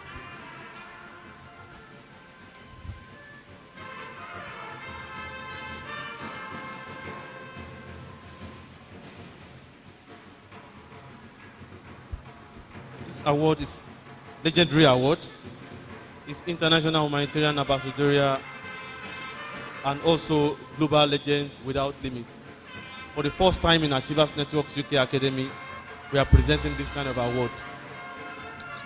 This is more and beyond PhD for us. Baba, from time, is a doctor. For somebody to be a global legend, it goes a long way. At 91, 92, based on his humanitarian contribution and what he has done, how much he has impacted in the body of religion, body of knowledge, and so on, I think what we think that what he deserves goes beyond a PhD. He is a legend. Please, ladies and gentlemen, assist me to celebrate this honor as we present it to Mr. Abiola Adeogun on behalf of Dr. Emmanuel Abiodun Adewale Alago.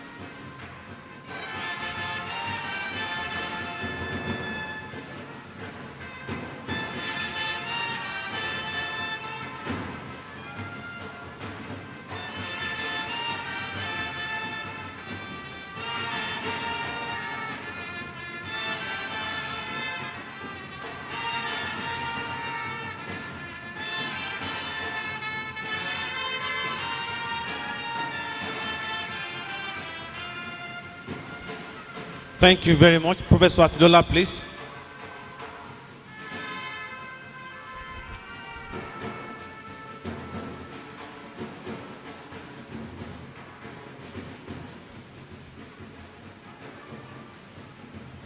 Please, can I have the other awards here, please? All other awards.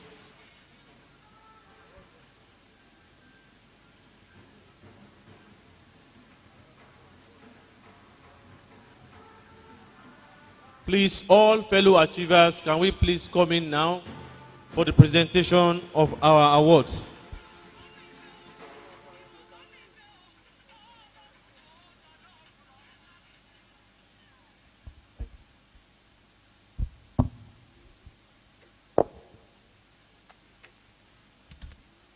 Please, can we have all fellow achievers in at this corner? Photographers, please, can you join us for the presentation of this award? I'm going to be welcoming emeritus professor, a doctor without limit, a woman who I admire so much. By counting, she has got 3,000 plus awards in her lifetime. Ladies and gentlemen, help me as I welcome Dr. Jackie Kashin. Please, let's make it very, very quickly. All fellow achievers, can we quickly gather here as we quickly do this part?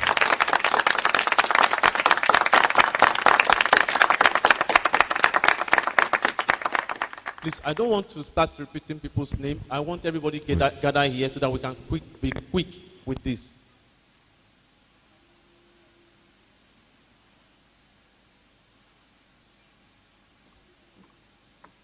Ladies and gentlemen, with great pleasure and honor, I want to celebrate and thank all the committee who have made today Fellow Achievers International Integrity Humanitarian Conference highly possible. I celebrate you. Madam Chairperson, please help me celebrate this woman, please. Celebrate her. Professor Atilola.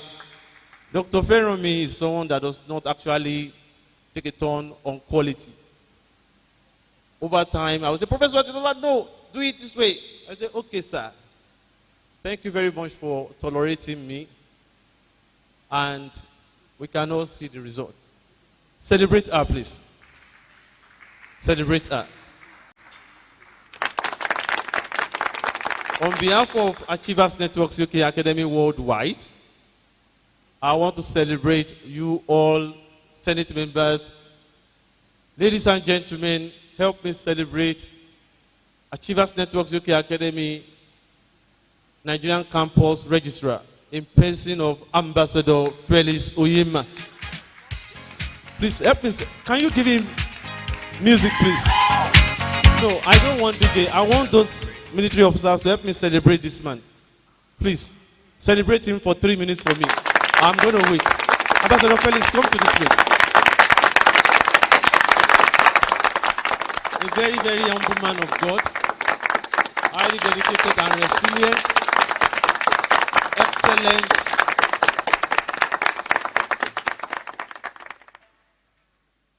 Thank you so much, Ambassador Felix. Can you play, please? Play for Ambassador Felix. Ambassador Felix, I celebrate you. Where is your wife? Oh, please help me celebrate her, please. In the days when the sea is almost dry, Ambassador Felix was there. In the day where there was no one, Ambassador Felix was there. In the days where it seems difficult, when the storm seems so difficult, he's always there. Please celebrate him, please. May you step aside for now, Ambassador Felix.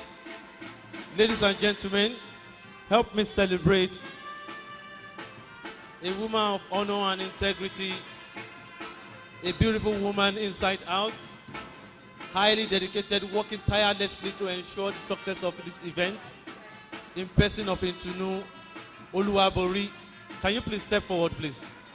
Please help me celebrate her, please. Paparazzi, please capture this. This must go down in record. Intunu Oluwabori, you have broken the record. On behalf of Achievers Networks UK Academy Worldwide, we say thank you to you.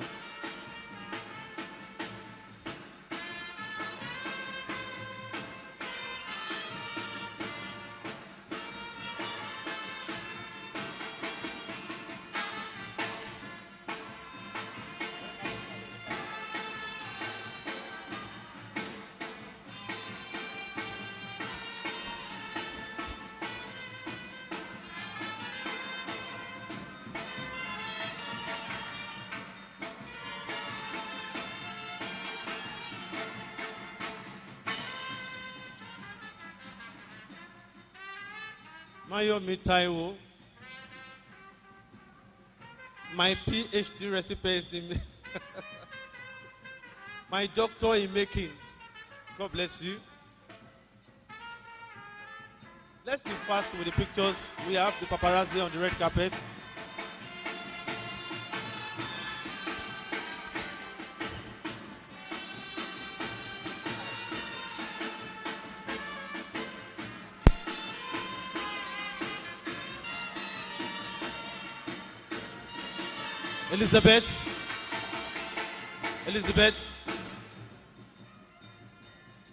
Elizabeth Lotto,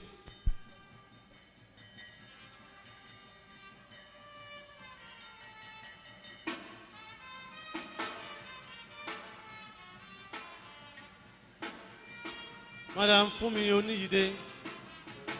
Madam Fumi Oniyide.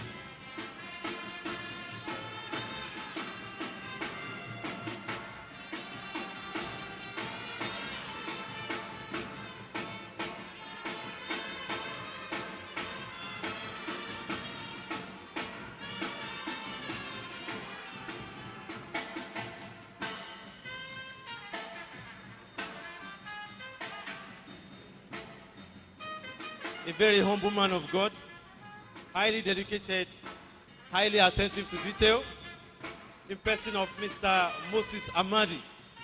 Please celebrate him. The secretary, the committee, our able secretary.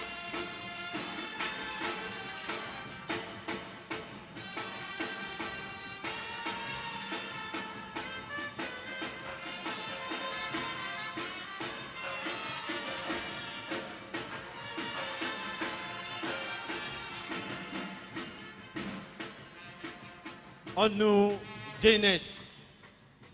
Janet Onu. Highly dedicated lady. We celebrate you. Please help me celebrate this lady, please. Celebrate her very well. Highly dedicated. We celebrate you. Achievers Networks UK Academy is proud to have you.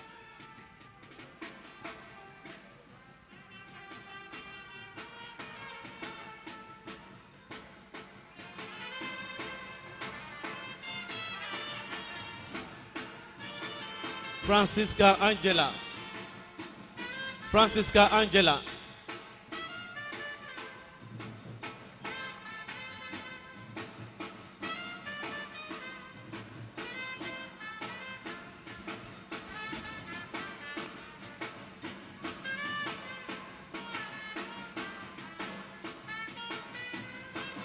Elizabeth Lotto. Elizabeth.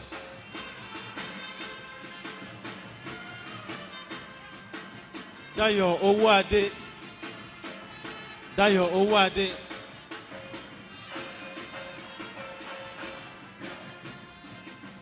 Mide Balo.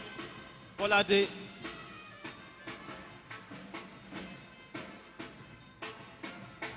Ibuka.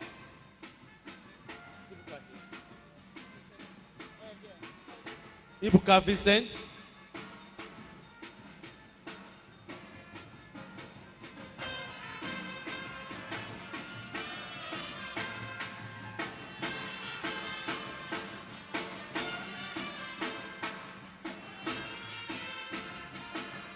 Afolabi Olamilekan. Afolabi David Olamilekan.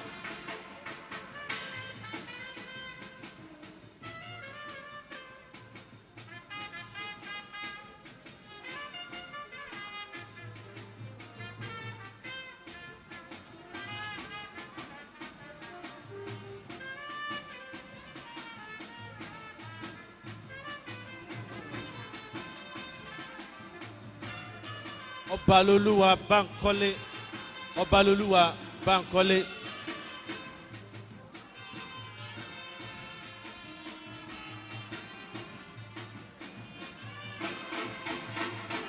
Abigail Ariyo.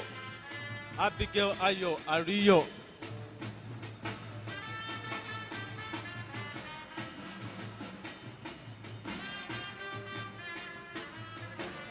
Elizabeth Lotto. Elizabeth Lotto.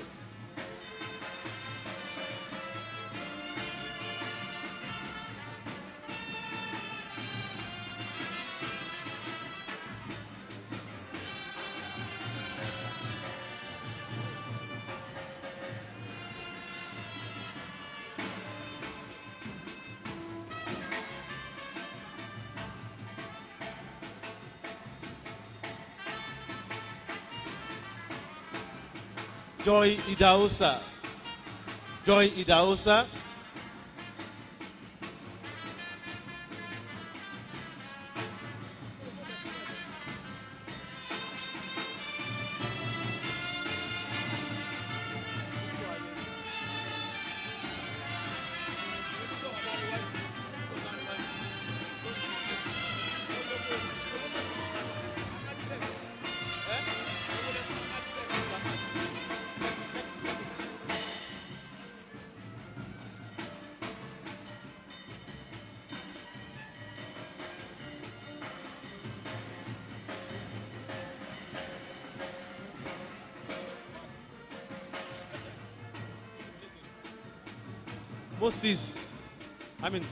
Pastor Victor Olanrewaju.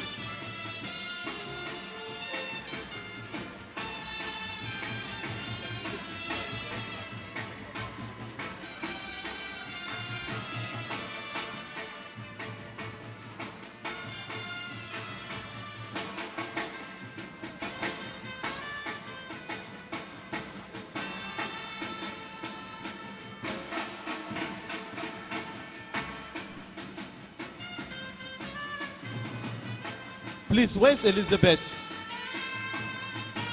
Elizabeth?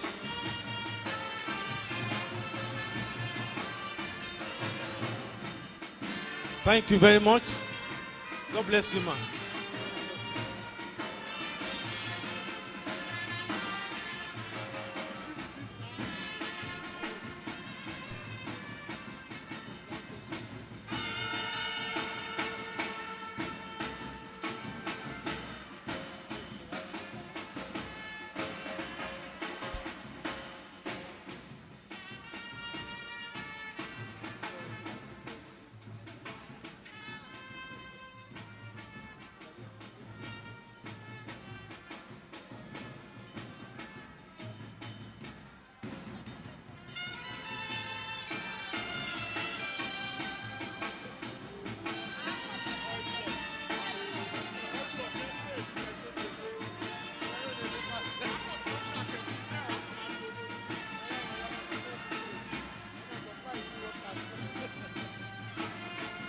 Thank you very much.